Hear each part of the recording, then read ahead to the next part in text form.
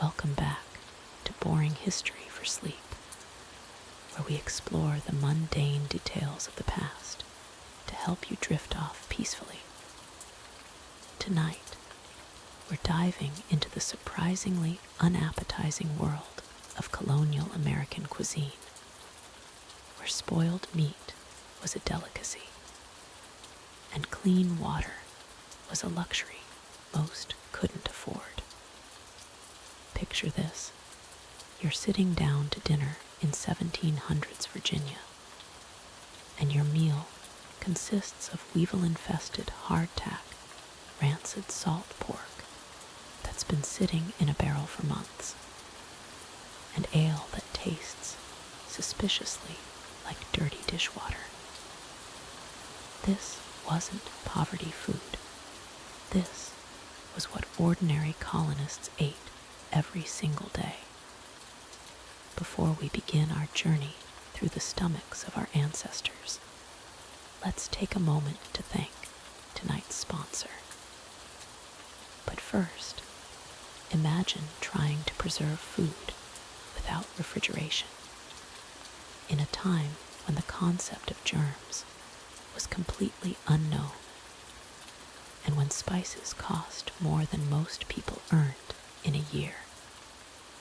The reality of colonial dining was far removed from the romanticized Thanksgiving imagery we see today. Families gathered around tables laden with food that would horrify modern health inspectors. Milk soured within hours in summer heat. Bread molded faster than it could be consumed. And meat, well, the smell alone would clear a room by today's standards. Tonight, we'll explore every unappetizing detail of colonial food preparation, from the art of salting meat until it resembled leather, to the creative ways colonists disguised the taste of spoiled ingredients. We'll discover why breakfast often consisted of leftover dinner scraps mixed with whatever hadn't rotted overnight, and how families made peace with finding insects in their flour. So settle in comfortably, close your eyes, and prepare to be grateful for modern refrigeration as we embark on this thoroughly boring exploration of why food was absolutely disgusting in colonial America. Let's begin with the morning meal, where our colonial ancestors started each day with culinary challenges that would make a modern stomach turn. Picture this. You wake up in colonial America around 1650. The sun hasn't quite risen yet, but you're already hungry. You stumble to your kitchen, if you can call it that. There's no refrigerator humming in the corner, no microwave ready to heat your breakfast in 30 seconds. Instead, there's a massive stone hearth that takes up half the room. Cold ash from yesterday's fire, and the lingering smell of smoke mixed with something else, something sour and unpleasant that seems to cling to everything in your home. Your breakfast options are limited, very limited. If you're lucky enough to live near the coast, you might have some salt pork that's been sitting in a barrel for months. The meat has turned an unappetizing gray color, and when you touch it, it feels slimy. But it's protein, and protein is precious in colonial America. You'll eat it anyway, trying not to think about how long it's been preserved in that salt brine. Maybe you have some cornmeal. Corn was one of the few crops that grew reliably in the New World, thanks to techniques learned from Native Americans. But this isn't the sweet corn we know today. Colonial corn was tough, starchy, often ground into a coarse meal that had the texture of sand between your teeth. You'd mix it with water or milk, if you had any, to make a porridge called hasty pudding. The name was optimistic. There was nothing hasty about choking down this gray, lumpy mixture.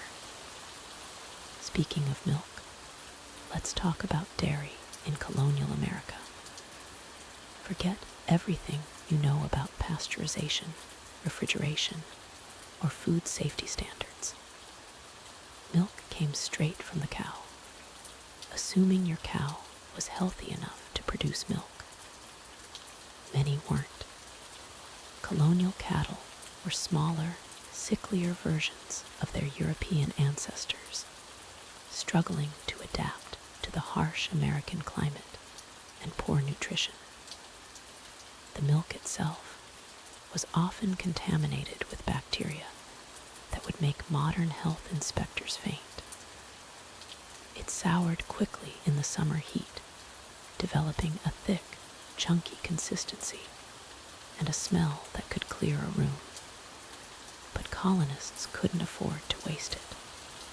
They'd skim off the chunks, hold their breath, and drink what remained. Or they'd churn it into butter, which at least masked some of the off flavors with salt and aging. Cheese was another story entirely. Without proper aging caves or temperature control, colonial cheese was often a gamble. Sometimes it turned out edible. Other times, it developed colorful molds that weren't the good kind you'd find on expensive European cheeses. These were the kinds of molds that made you question your life choices. But hunger has a way of lowering standards. Vegetables were scarce and seasonal. The growing season in much of colonial America was shorter than many European immigrants expected. Frost could kill crops in late spring or early fall, leaving families with whatever they'd managed to preserve from the previous harvest. Root vegetables like turnips and parsnips were common, but after months in storage, they became woody and bitter. Cabbage was a staple, often fermented into sauerkraut for preservation. But colonial sauerkraut wasn't the tangy, crisp condiment we know today. It was often over-fermented, mushy, and had a sharp, almost alcoholic taste that burned your throat. Still, it was one of the few sources of nutrients during the long winter months, so families ate it anyway, trying not to grimace with each bite. Onions were prized when available, but they were often the only flavoring colonists had access to. Imagine eating the same onion-flavored stew for weeks on end, with the onions becoming more and more pungent as they aged in storage. The smell would permeate your clothes, your hair, your very skin, until you couldn't escape it. Meat was the ultimate luxury, and when colonists could get it, they had to eat it quickly or find ways to preserve it. Fresh meat spoiled within hours in warm weather, developing a greenish tinge and a smell that announced its condition from across the room. But waste wasn't an option. Families would cut away the obviously spoiled parts and cook the rest thoroughly. Hopping the heat would kill whatever bacteria had taken hold. Preservation methods were primitive and often ineffective. Smoking meat could work, but it required constant attention and the right kind of wood. Too much smoke made the meat bitter and inedible. Too little, and it spoiled anyway. Salt curing was more reliable, turned meat into something resembling leather. Colonists would have to soak salt pork for hours before cooking, trying to remove enough salt to make it palatable without removing so much that it spoiled. Game meat was available to those skilled enough to hunt, but it came with its own challenges.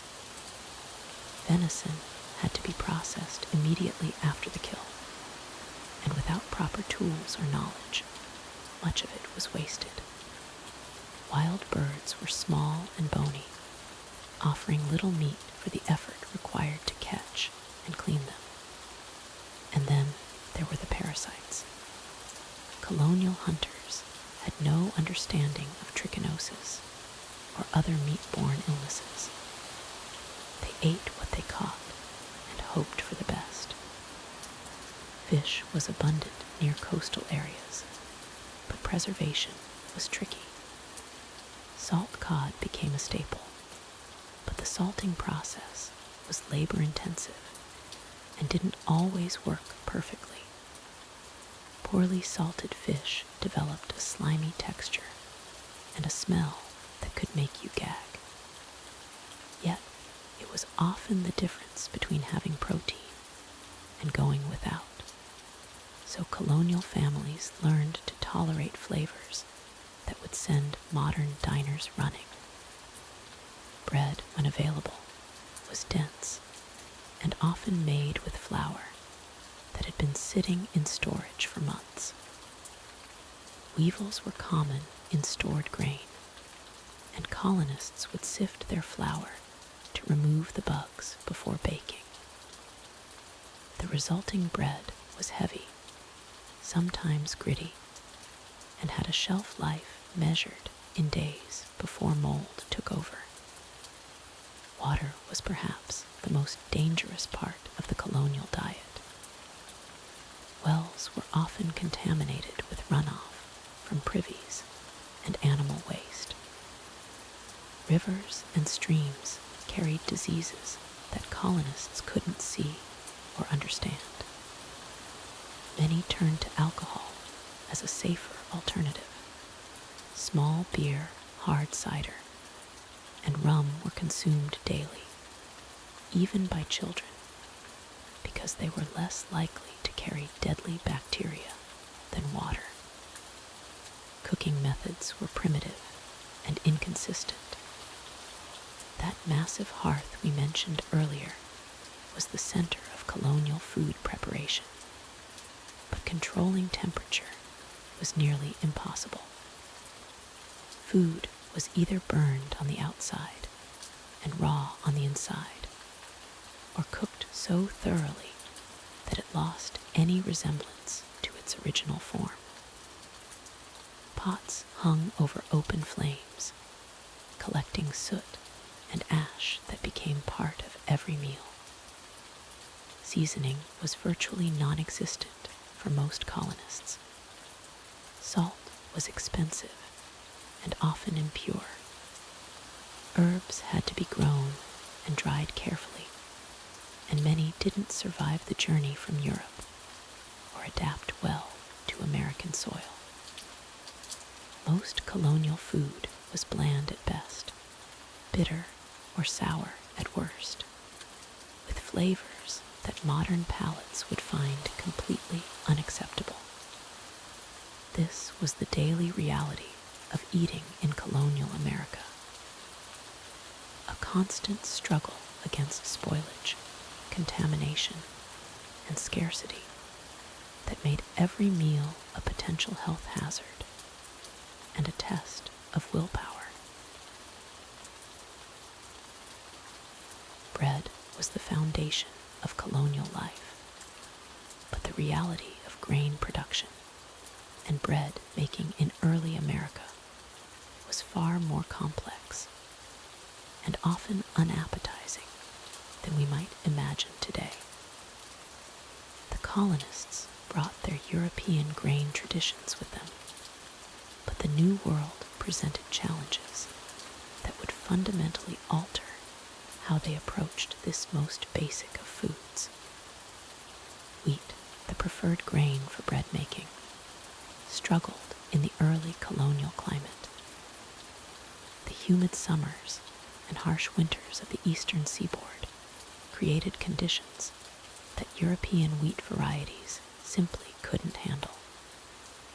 Fungal diseases like wheat rust and smut regularly destroyed entire crops, leaving colonists scrambling for alternatives.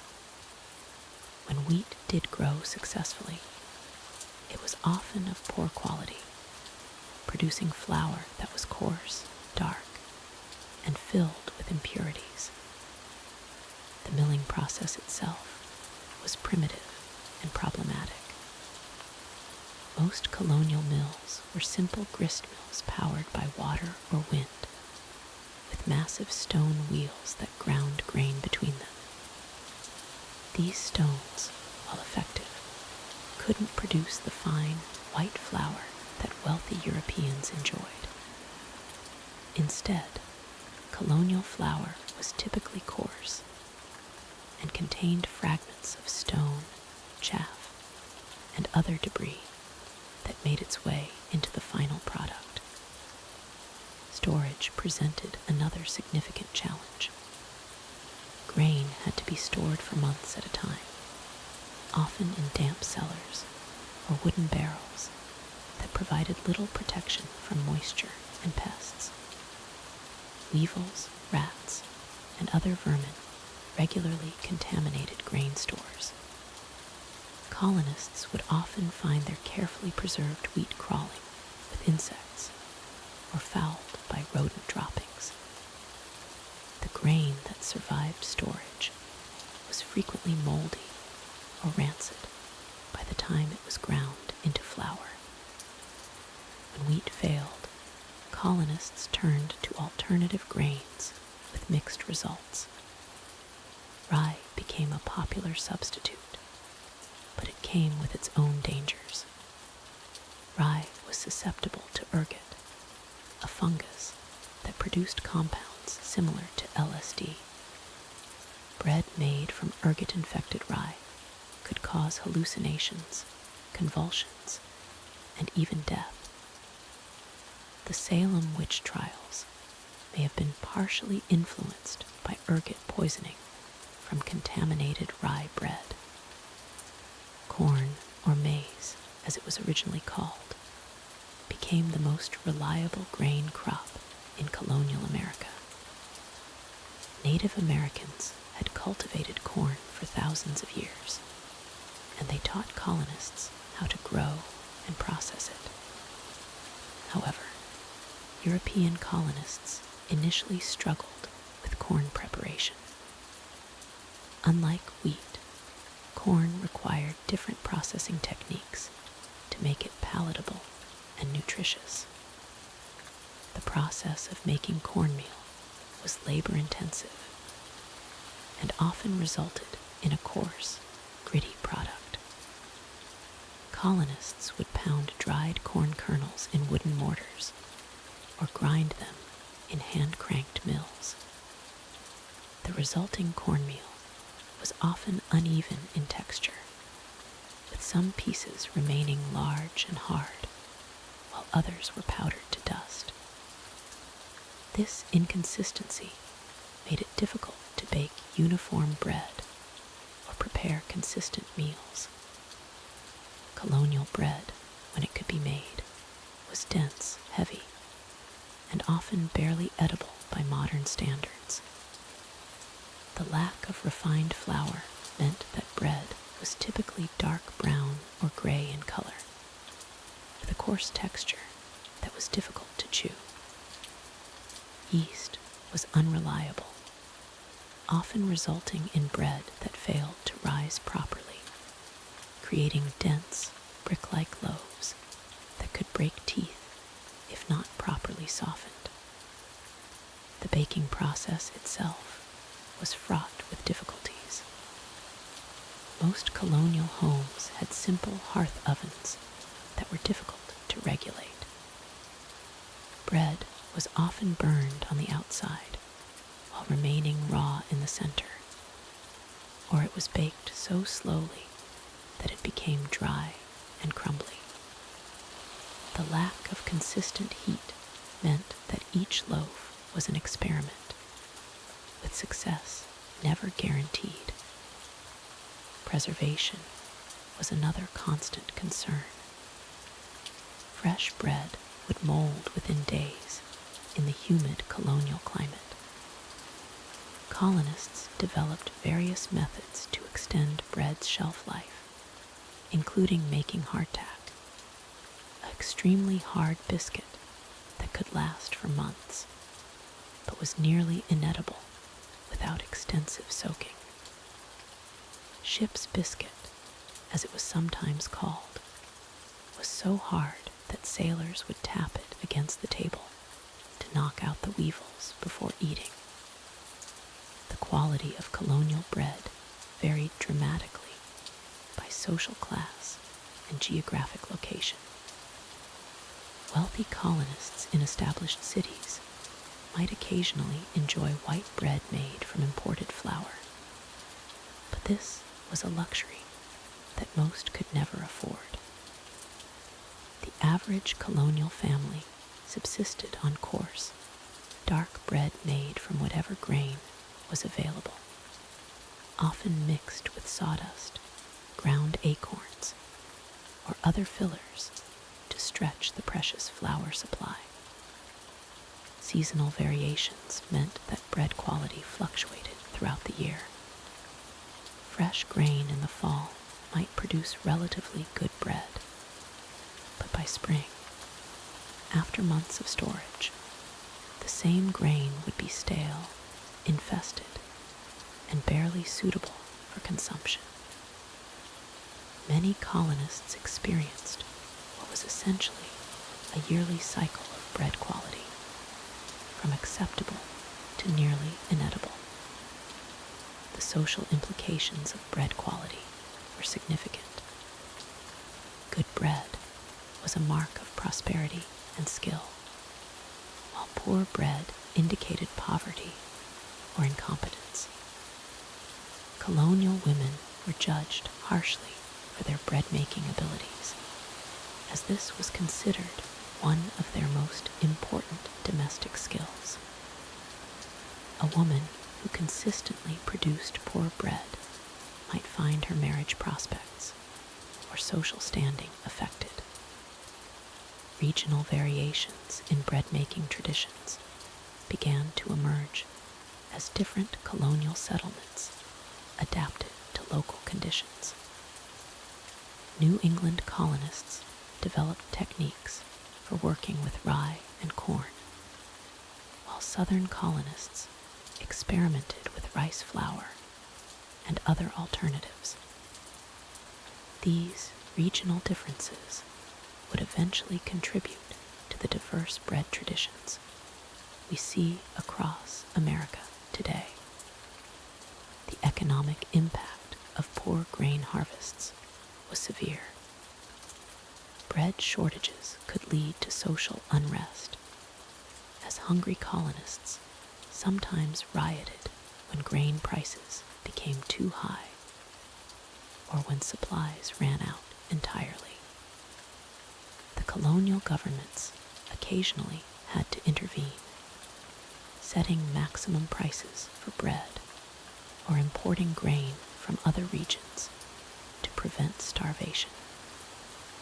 Despite these challenges, colonists gradually developed techniques to improve their bread-making success. They learned to work with native grains, developed better storage methods, and created recipes that could mask the unpleasant flavors of poor quality flour. These adaptations were born of necessity rather than choice, as colonists had to make do with whatever ingredients were available. The transition from European bread traditions to uniquely American approaches took generations. Each colonial family developed their own methods for dealing with the challenges of New World grain production, creating a diverse tapestry of bread-making traditions that reflected both their European heritage and their American reality. This foundation of making do with less than ideal ingredients would become a defining characteristic of American cuisine. Moving beyond grains and vegetables, let's examine the protein sources that sustained colonial families through harsh winters and long working days. The reality of meat consumption in colonial America was far more complex and often unappetizing than modern assumptions might suggest. Beef was considered a luxury item in most colonial households, reserved primarily for special occasions or wealthy families. The average colonist might taste fresh beef only a few times per year, usually during community celebrations or when a neighbor's cow had died unexpectedly. Most families couldn't afford to maintain large cattle herds, and those who did were reluctant to slaughter their animals since they provided valuable milk, labor, and breeding stock. Pork dominated the colonial protein landscape, but not in the form of tender, well-marbled cuts we know today.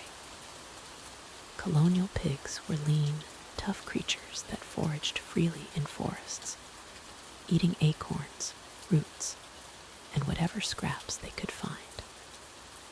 These semi-wild animals produced meat that was stringy, gamey, and required extensive preparation to become palatable.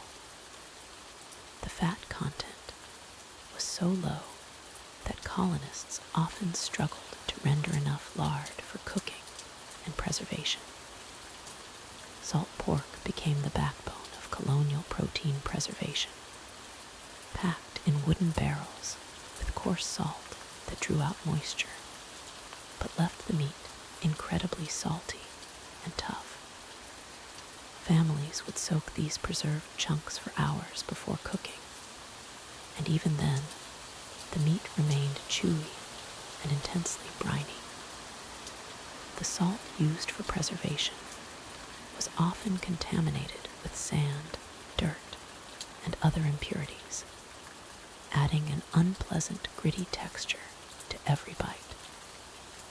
Bacon in colonial times bore little resemblance to the crispy strips we enjoy today.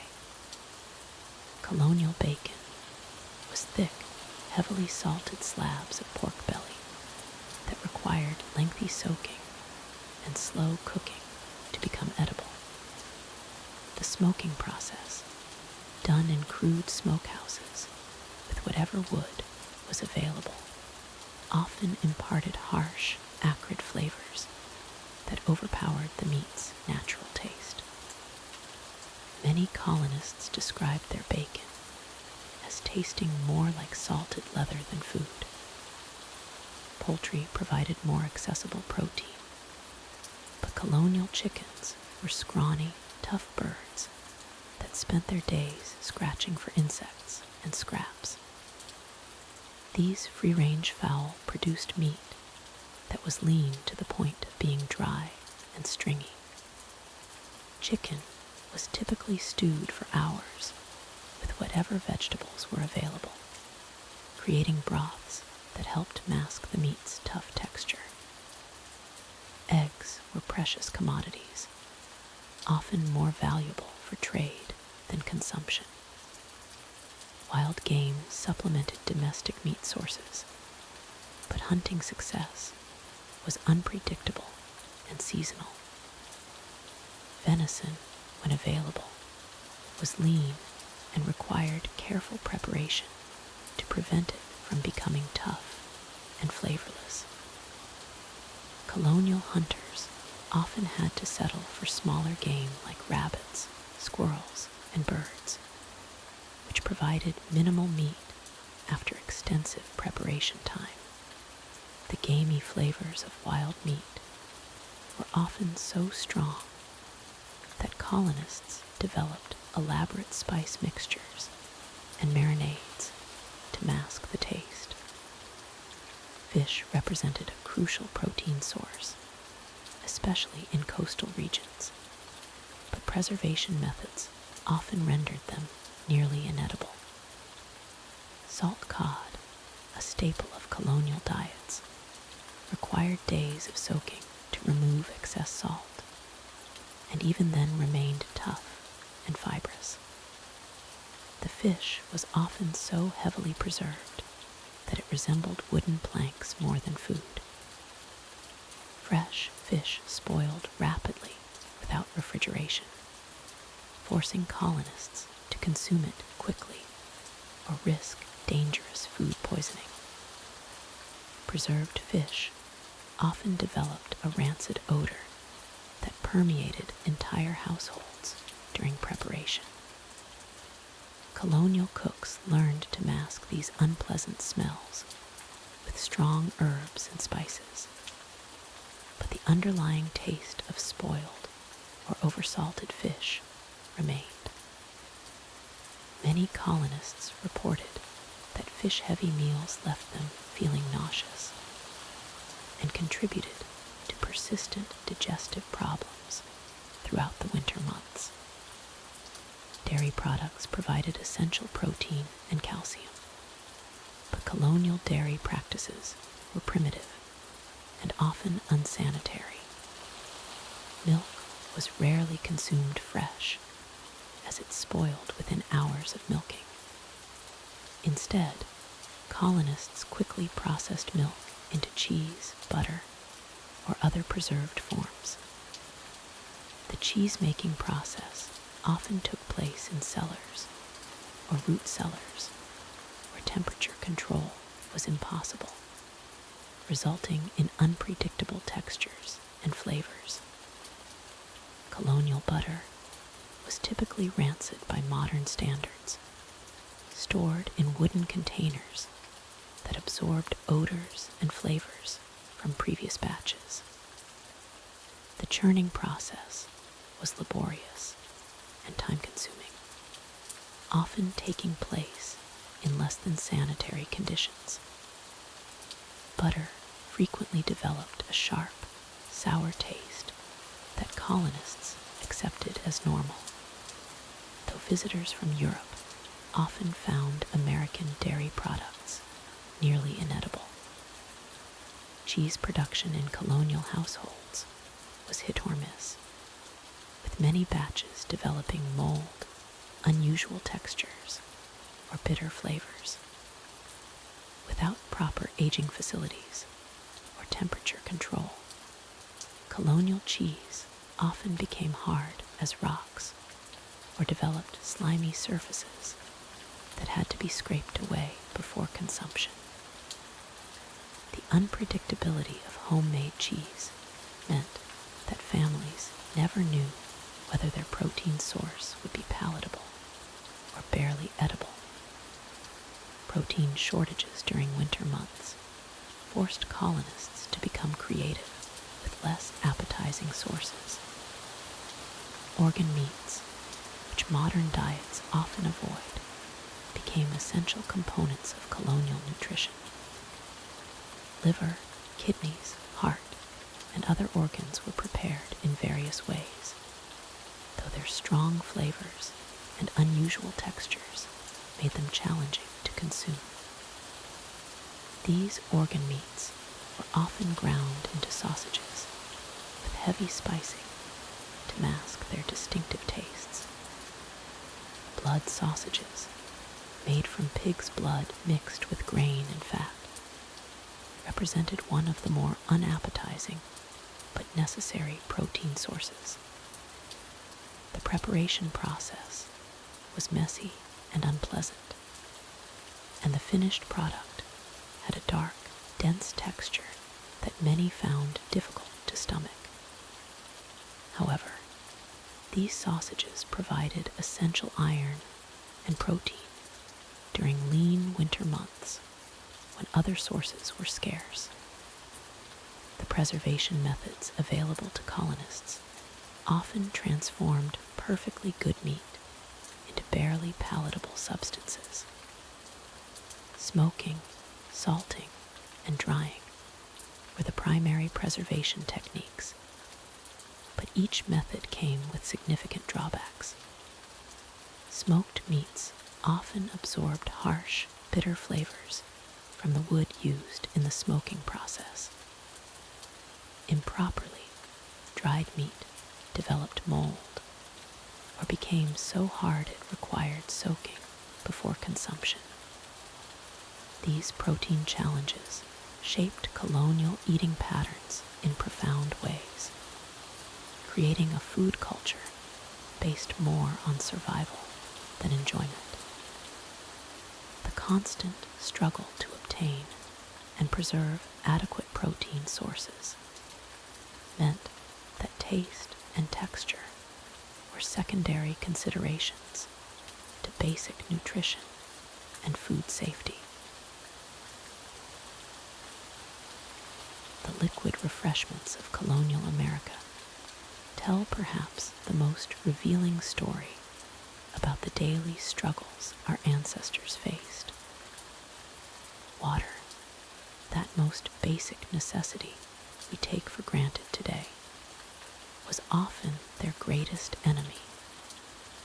In the bustling ports of Boston and New York, wells were routinely contaminated by human waste, animal droppings, and the runoff from primitive industries. The concept of water treatment was centuries away, and colonists quickly learned that clear water didn't mean safe water. Many a family was decimated by waterborne illnesses that spread through contaminated wells. The wealthy attempted to solve this problem by having water delivered from distant springs, stored in wooden barrels that quickly developed their own ecosystem of bacteria and algae. Even the finest households often found their water supplies tainted with a greenish film and an unmistakable odor of decay. This dire situation led to one of the most fascinating aspects of colonial drinking culture. Alcohol wasn't just recreational.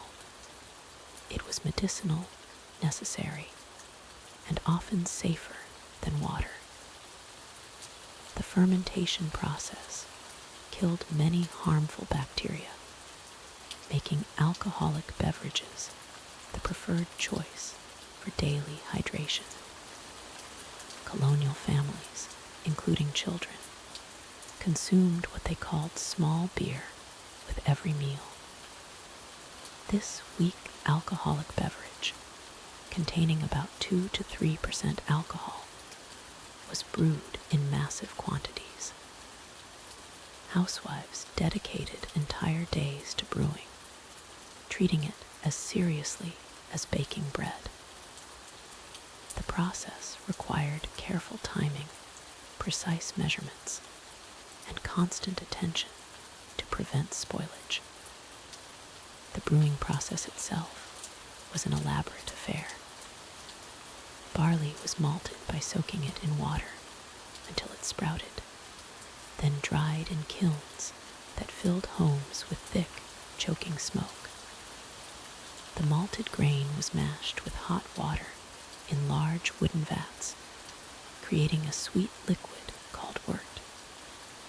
Hops were added for preservation and flavor, though many colonists substituted local plants like spruce tips, birch bark, or even pumpkin when hops were unavailable.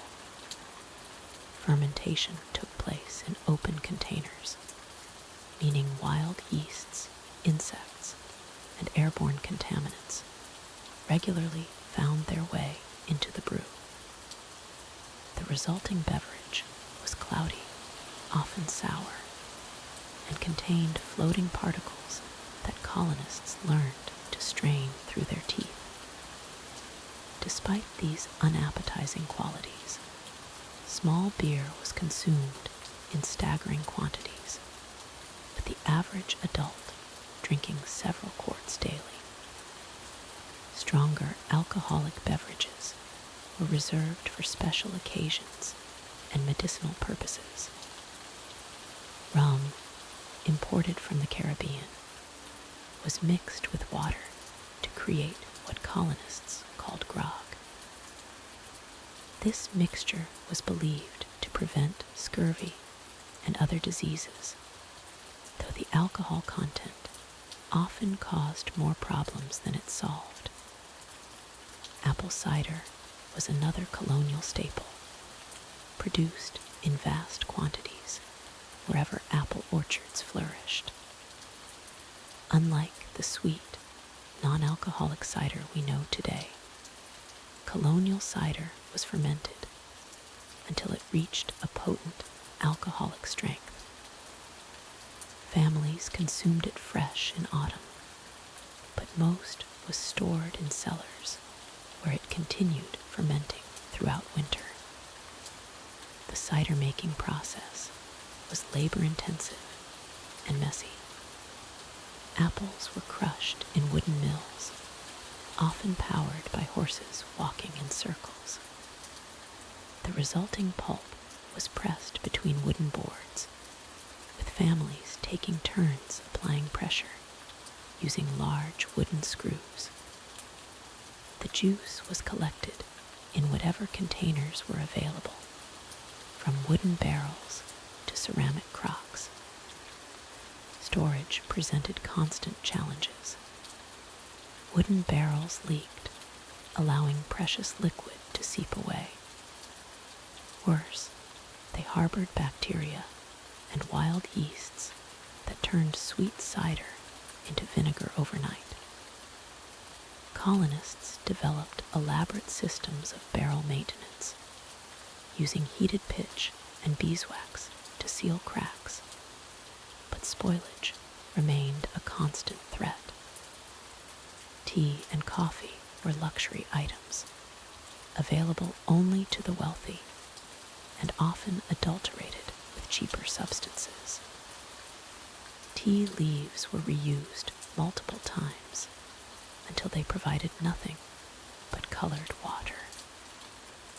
Coffee beans were roasted at home in iron pans, filling kitchens with acrid smoke and frequently burning beyond recognition.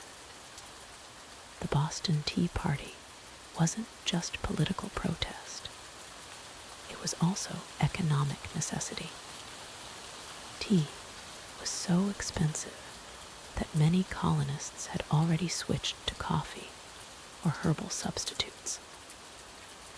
Liberty tea, made from local plants like red clover and chamomile, became a patriotic alternative, though it tasted nothing like actual tea. Milk presented its own set of challenges in colonial America. Without refrigeration, fresh milk spoiled within hours, especially during summer months.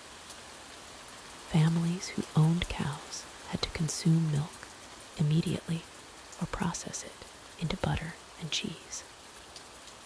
The milking process itself was fraught with contamination risks, as cows were often kept in unsanitary conditions. Urban families rarely had access to fresh milk. Instead, they relied on milk sellers who carried their product in open containers through dusty streets. By the time this milk reached customers, it was often sour, contaminated with dirt and insects, and sometimes diluted with water of questionable quality. Hot chocolate was an exotic luxury, available only to the wealthiest colonists. The chocolate was prepared by grinding cacao beans with sugar and spices, then mixing the powder with hot water or milk. The resulting beverage was bitter, gritty, and often contained shell fragments from poorly processed beans. Fruit juices were seasonal treats that required immediate consumption. Without proper preservation methods, fresh juice spoiled rapidly. Colonists learned to ferment fruit juices into alcoholic beverages, or boil them into thick syrups that could be stored for short periods. The social aspects of colonial drinking were equally important. Taverns served as community centers where news was shared and business conducted. The quality of beverages varied wildly, with some establishments serving watered-down alcohol or drinks contaminated with additives to increase profits. Drinking vessels themselves were sources of contamination. Pewter cups contained lead, wooden mugs harbored bacteria, and ceramic vessels often cracked, creating hiding places for harmful microorganisms. Wealthy families invested in silver cups, believing they provided protection against poisoning, though they were often tarnished and difficult to clean properly. The preparation of hot beverages required careful fire management. Colonists heated water in iron kettles suspended over open flames, often resulting in water that tasted of smoke and metal. Temperature control was nearly impossible, leading to beverages that were either scalding hot or disappointingly lukewarm. Seasonal variations dramatically affected beverage availability. Spring brought fresh water from melting snow, but also increased contamination from runoff. Summer heat spoiled drinks rapidly, while winter froze water supplies and made brewing difficult. Autumn was the prime season for cider making, but also the time when families had to preserve enough beverages to last through winter months. These liquid challenges shaped colonial society in profound ways. The constant search for safe, palatable beverages influenced settlement patterns, trade relationships, and daily routines. Families spent enormous amounts of time and resources ensuring adequate supplies of drinkable liquids, a concern that modern Americans can barely comprehend. The relationship between colonial Americans and fresh produce was, to put it mildly, complicated. While we might imagine pastoral scenes of abundant gardens and orchards, the reality was far more challenging. Most colonists viewed fresh fruits and vegetables with a mixture of suspicion and resignation, seeing them as either dangerous to health or simply too troublesome to preserve properly. The medical theories of the time didn't help matters. Physicians warned that raw fruits and vegetables could cause dangerous humoral imbalances in the body. They believed that cold, wet foods like lettuce or cucumbers could literally cool the blood to dangerous levels, while acidic fruits might corrupt the stomach's natural heat. These weren't just old wives' tales. They were serious medical advice that shaped how entire communities approached their diet. Take apples, for instance. While apple orchards did exist in colonial America, the fruit was rarely eaten fresh. Most apples were immediately processed into cider, which became the primary beverage for many colonists. A typical family might consume several barrels of cider per year, but fresh apples were considered risky to eat raw. The few that weren't turned into alcohol were usually cooked into heavy, sugar-laden preserves that bore little resemblance to the crisp fruit we know today. Vegetables faced even harsher treatment. Cabbage, one of the most common vegetables, was typically boiled for hours until it became a gray, mushy mass. The cooking process was believed to neutralize any harmful properties, but it also destroyed most of the nutritional value. Colonists would often boil cabbage so long that it lost all texture and much of its flavor, creating a dish that was more about survival than enjoyment. Potatoes, when they finally arrived from Europe, were met with deep suspicion. Many colonists believed potatoes caused leprosy, madness, or even death. This wasn't entirely unfounded. Green potatoes and potato leaves are indeed toxic, but the fear extended to all potatoes.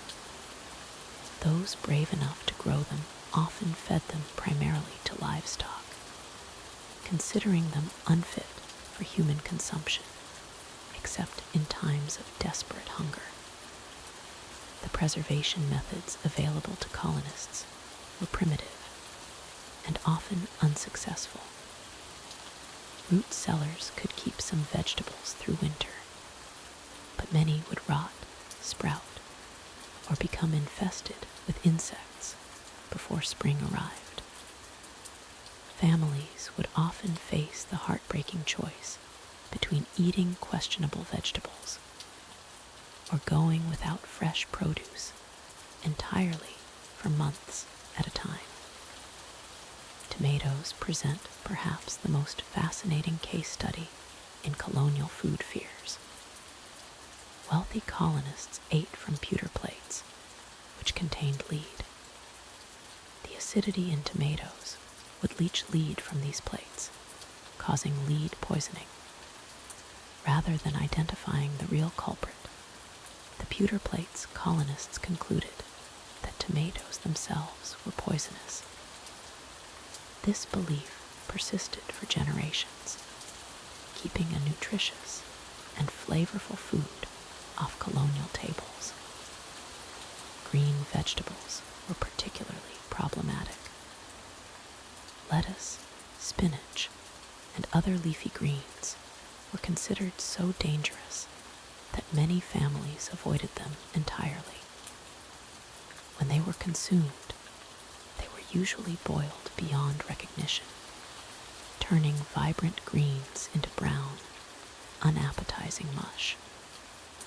The irony is that these heavily cooked vegetables provided little of the nutrition that fresh greens would have offered.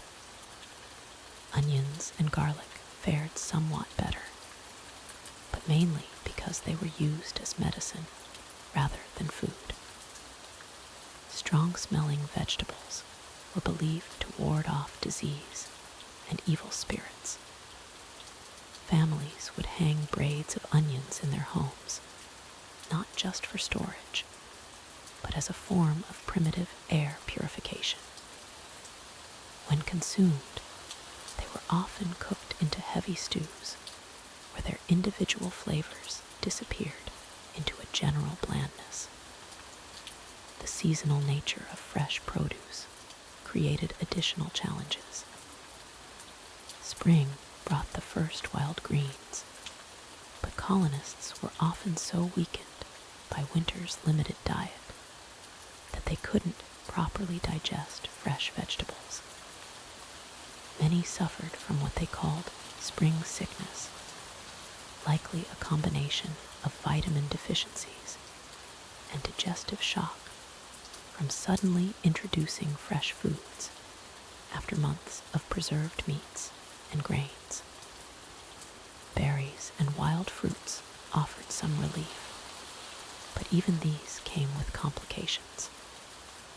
Colonists had limited knowledge of which wild berries were safe to eat, leading to occasional poisonings. Even familiar berries like strawberries were often viewed with suspicion. Many believed that eating too many berries could cause fever or stomach ailments, so they were consumed sparingly and often cooked into jams or preserves that masked their natural flavors. The lack of proper storage meant that even successfully grown vegetables had short lifespans. Without refrigeration, fresh produce would spoil within days of harvest. Families learned to eat vegetables immediately when available, leading to periods of relative abundance, followed by long stretches without any fresh produce at all. This feast or famine cycle contributed to numerous nutritional deficiencies. Herbs and medicinal plants occupied a special category between food and medicine. While colonists grew various herbs, they were primarily used for treating ailments rather than flavoring food. Sage, thyme, and rosemary were more likely to be found in a medicine chest than a cooking pot. This medicinal association meant that many flavorful herbs were avoided in everyday cooking, contributing to the general blandness of colonial cuisine. The social class distinctions were particularly evident in vegetable consumption. Wealthy colonists might have access to imported fruits or vegetables preserved in expensive sugar, while poor families relied on whatever they could grow or forage. However, even the wealthy often preferred imported preserved foods over fresh local produce, viewing European preserved fruits as more refined and safer than anything grown in American soil. Perhaps most tragically, the colonial fear of fresh produce contributed significantly to widespread scurvy and other nutritional diseases. While the cure for scurvy, vitamin C from fresh fruits and vegetables, grew readily in many colonial gardens, the medical establishment's warnings against raw produce meant that many families suffered and died from entirely preventable diseases. As we drift deeper into the strange world of colonial eating habits, consider how these deeply held beliefs about dangerous vegetables shaped entire generations of American food culture. The suspicion of fresh produce, the overcooking of everything green, the preference for preserved over fresh. These weren't just quirks of colonial life, but survival strategies based on the limited medical knowledge of the time. The spice trade that had driven European exploration for centuries created a fascinating paradox in colonial America. While Europeans had crossed oceans seeking precious spices, the average colonial family had access to remarkably few of these coveted seasonings. Salt remained the primary flavoring agent, but even this basic necessity presented challenges that modern cooks would find bewildering. Colonial salt came primarily from two sources, each with distinct characteristics that affected food preparation. Sea salt, harvested from coastal areas through evaporation ponds, contained impurities that gave it a grayish color and slightly bitter aftertaste. Rock salt, mined from inland deposits, was often contaminated with dirt and required extensive cleaning before use. Both types were coarse and unrefined, nothing like the fine table salt we sprinkle today. The process of obtaining salt was labor-intensive and expensive. Coastal communities built elaborate saltwalks, shallow ponds where seawater would evaporate under the sun, leaving behind crystallized salt mixed with sand, seaweed, and other debris. Workers would rake this mixture, separate the salt crystals, and wash them repeatedly. The resulting product was still far from pure, often containing enough impurities to add unwanted flavors to food. Inland communities faced even greater challenges. They relied on salt springs, natural sources where underground salt deposits had dissolved into groundwater. Finding these springs required knowledge passed down through generations, often learned from Native American tribes who had used these sources for centuries. The water from salt springs had to be boiled for hours to concentrate the salt, a process that consumed enormous amounts of firewood and time. Beyond salt, colonial cooks had access to a limited palette of seasonings. Black pepper, when available, was prohibitively expensive for most families. A pound of black pepper could cost the equivalent of several days' wages for a common laborer. As a result, pepper was often saved for special occasions or used sparingly. Just a few precious grains to flavor an entire pot of stew. Native herbs provided the backbone of colonial seasoning. Wild onions grew abundantly in many regions, though they were smaller and more pungent than cultivated varieties. Colonists learned to identify and harvest wild garlic, which grew in woodland areas and provided a sharp, distinctive flavor.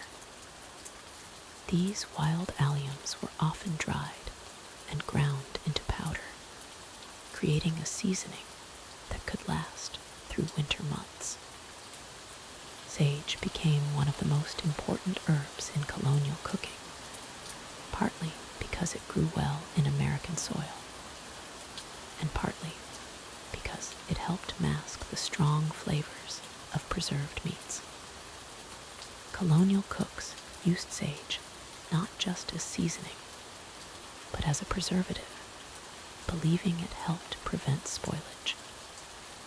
They would stuff sage leaves into barrels of salt pork, or rub dried sage into the surface of hams before smoking. Thyme, another hardy herb, grew wild in many areas and was cultivated in kitchen gardens. Colonial cooks used thyme to season everything from roasted meats to vegetable stews. The herb's strong, earthy flavor helped disguise the taste of meat that was beginning to turn, a common problem in an era without refrigeration.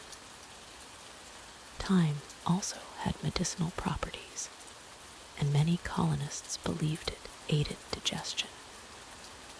Rosemary, with its pine-like fragrance, was prized for seasoning lamb and other strong-flavored meats.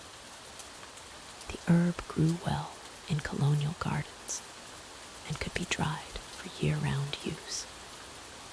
Colonial cooks would bundle rosemary sprigs and hang them near the hearth, where the heat would intensify their aroma and make them easily accessible during cooking.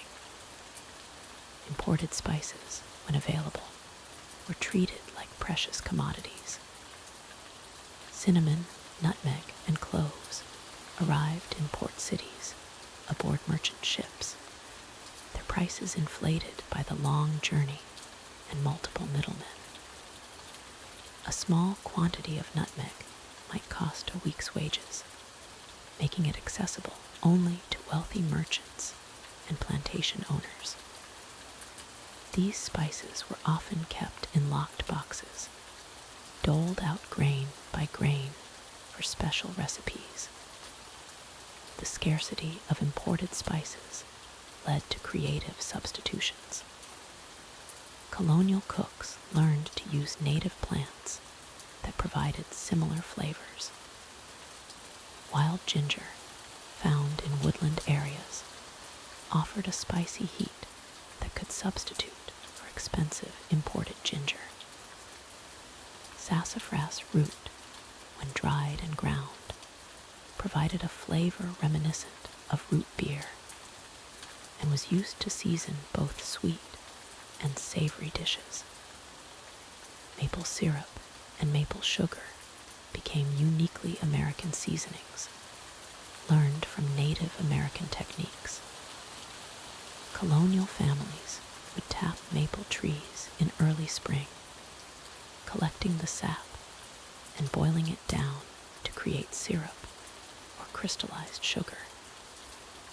This process required precise timing and constant attention, as the sap would flow only during specific weather conditions, when temperatures rose above freezing during the day, but dropped below freezing at night.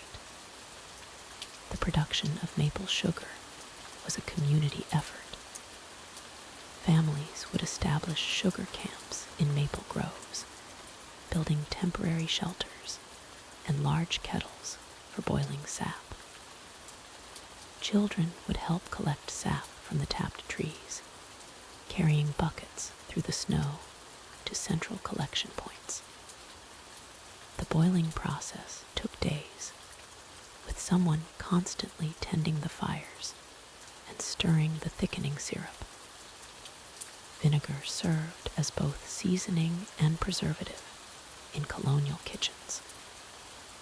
Families made vinegar from apple cider, allowing it to ferment in wooden barrels until it developed the sharp, acidic taste that could enhance bland foods. This homemade vinegar was often cloudy and contained sediment, but it provided essential acidity for pickling vegetables and seasoning cooked dishes. The process of making vinegar required patience and careful attention to temperature and cleanliness. Apple cider would be left in partially covered containers, allowing wild yeasts and bacteria to begin fermentation. Over several months, the alcohol in the cider would convert to acetic acid, creating vinegar. The quality varied dramatically depending on the original cider and the conditions during fermentation. Mustard seeds, both wild and cultivated, provided another important seasoning. Colonial cooks would grind mustard seeds with vinegar or water to create a paste similar to modern mustard. Wild mustard grew abundantly in disturbed soil, making it easily accessible to most families. The sharp, pungent flavor of mustard helped enliven bland porridge and preserved meats. Horseradish, a root vegetable that grew well in colonial gardens, provided intense heat and flavor. The root was grated fresh, as dried horseradish lost much of its potency. Colonial cooks used horseradish to season everything from roasted beef to pickled vegetables. The preparation was unpleasant work, as fresh horseradish produces vapors that burn the eyes and nose, but the resulting condiment was highly prized. As we drift deeper into the peculiar world of colonial flavoring, imagine the careful rationing of precious spices, the patient cultivation of herb gardens, and the seasonal rhythms that determined what flavors would grace colonial tables throughout the year. The methods used to prepare food in colonial America were as primitive as they were dangerous. Without modern conveniences, cooking became a daily battle against fire, smoke, and the constant threat of burns or worse. The colonial kitchen centered around the massive stone fireplace that dominated one entire wall of the main room. This wasn't just a cooking area, but the heart of survival itself. Women would rise before dawn to coax embers back to life, feeding them carefully with kindling and logs that had been split and seasoned months in advance. Building and maintaining cooking fires required genuine skill. Too little heat meant raw, inedible food. Too much heat meant charred disasters and wasted precious ingredients. The fire had to be just right for each specific task, and colonists developed an almost supernatural ability to judge temperature by holding their hands near the flames. The most common cooking method was boiling everything in large iron pots suspended over the fire. These massive cauldrons, often weighing 30 pounds or more when empty, hung from adjustable chains called pot hooks. Colonial cooks would layer ingredients throughout the day, creating what they called perpetual stew that might simmer for weeks at a time. Into these bubbling cauldrons went whatever was available. Tough cuts of salted pork formed the base, along with any vegetables that hadn't spoiled completely. Turnips, onions, cabbage, and beans created a murky, grayish broth that sustained families through long winters. The smell was overwhelming, a mixture of rendered fat, overcooked vegetables, and smoke that permeated every fabric in the house. Roasting meat presented its own challenges. Large joints of beef or pork were skewered on long iron spits that had to be turned constantly to prevent burning. This backbreaking task often fell to children, who would spend hours slowly rotating heavy pieces of meat over glowing coals. The fat would drip and sizzle, creating dangerous flare-ups that could singe eyebrows or set clothing ablaze. For smaller pieces of meat, colonists used a method called planking. Fish or thin cuts of beef were nailed to wooden boards and propped at an angle near the fire. The wood would char and smoke, imparting flavor while slowly cooking the protein. This technique required constant attention, as the difference between perfectly smoked and completely ruined was often just minutes. Baking presented perhaps the greatest challenge of all.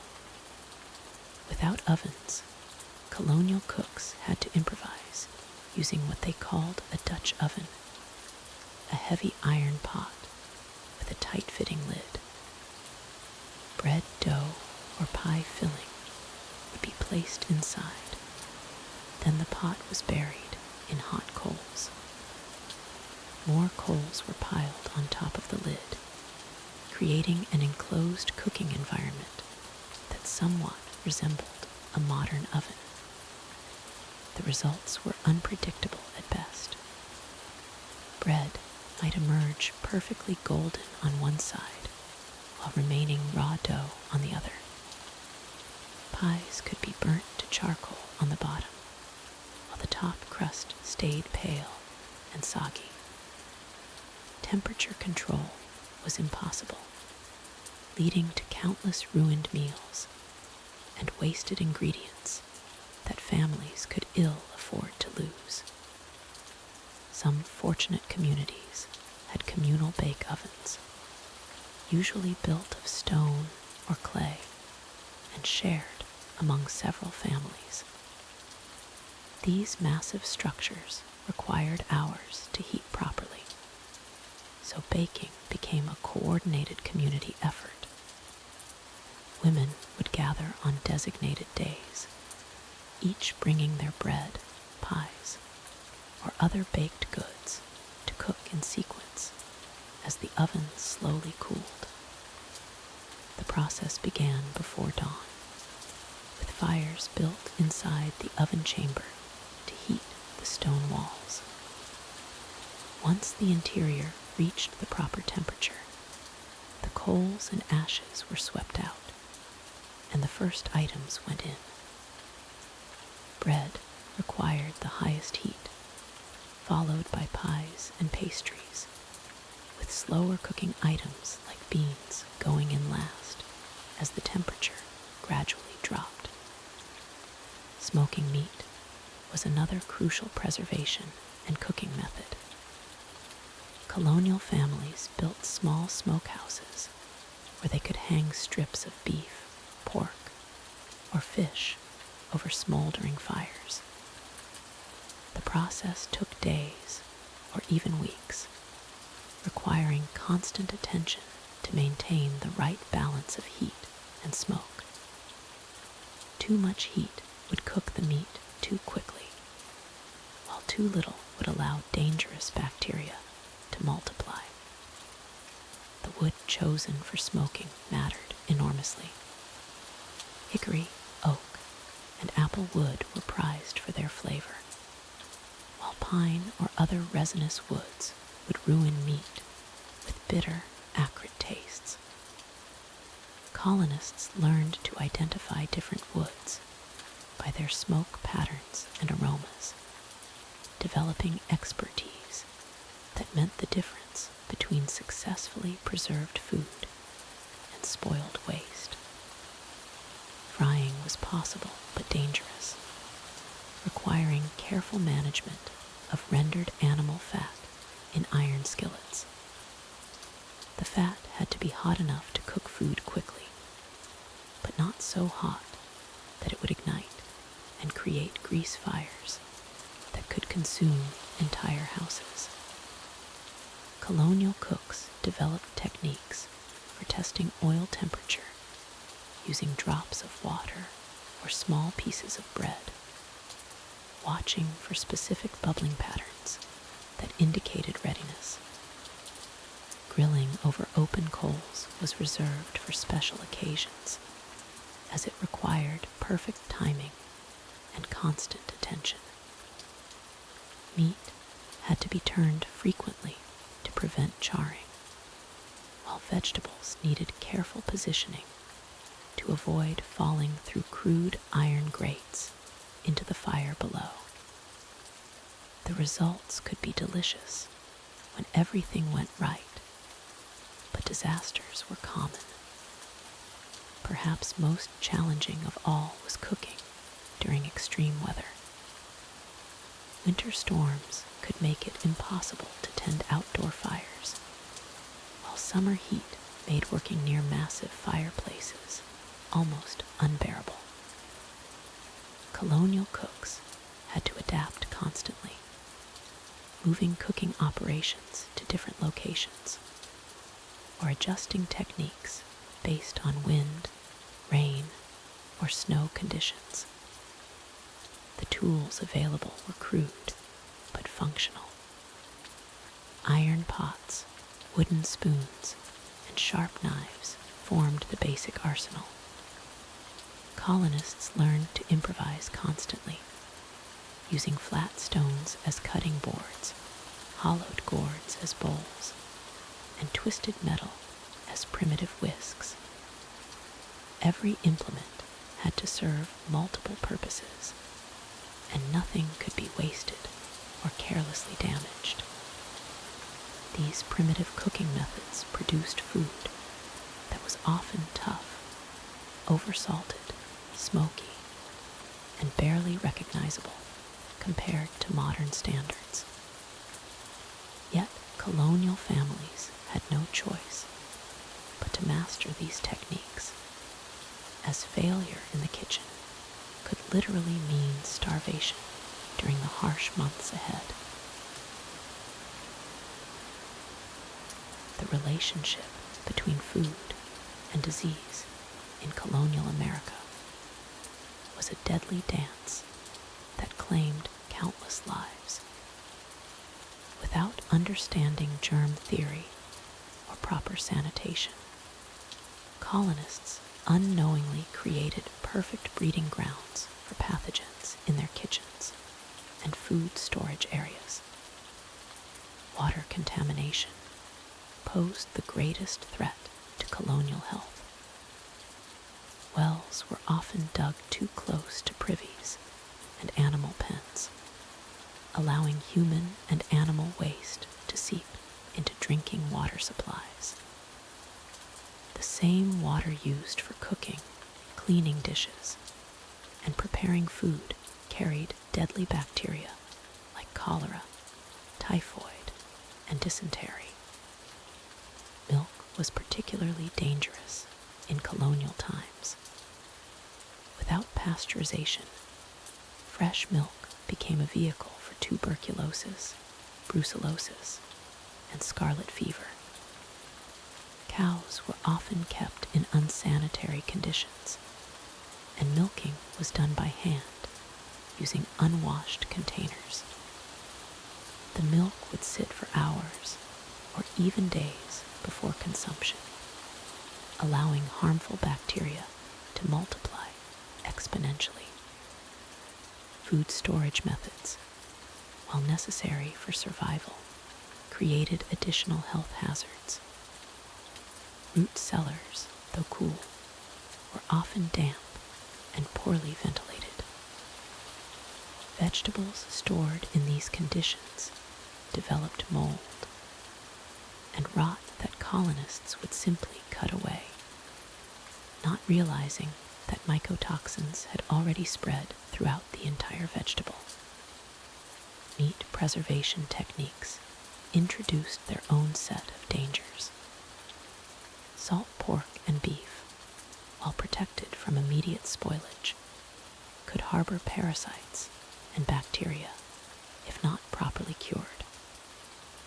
The salt used for preservation was often contaminated with impurities, and the curing process itself was inconsistent, leaving pockets of underpreserved meat that became breeding grounds for harmful microorganisms.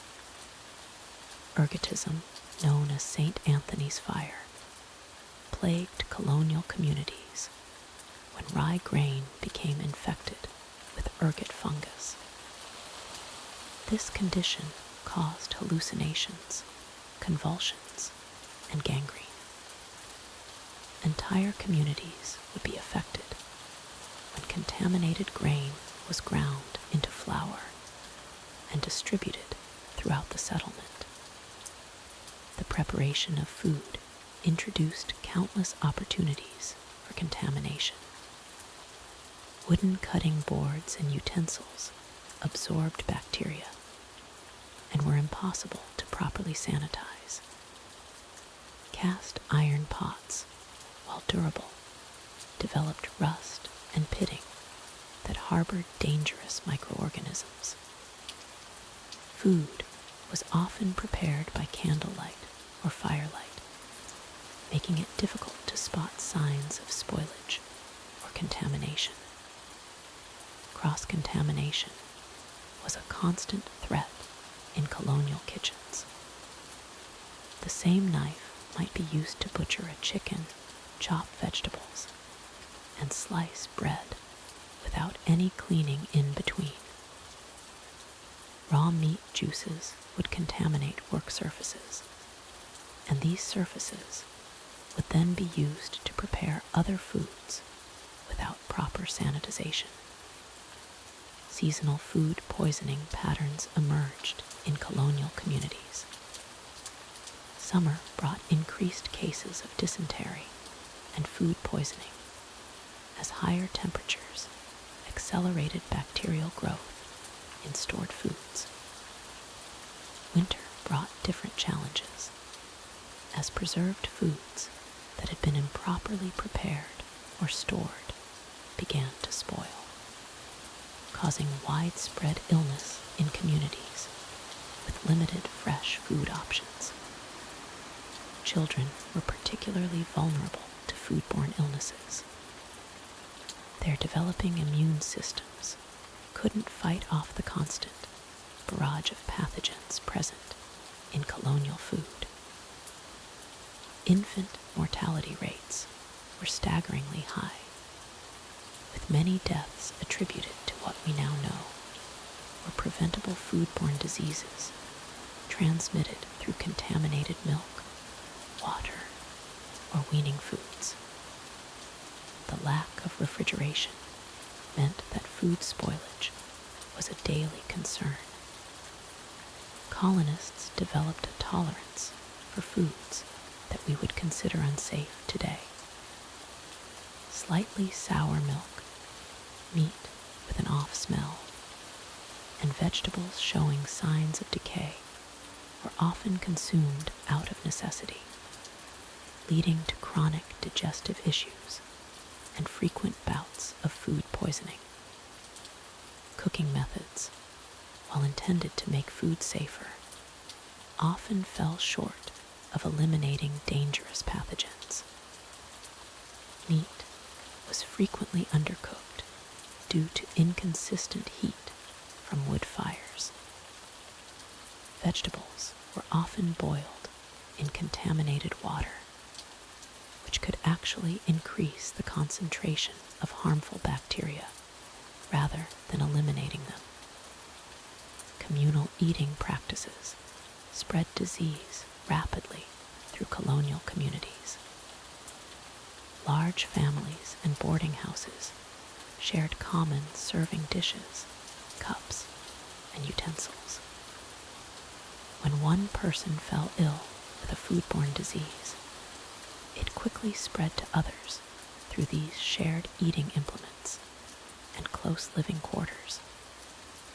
The colonial diet's heavy reliance on preserved foods created nutritional deficiencies that weakened immune systems, making colonists more susceptible to foodborne illnesses. Scurvy from lack of vitamin C, rickets from vitamin D deficiency, and pellagra from niacin deficiency all compromised the body's ability to fight off food-related diseases. Food vendors and taverns presented additional health hazards. Street vendors had no refrigeration and often sold food that had been sitting in the sun for hours.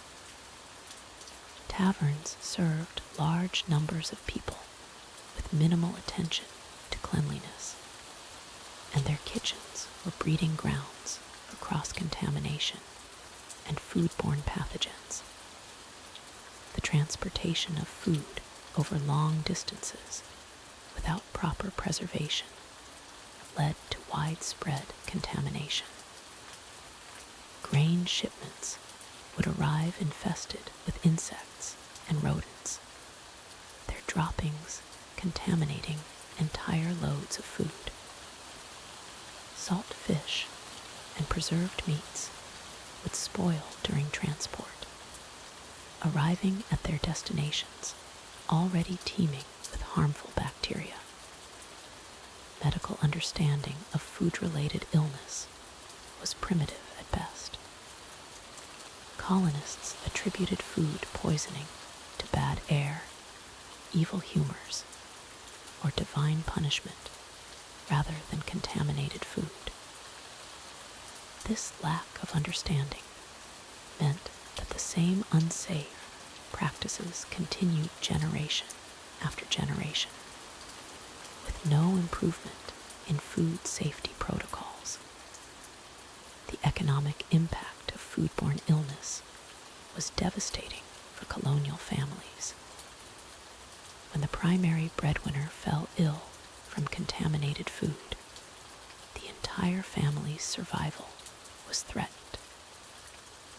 Medical treatment was expensive and often ineffective, leading to prolonged illness and financial ruin for many colonial households. Despite these challenges, some colonists began to recognize patterns between certain foods and illness. They developed folk wisdom about avoiding certain types of spoiled food and began to understand the importance of cooking meat thoroughly, though their methods were still far from adequate by modern standards. The constant threat of foodborne disease shaped colonial behavior in ways that seem extreme today. Families would pray over their meals, not just for blessing, but for protection from the very real dangers that lurked in every bite they took. The social hierarchy of colonial America was perhaps nowhere more visible than at the dinner table. What you ate, how you ate it, and when you ate it all served as markers of your place in society. The gulf between the wealthy merchant's table and the poor farmer's meal was as vast as the Atlantic Ocean itself.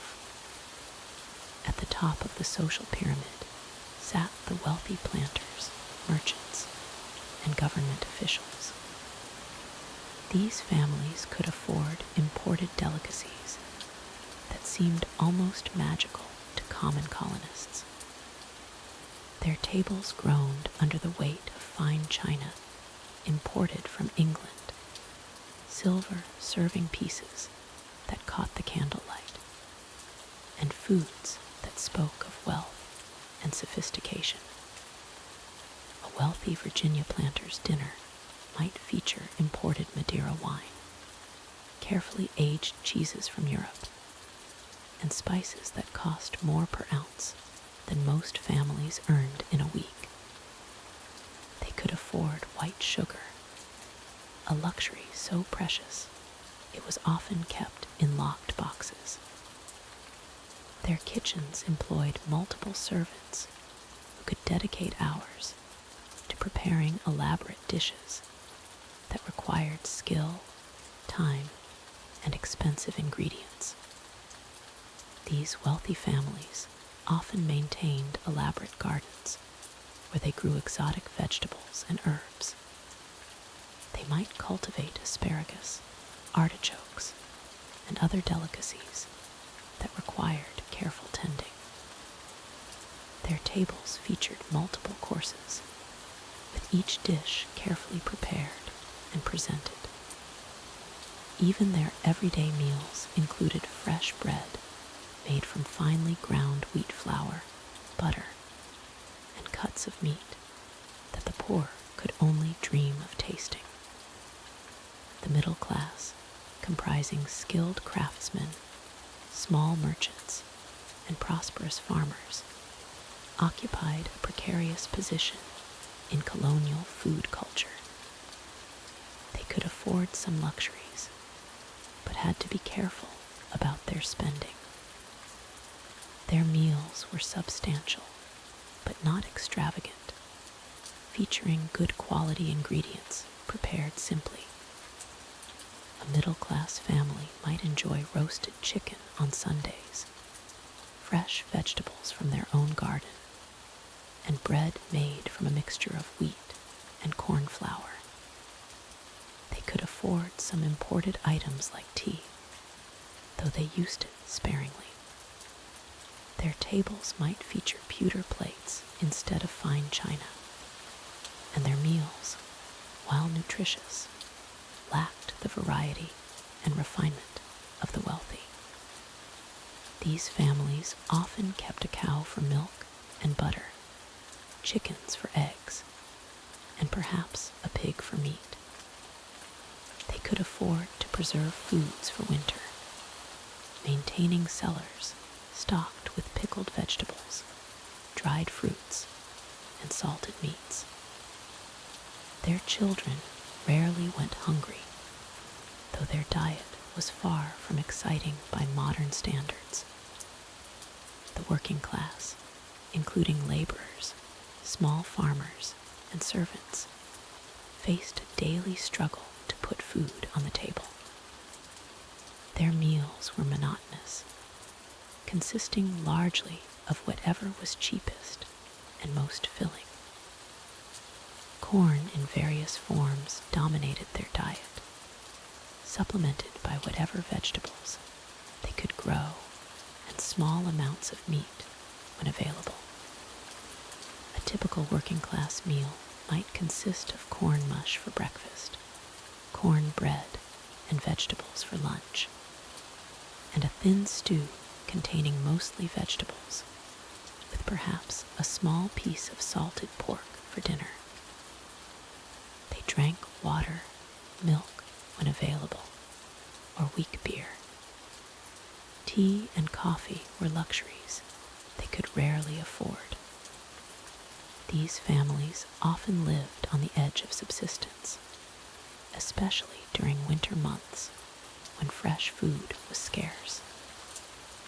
They relied heavily on preserved foods, but their preservation methods were often crude, resulting in food that was barely palatable.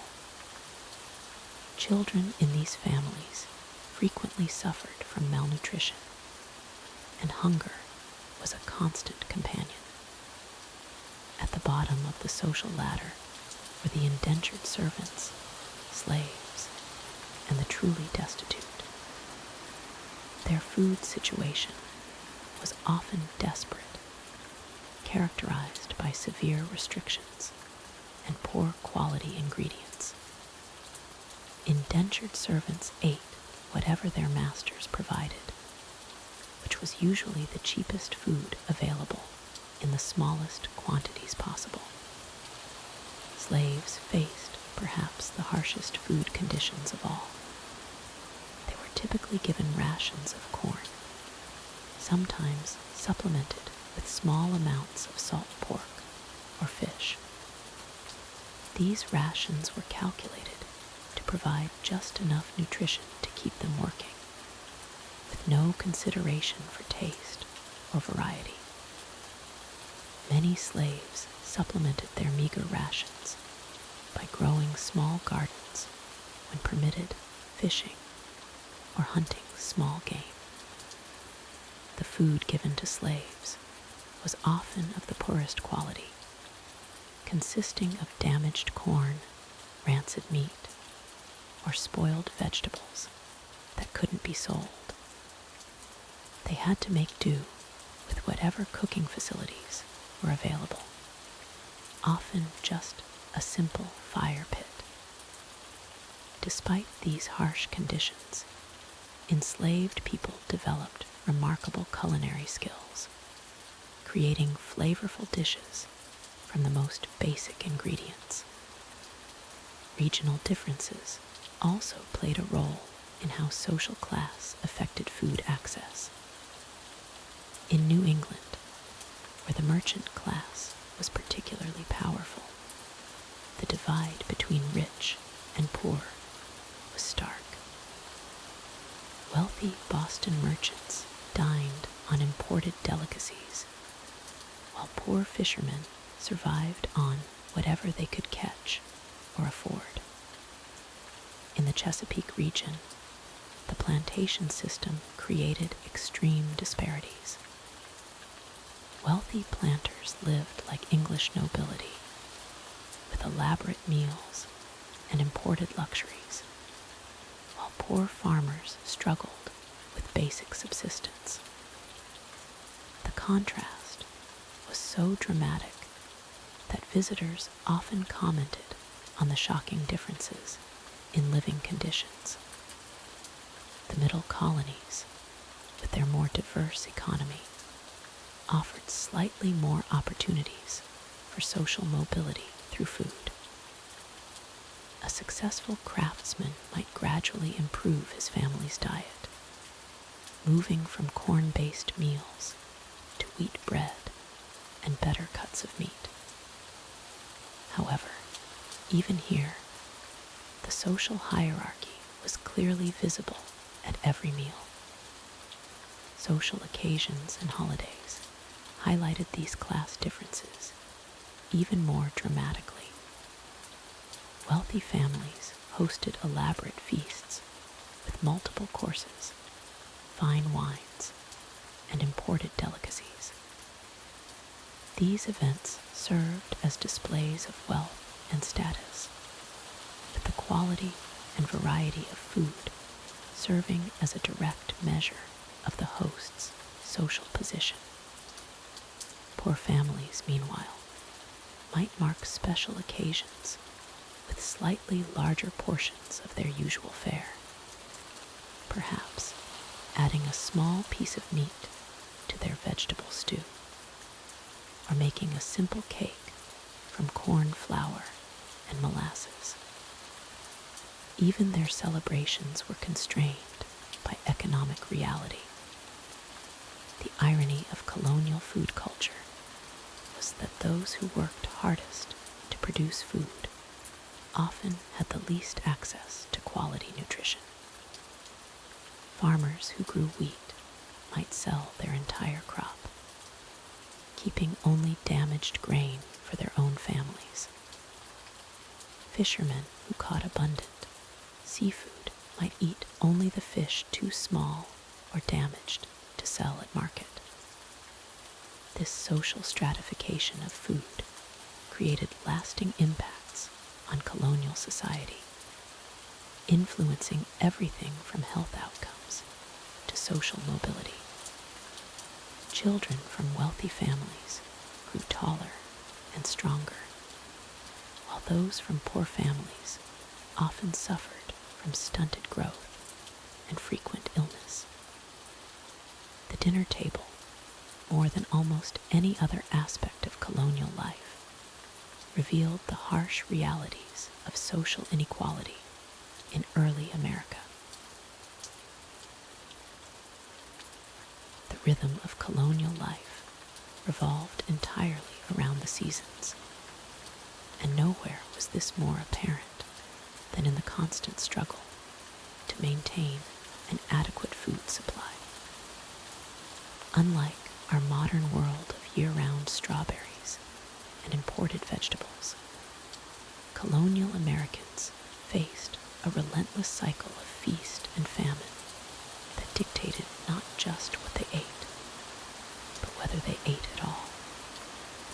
Spring arrived as both salvation and torment for colonial families. After months of surviving on stored root vegetables, dried corn, and whatever preserved meats hadn't spoiled, the appearance of early greens felt like a miracle. Colonists would eagerly forage for wild onions, dandelion leaves, and pokeweed shoots, often consuming these bitter plants in quantities that would make them violently ill.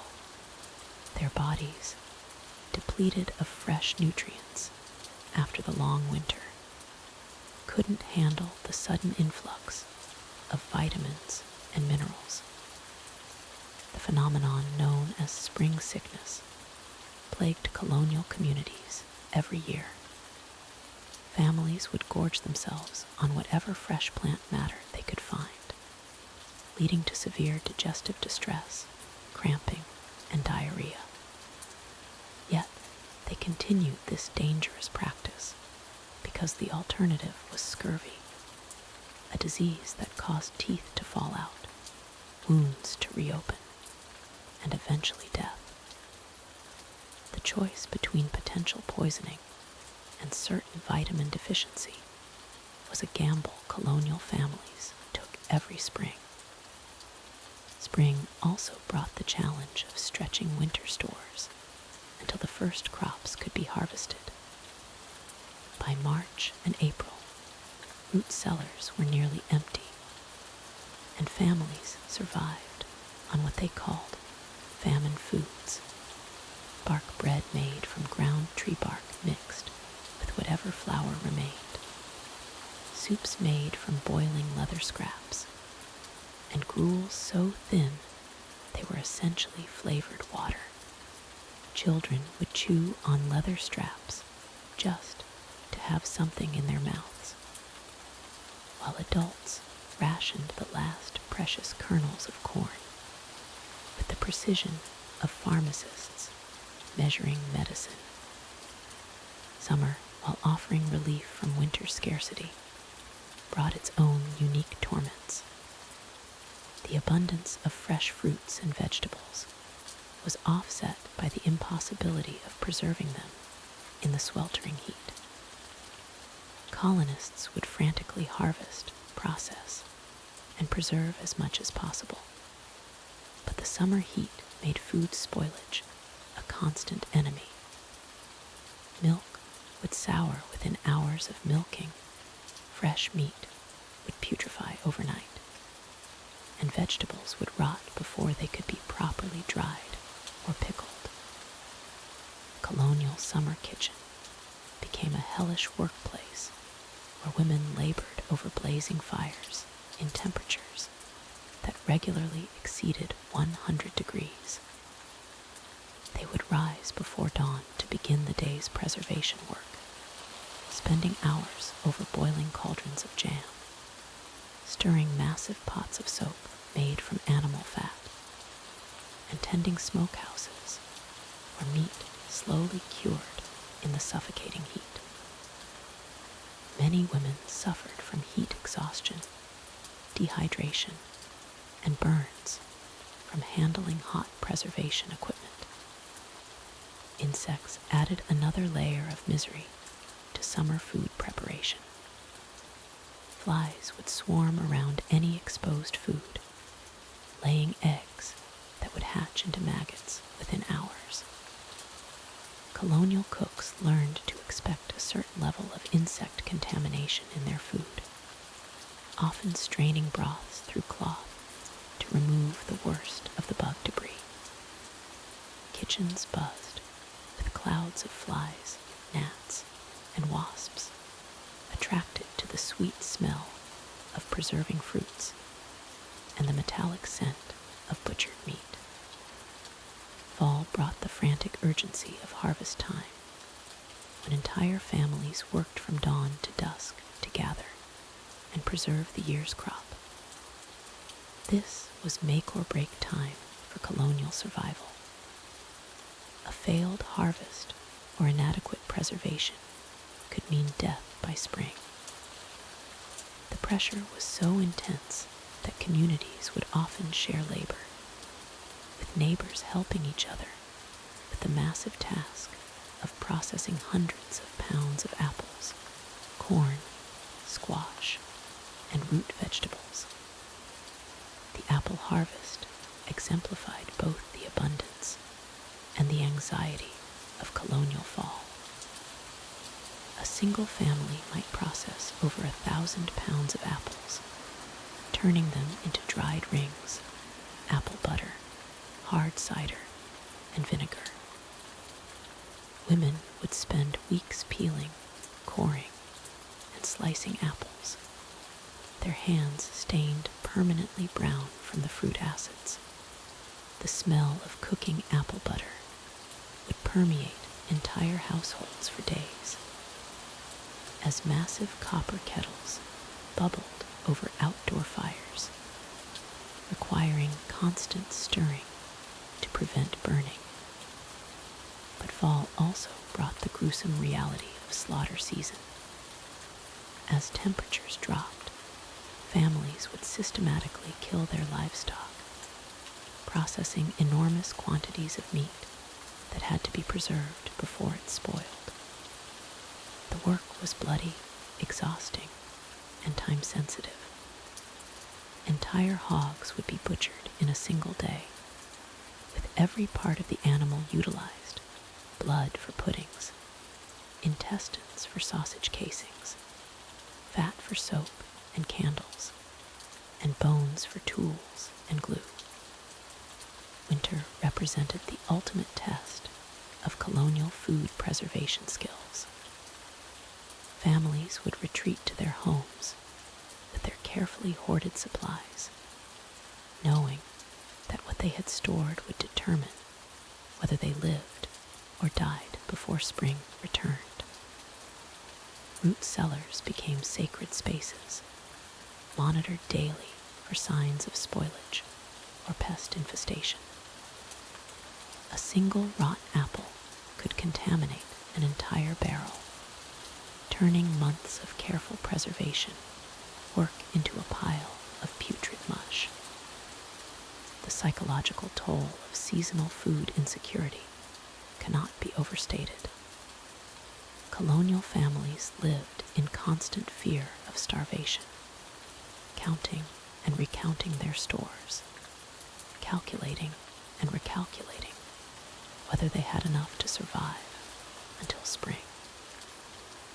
Children learned early to never waste food, to eat everything on their plates, and to view each meal as a precious gift rather than a guaranteed right.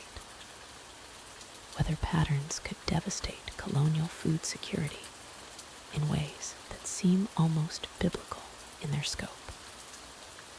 A late frost could kill fruit blossoms, eliminating the year's apple and peach crops. A wet summer could rot grain in the fields or prevent proper hay drying, leading to livestock deaths. A harsh early winter could freeze root vegetables in the ground before they could be harvested, leaving families with catastrophically reduced food stores. The seasonal cycle of colonial food challenges created a population that was perpetually malnourished, constantly stressed about food security, and intimately familiar with hunger as a regular companion. Their bodies adapted to this cycle of scarcity and abundance, but the adaptation came at a cost: shorter lifespans, reduced immunity to disease, and a quality of life that revolved entirely around the basic struggle for survival. Understanding these seasonal challenges helps explain why colonial food was not just unpalatable, but often dangerous. When your primary concern is avoiding starvation, food safety and flavor become secondary considerations. The seasonal rhythm of colonial life created a food system based on desperation rather than choice, preservation rather than freshness, and survival rather than satisfaction. While European colonists struggled with their familiar foods in an unfamiliar land, they weren't entirely alone in their culinary journey. The indigenous peoples of North America had been successfully feeding themselves from this land for thousands of years, and their knowledge would prove invaluable to the survival of colonial settlements. The relationship between colonists and Native Americans regarding food was complex and often fraught with tension, but it was also essential for colonial survival. Without indigenous knowledge of local plants, hunting techniques, and food preservation methods, many more colonial settlements would have failed entirely.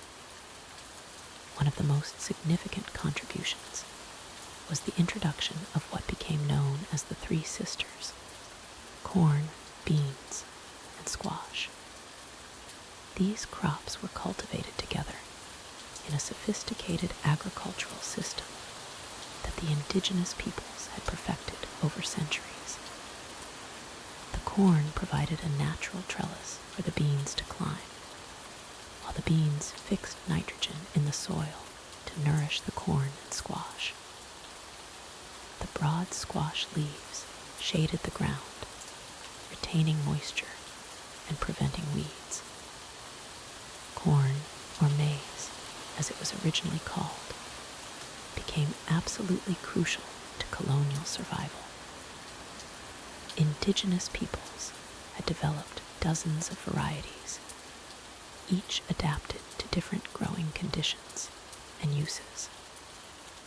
They taught colonists how to prepare corn in ways that maximized its nutritional value, including the process of nixtamalization, where corn kernels were treated with wood ash or lime to make the nutrients more bioavailable. The colonists learned to make succotash, a dish combining corn and beans that provided a complete protein. They discovered how to dry corn for winter storage and grind it into meal for bread and porridge. Corn became so central to colonial diet that in many areas it replaced wheat as the primary grain, despite European preferences for wheat bread. Beans provided essential protein and could be dried for long-term storage. Indigenous peoples had cultivated numerous varieties, from small navy beans to large lima beans. They taught colonists how to cook beans properly to make them digestible, and how to combine them with other foods for balanced nutrition. Squash and pumpkins offered both nutrition and versatility. The flesh could be eaten fresh, dried for winter, or ground into flour. The seeds were roasted for protein-rich snacks. Even the blossoms were edible, stuffed with cornmeal and cooked. Nothing was wasted in indigenous food culture, a lesson that proved valuable to resource-conscious colonists. Beyond the Three Sisters, indigenous peoples introduced colonists to a vast array of native plants. Wild rice grew in the northern regions, providing a nutritious grain that could be harvested from canoes. Maple syrup offered a source of sweetness that didn't require expensive imported sugar. Indigenous peoples had perfected the art of tapping maple trees and boiling the sap down to syrup and sugar. Nuts were another crucial food source. Indigenous peoples knew how to process acorns, removing the bitter tannins to create a nutritious flour. They harvested hickory nuts, walnuts, and chestnuts, often grinding them into meal or extracting oil for cooking. These nuts provided essential fats and proteins, especially important during winter months. Wild fruits and berries supplemented the diet throughout the growing season. Indigenous peoples knew which berries were safe to eat and when they ripened. They taught colonists about cranberries, blueberries, elderberries, and wild grapes. Many of these fruits were dried for winter storage or made into pemmican, a concentrated food combining dried meat, fat, and berries. Hunting and fishing techniques from indigenous peoples dramatically improved colonial food security. Native Americans had developed sophisticated methods for tracking and hunting deer, elk, and smaller game. They knew the migration patterns of birds and the best seasons for fishing. Their knowledge of fish weirs, traps, and seasonal runs meant the difference between feast and famine for many colonial settlements. The indigenous practice of controlled burning created meadows that attracted game animals, making hunting more productive. They understood how to preserve meat through smoking and drying techniques that colonists adapted for their own use. These methods were often more effective than European preservation techniques in the American climate. Medicinal plants were another area where indigenous knowledge proved invaluable. Many plants that provided nutrition also had medicinal properties. Sassafras root was used to make tea and was believed to have healing properties. Wild ginger helped with digestion. Pine needle tea prevented scurvy during long winters when fresh vegetables weren't available. The cooking methods taught by indigenous peoples were often more suitable to colonial conditions than European techniques. Cooking in clay pots over open fires, steaming food in earth ovens, and roasting meat on spits were all methods that worked well with the tools and materials available to colonists. However, the adoption of indigenous foods wasn't always smooth or complete. Many colonists resisted foods they considered primitive or uncivilized. Corn was often viewed as animal feed rather than human food, despite its nutritional superiority to many European grains in the American context. Social prejudices and cultural preferences sometimes prevented colonists from fully embracing indigenous foodways. The exchange wasn't entirely one-sided. Colonists introduced indigenous peoples to European crops like wheat, oats, and various vegetables. Pigs, cattle, and chickens changed indigenous diets and hunting patterns. However, these introductions often had more disruptive effects on indigenous communities than beneficial ones. Regional variations in indigenous food culture meant that colonists in different areas learned different techniques and foods.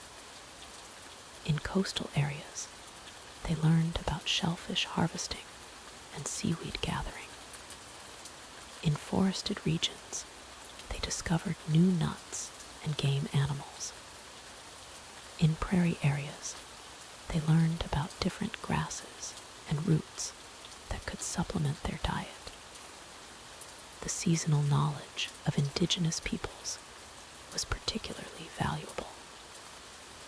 They understood when different foods would be available throughout the year and how to time planting and harvesting for maximum yield. This knowledge helped colonists plan their food production and storage more effectively. Despite the crucial role of indigenous knowledge in colonial survival, this exchange was often overlooked or minimized in colonial records. The complex political and social relationships between colonists and indigenous peoples meant that food knowledge was sometimes shared reluctantly or in exchange for other goods and services. The legacy of indigenous influence on colonial diet extended far beyond the colonial period.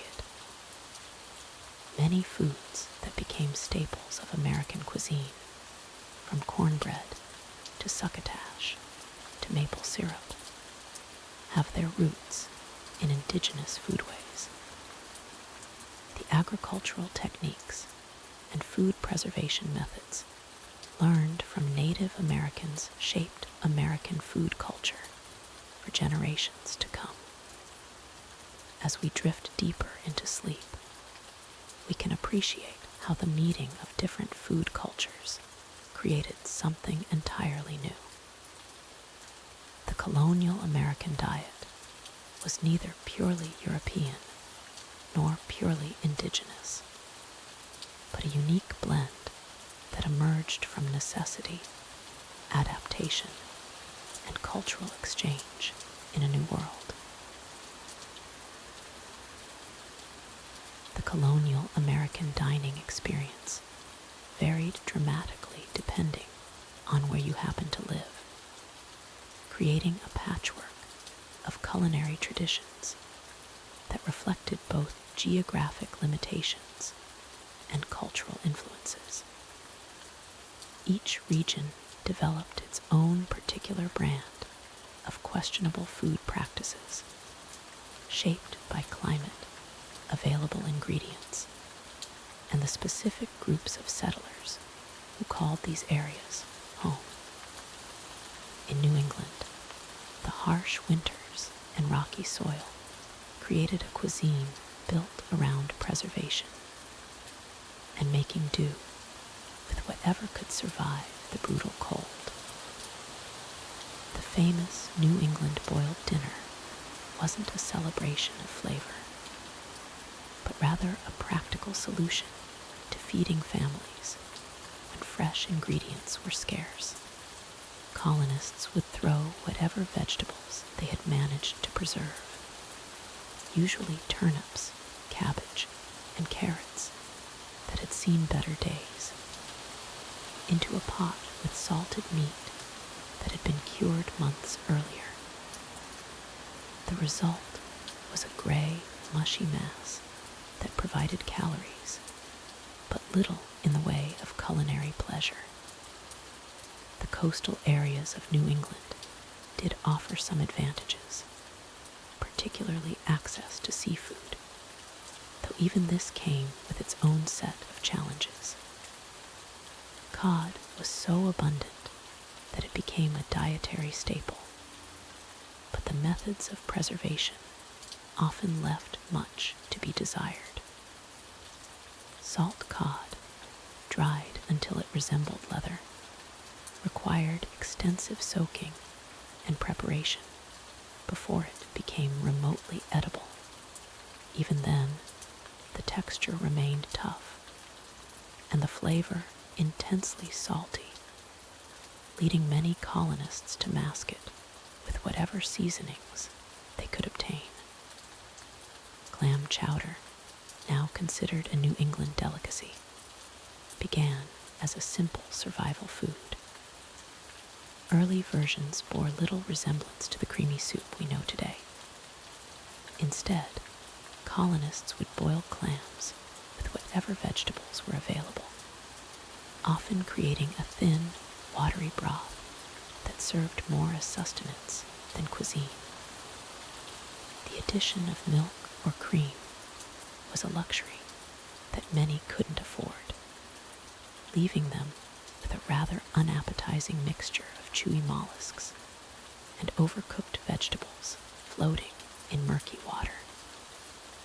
Moving south to the middle colonies, the food landscape shifted, but didn't necessarily improve in terms of palatability. Pennsylvania, with its diverse population of German, Dutch, and English settlers, created a unique fusion of culinary disasters. The Pennsylvania Dutch, despite their reputation for hearty cooking, often produced meals that prioritized substance over flavor. Their famous scrapple, a mixture of pork scraps, cornmeal, and various organ meats formed into a loaf, exemplified the colonial approach of using every part of an animal regardless of taste. The German influence in Pennsylvania also brought sauerkraut, which, while nutritious, was often prepared in conditions that would horrify modern food safety inspectors. Cabbage would ferment in wooden barrels for months, sometimes developing a slimy texture and an overpowering sour smell that permeated entire households.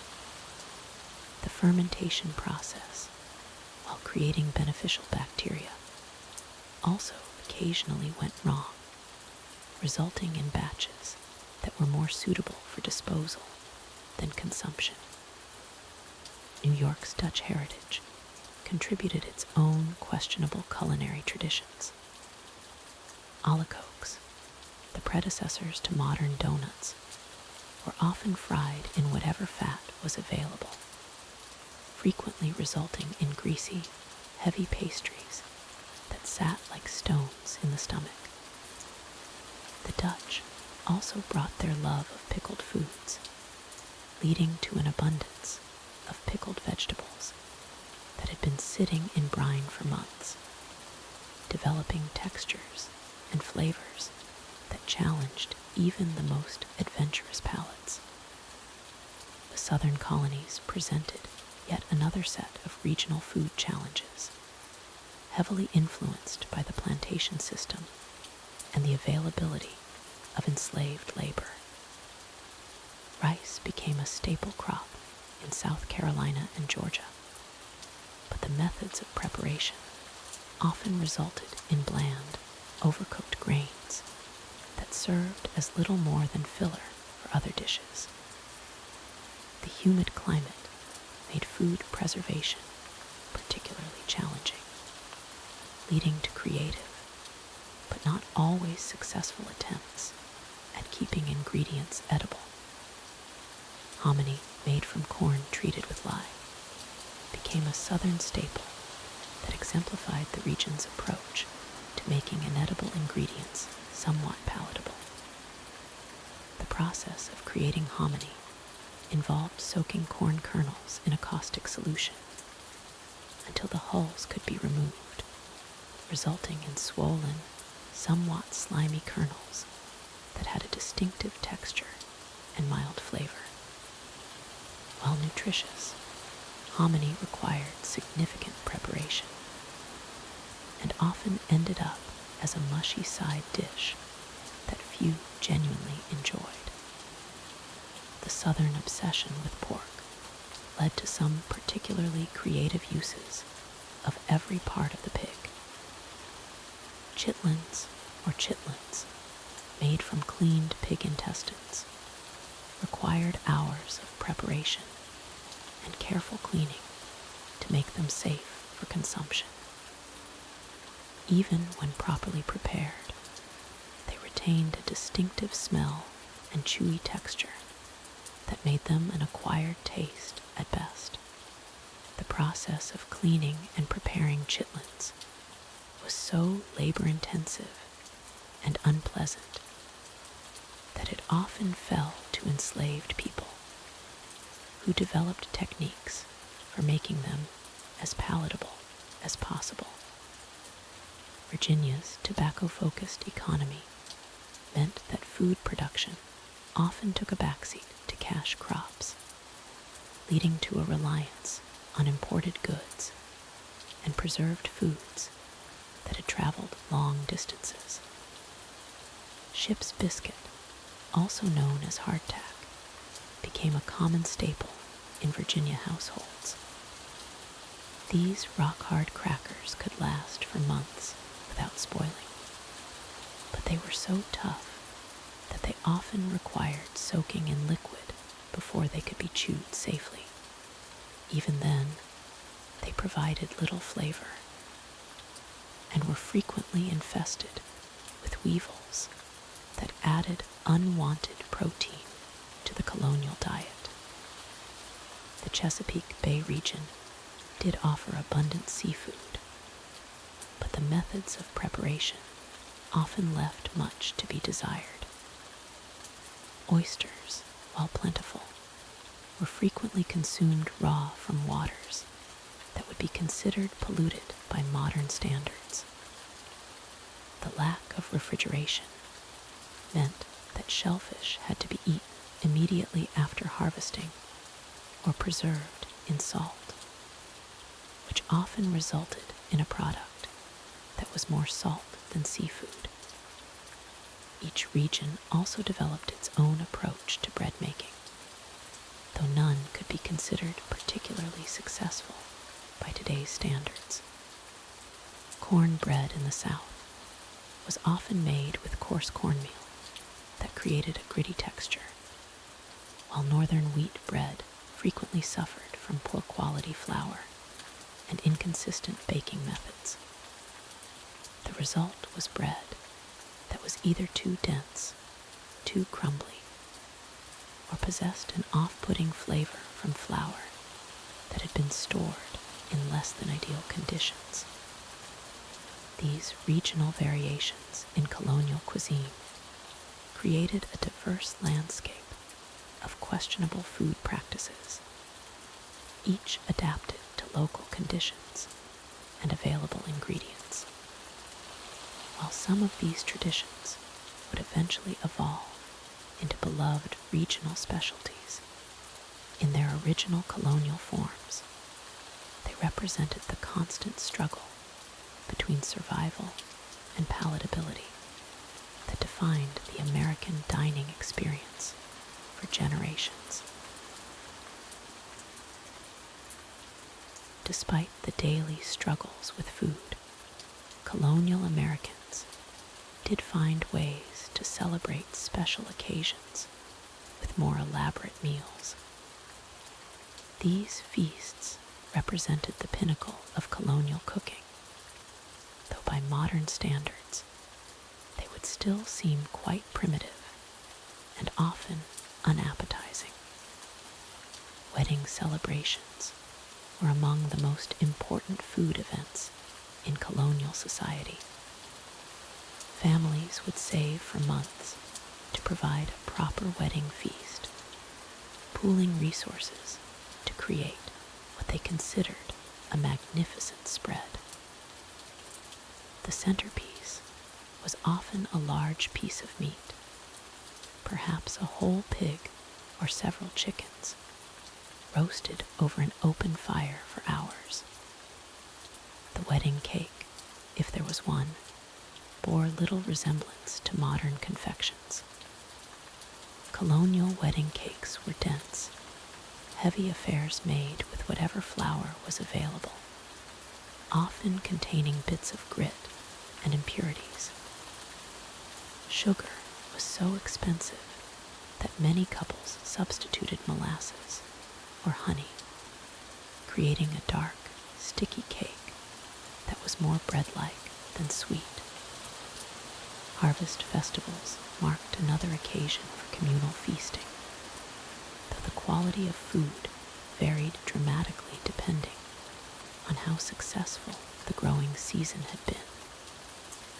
A good harvest meant tables laden with corn dishes, squash preparations, and preserved meats.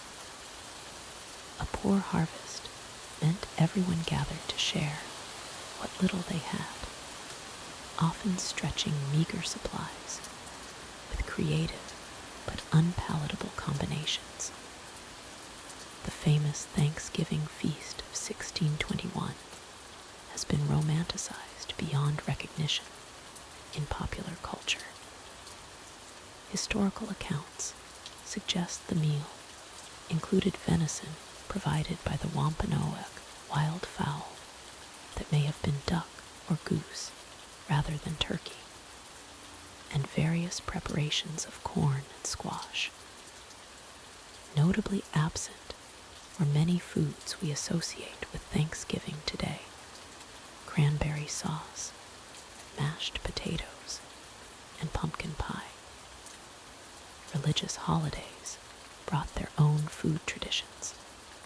many of which seemed designed more for spiritual discipline than culinary pleasure. Puritan communities often observed feast days with deliberately simple foods, viewing elaborate meals as sinful indulgence. Even their celebration foods were plain by design, reflecting their belief that pleasure in eating was a dangerous distraction from spiritual matters. Christmas celebrations, where they were allowed, featured special foods that families saved all year to prepare. Mince pies contained actual minced meat mixed with whatever dried fruits and spices could be obtained.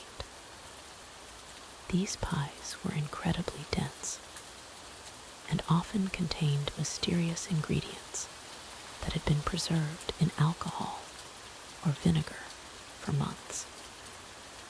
New Year's celebrations often centered around wassail, a hot mulled drink that combined ale or cider with spices, eggs, and sometimes cream.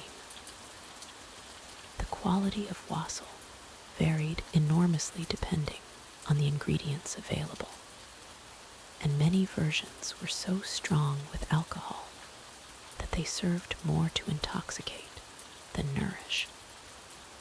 Barn raisings and other community work events required feeding large groups of people, leading to massive cooking efforts that tested colonial food preparation to its limits. Women would work together for days, preparing enormous quantities of food, often cooking in multiple locations, and combining ingredients in ways that prioritized quantity over quality. These community feasts featured dishes like succotash made in huge kettles, combining corn and beans with whatever meat scraps were available. The resulting mixture was filling, but often bland and mushy, seasoned with salt if they were fortunate, or simply cooked with wild herbs if salt was unavailable. Funeral meals represented another important food tradition, though these were typically somber affairs featuring simple, easily prepared dishes. Families would bring food to support the grieving household, resulting in an odd assortment of whatever each family could spare. The quality was secondary to the gesture of community support. Birthday celebrations were rare and modest affairs, as the concept of elaborate birthday parties hadn't yet developed. When families did mark birthdays with special food, it might be something as simple as a piece of dried fruit, or a small cake made with precious sugar saved for the occasion. Election days and other civic events sometimes featured communal meals, though these were often more about demonstrating civic unity than culinary excellence. Candidates might provide food for voters, leading to hastily prepared meals that prioritized feeding large numbers of people over taste or quality. Military musters and training days required feeding assembled militias, creating logistical challenges that often resulted in barely edible mass-produced meals. Large kettles of stew or porridge were common, made with whatever ingredients could be gathered quickly and cooked in quantities sufficient for dozens of men. Ship launchings and other maritime celebrations featured foods that reflected the community's relationship with the sea. Fish stews clam preparations, and seaweed-based dishes might appear at these events, though the cooking methods often rendered even fresh seafood into unappetizing, overcooked masses. Academic celebrations at the few colonial colleges featured foods that attempted to reflect European scholarly traditions, but the results were often disappointing imitations of sophisticated dishes. Students and faculty might gather for meals that aspired to elegance, but were limited by available ingredients and cooking facilities. Trade fairs and market days sometimes concluded with communal meals that brought together people from different communities, creating opportunities to share regional food specialties. However, these exchanges often revealed how similarly limited and unappetizing food was across different colonial settlements. Even the most elaborate colonial feast would seem sparse and unpalatable to modern diners. The lack of refrigeration meant that many special occasion foods were heavily salted, smoked, or pickled to prevent spoilage during the extended preparation period. The result was often overpoweringly salty or sour dishes that masked rather than enhanced natural flavors. These special occasions revealed both the limitations and the ingenuity of colonial cooking. While families did their best to create memorable meals for important events, they were constrained by the same factors that made daily eating such a challenge: limited ingredients, primitive cooking methods, and constant concerns about food safety and preservation. Before refrigeration, colonial families faced the constant challenge of keeping food from spoiling. Their preservation methods were born from necessity, passed down through generations, and often resulted in foods that would make modern palates recoil in horror. Salt was the king of preservation, but colonial salt was nothing like our refined table salt today. Most families used coarse, grayish salt that contained sand, dirt, and other impurities. This salt was packed around meat in wooden barrels, creating a harsh, briny environment that drew out moisture and prevented bacterial growth. The salting process was laborious and messy. Families would slaughter animals in late fall when the weather turned cold. The meat was immediately cut into strips and buried in salt for weeks. The salt would draw out blood and fluids, creating a dark, foul-smelling brine that pooled at the bottom of barrels. This liquid, called pickle, was often reused multiple times, becoming increasingly concentrated and putrid with each use. Smoking was another crucial preservation method, but colonial smokehouses were far from the controlled environments we might imagine. These small wooden structures were filled with dense, acrid smoke from green wood, corn cobs, and whatever else would burn slowly.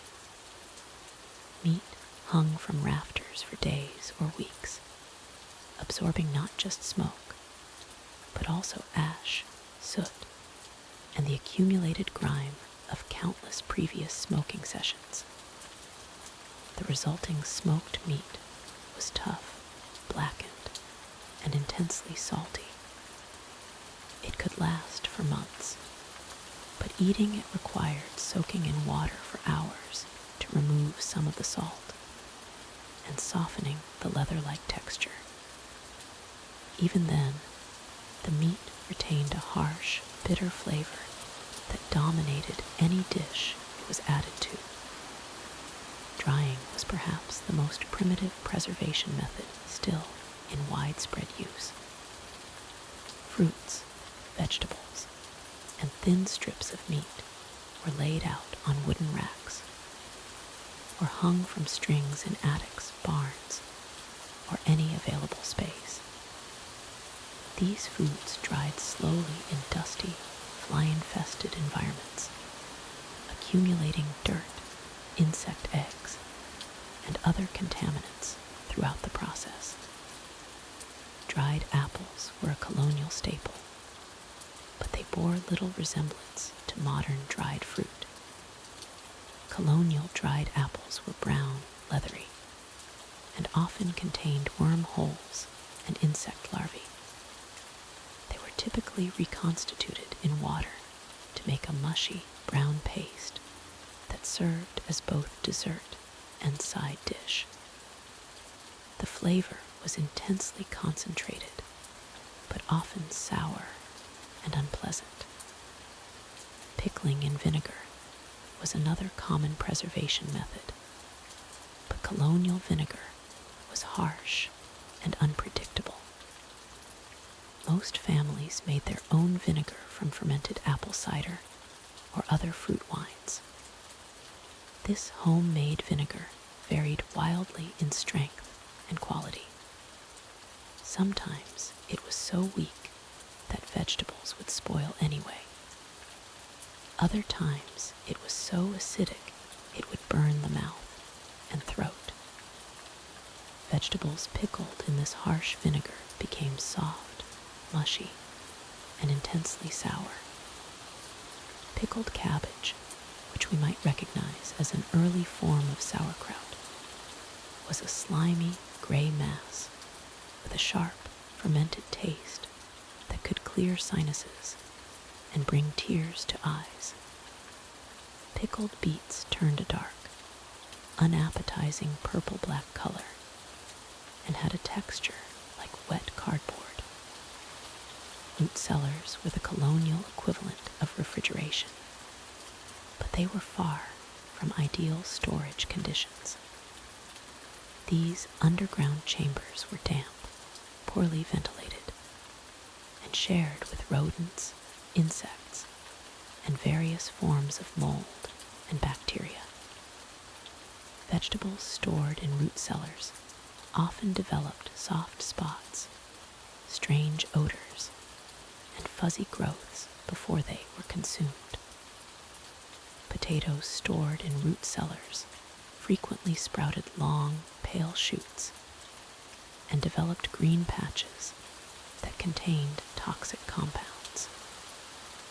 Apples became soft and brown, with sweet, fermented flavors that indicated the beginning of rot. Carrots and turnips became rubbery and bitter, while onions developed black, slimy layers that had to be peeled away before use.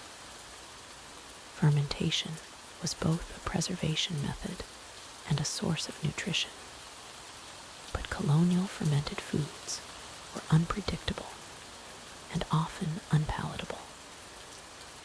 Milk was allowed to sour naturally, creating a thick, lumpy substance with a sharp, acidic taste.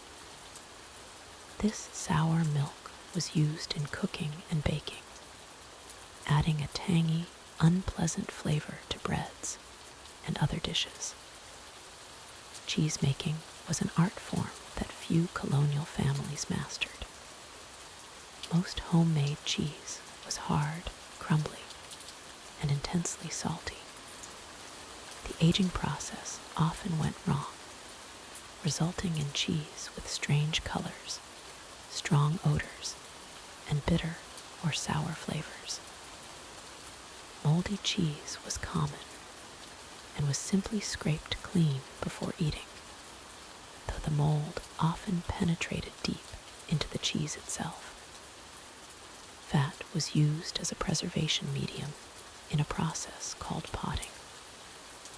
Cooked meat was packed into clay pots and covered with a layer of rendered fat or lard. This created an airtight seal that could preserve meat for months. However, the fat often went rancid, developing a sharp, unpleasant taste and smell that permeated the meat below.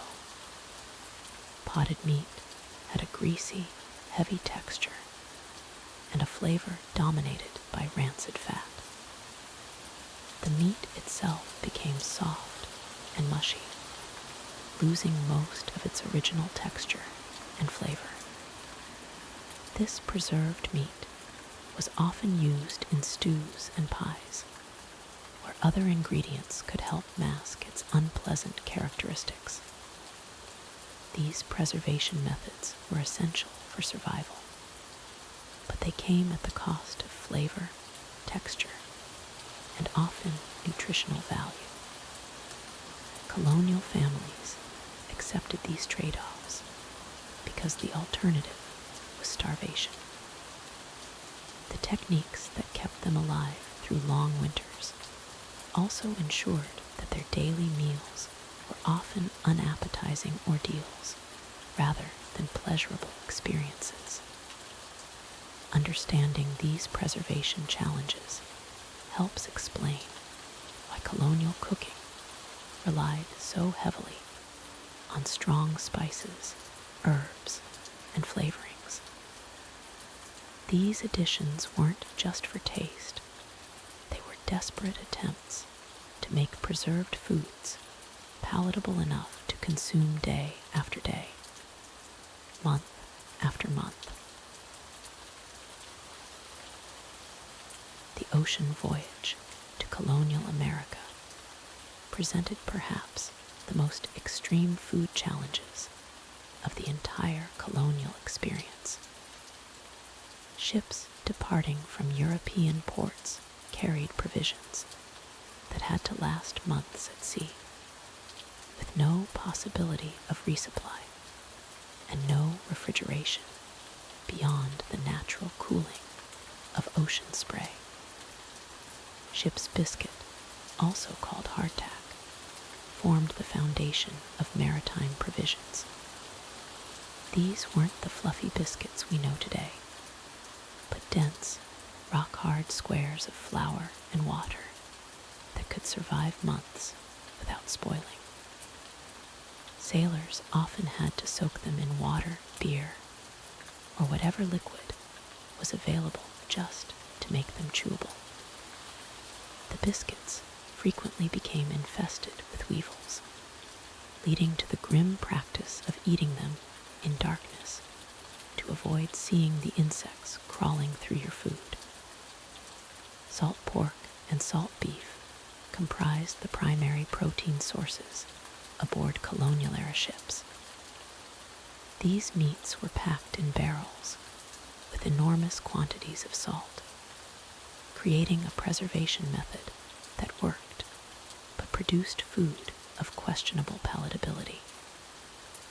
The salt beef was often so tough that sailors nicknamed it salt horse, joking that it might actually be equine meat.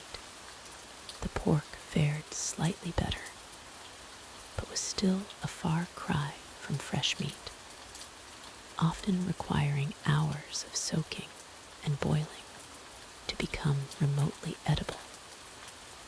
Water storage presented constant challenges on long ocean voyages. Fresh water was stored in wooden casks, where it quickly became stagnant and developed a distinctly unpleasant taste and smell. Within weeks, the water would turn green with algae and become populated with various microorganisms. Sailors learned to hold their noses while drinking and often preferred beer or rum when available, not just for the alcohol content, but because these beverages stayed fresher longer than plain water. Ships carried dried peas and beans as additional protein sources, but cooking them properly at sea proved difficult. The ship's galley was a dangerous place during rough weather, with hot coals and boiling pots becoming hazardous projectiles. Meals were often undercooked or burned, and the constant motion of the ship made eating a challenging endeavor even when the food was properly prepared.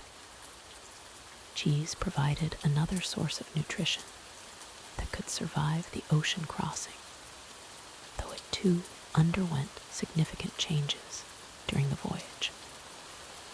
Hard cheeses were preferred because they could withstand the constant humidity and temperature fluctuations better than softer varieties. However, even the hardest cheeses would develop mold and sometimes become infested with mites, creating yet another protein source that sailors learned to accept rather than enjoy. The ship's cook, often a disabled sailor, no longer capable of working the rigging, faced the impossible task of creating palatable meals from these limited and deteriorating ingredients. Cooking was done in a small galley with an open fire contained in a sand-filled firebox, a setup that was both inefficient and dangerous. During storms, no hot food could be prepared at all, leaving the crew to subsist on cold hardtack and whatever preserved foods they could manage. Scurvy became the scourge of long ocean voyages, though colonial-era sailors didn't understand that it was caused by vitamin C deficiency. Symptoms included bleeding gums, loose teeth, joint pain, and eventually death. Ships that carried sauerkraut, pickled vegetables, or citrus fruits saw lower rates of scurvy, but many vessels departed without these provisions, viewing them as unnecessary luxuries rather than medical necessities. Rats and mice were constant companions aboard colonial ships, competing with humans for the limited food supplies. These rodents contaminated stores with their droppings and urine, adding another layer of health risks to an already challenging food situation. Some desperate sailors actually caught and ate the rats, viewing them as fresh meat in a diet otherwise devoid of anything remotely fresh. The social hierarchy of colonial ships was reflected in food distribution. Officers typically received better rations and had access to private stores of food, while common sailors made do with the standard ship's provisions.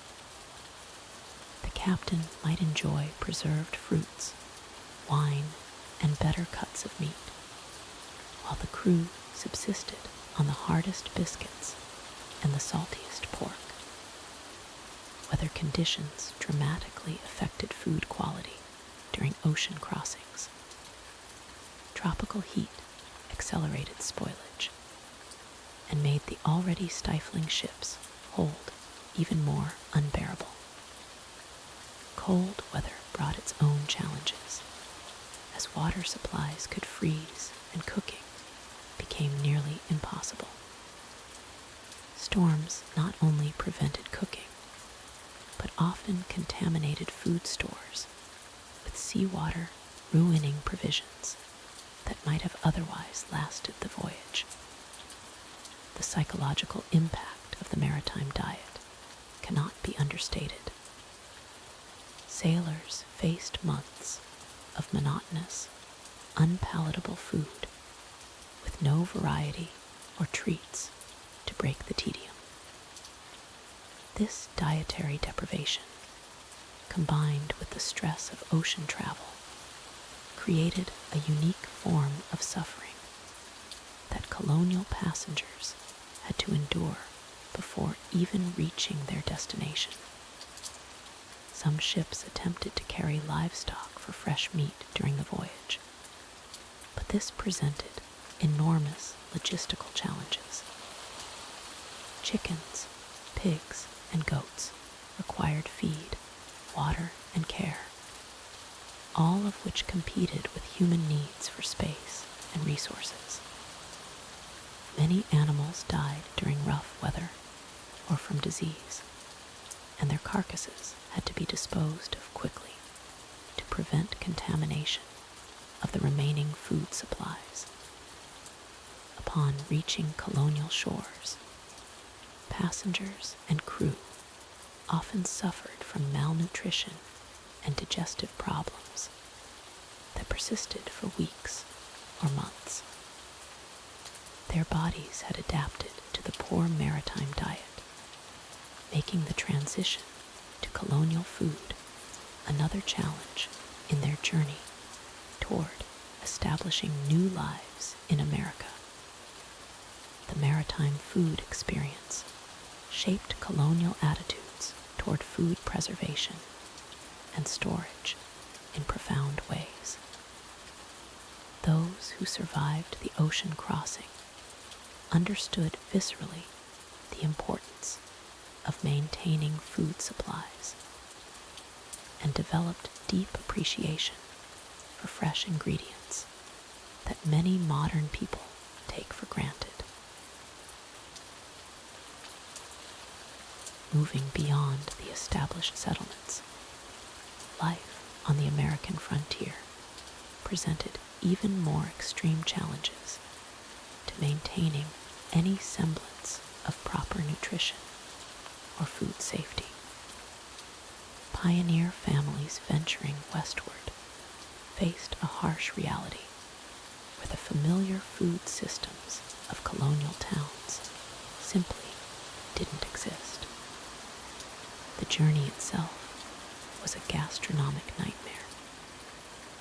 Wagon trains carried hardtack biscuits so tough they earned nicknames like tooth dullers and sheet iron crackers.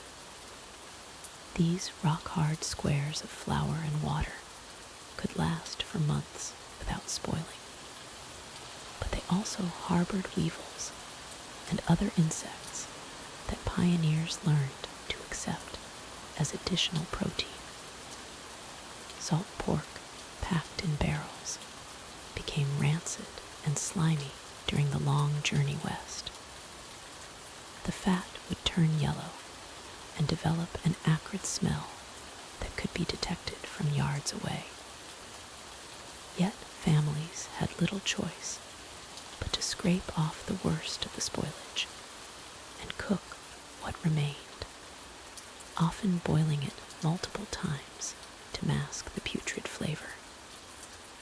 Water sources along the trail were frequently contaminated with animal waste, dead creatures, or simply stagnant and foul-tasting.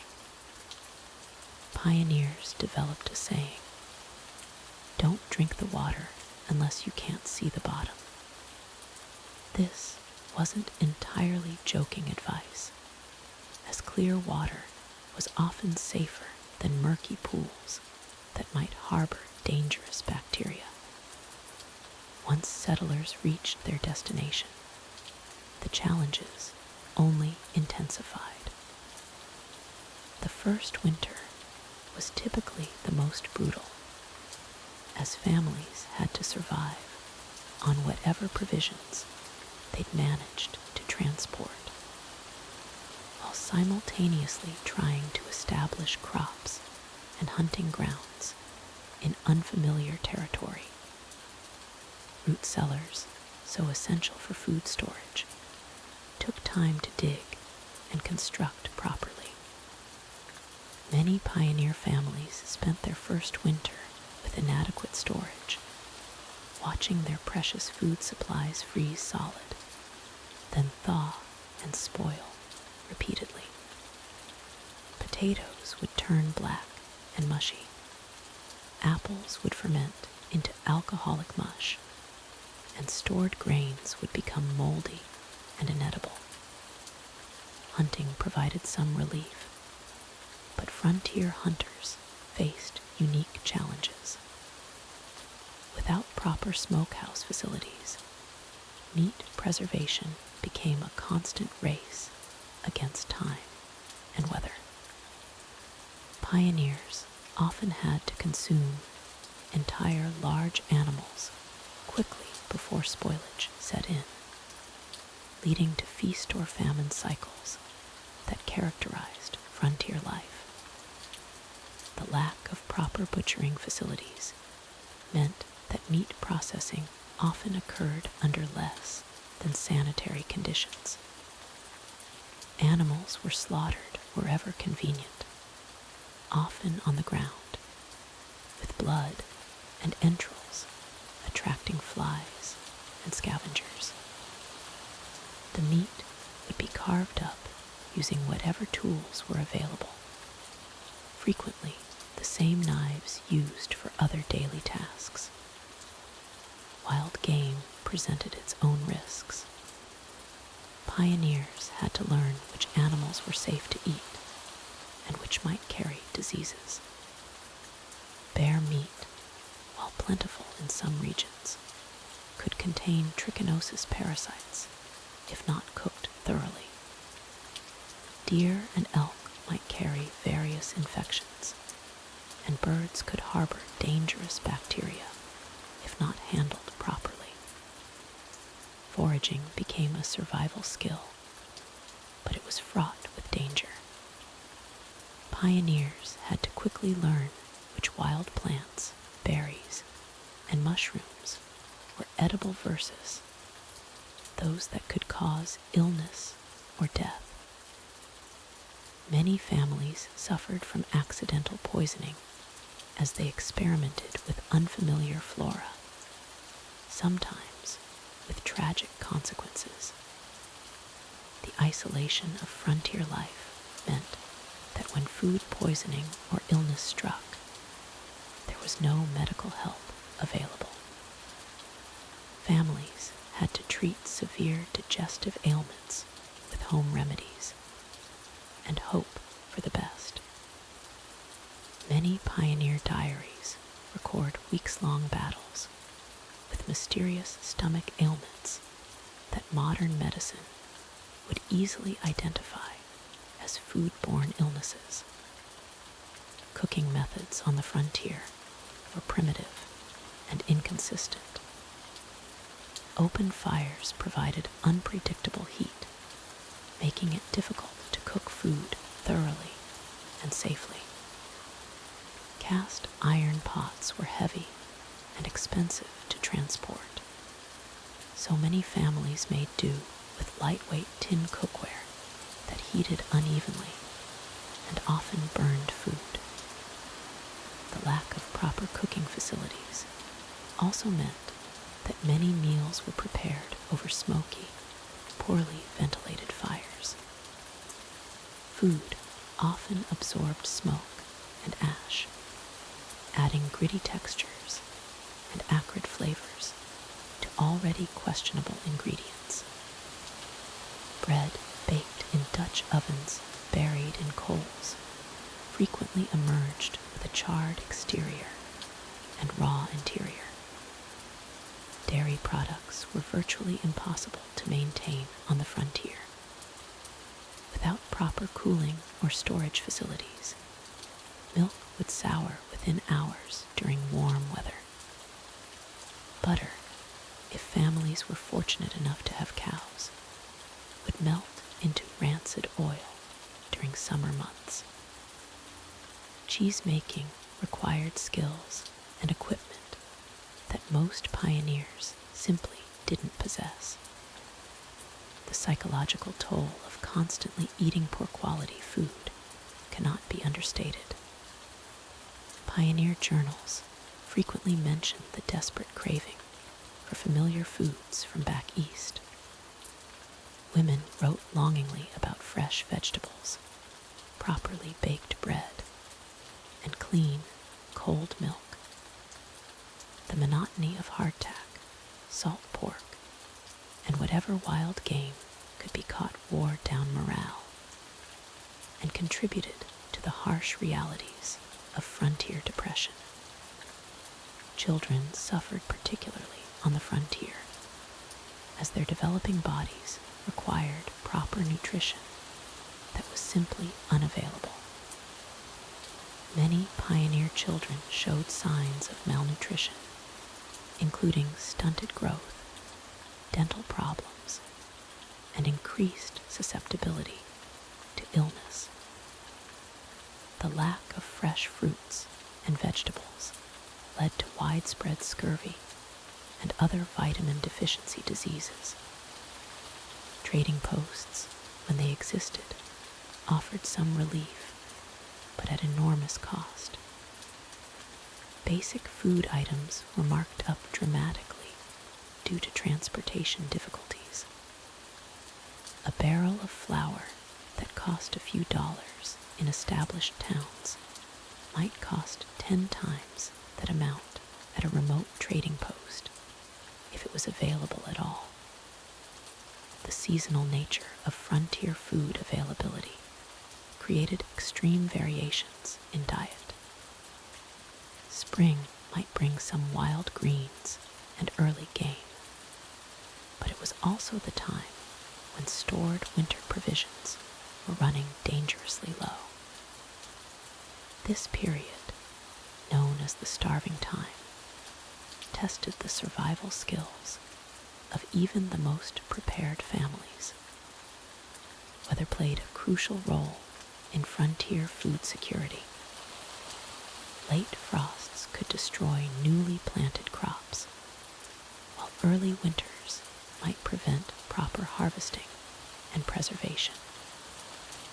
Droughts, floods, and insect swarms could wipe out entire food supplies, leaving families with no backup options and no nearby communities to provide assistance. As we can see, the frontier represented the absolute extreme of colonial food challenges, where survival itself often depended on the ability to consume whatever was available, regardless of quality, safety, or palatability. The divide between urban and rural food experiences in colonial America created two entirely different worlds of sustenance. City dwellers and country folk might as well have been living in separate centuries when it came to what they ate and how they obtained it. In bustling colonial cities like Boston, New York, and Philadelphia, food access followed the rhythms of commerce and trade. Urban residents relied heavily on markets, street vendors, and imported goods that arrived by ship from distant ports. The city's cobblestone streets echoed with the calls of fishmongers hawking their daily catch, bakers advertising fresh bread, and farmers from surrounding areas selling whatever surplus they could spare. Urban markets operated on a schedule that demanded early rising and quick decisions. The best fish arrived before dawn, still glistening with seawater from the previous night's catch. By mid-morning, the sun's heat would begin its work of spoilage, and prices would drop accordingly. City dwellers learned to navigate this delicate timing, rushing to markets in the pre-dawn darkness to secure the freshest provisions for their families. The variety available in colonial cities could be remarkable, especially in major ports. Ships brought exotic spices from the Caribbean, preserved meats from distant colonies, and luxury items like chocolate and coffee for those who could afford them. A wealthy merchant's wife in Philadelphia might serve tea sweetened with imported sugar, while her counterpart in rural Pennsylvania had never tasted anything sweeter than maple syrup or wild honey. Yet this urban abundance came with significant drawbacks. City dwellers paid premium prices for everything, as multiple middlemen took their cut between farm and table. A chicken that cost a few pence in the countryside might sell for several times that amount in the city. Urban families spent a much larger portion of their income on food, often dedicating half or more of their earnings to basic sustenance. Storage presented constant challenges in cramped urban quarters. Most city families lived in small apartments or shared housing with minimal space for food preservation. They couldn't maintain large root cellars or smokehouse facilities like their rural counterparts. Instead, they relied on daily or weekly shopping trips, purchasing only what they could consume quickly before spoilage set in. The quality of urban food varied dramatically based on transportation time and storage conditions. Milk arrived from farms outside the city limits, often hours old and beginning to sour in warm weather. Vegetables wilted during long cart rides over bumpy roads. Meat might sit in markets for days, attracting flies and developing questionable odors that vendors masked with heavy spices or salt. Rural families, by contrast, lived in a world of seasonal abundance and scarcity that followed nature's rhythms rather than market schedules. Country dwellers grew much of their own food, raising vegetables in kitchen gardens, keeping chickens for eggs, and maintaining livestock for meat and dairy products. This self-sufficiency provided security, but demanded constant labor and careful planning. The rural pantry reflected the seasons in ways that urban dwellers rarely experienced. Spring brought fresh greens and early vegetables after months of preserved foods. Summer offered abundance that required immediate processing and preservation for winter survival. Autumn meant harvest time, with families working from dawn to dusk to gather, process, and store enough food to last through the cold months ahead. Rural preservation techniques were more sophisticated out of necessity. Farm families maintained large root cellars dug deep into hillsides, where potatoes, turnips, and other vegetables could survive freezing temperatures. They operated smokehouses for preserving meat, maintained dairy operations for butter and cheese production, and knew dozens of techniques for drying, salting, and fermenting foods to extend their shelf life. The variety in rural diets changed dramatically with location and season. Families near rivers or lakes enjoyed fresh fish regularly, while those in mountainous regions relied more heavily on game hunting and foraging. Coastal rural communities had access to shellfish and seaweed, while inland farmers depended on what they could grow or trade with neighbors.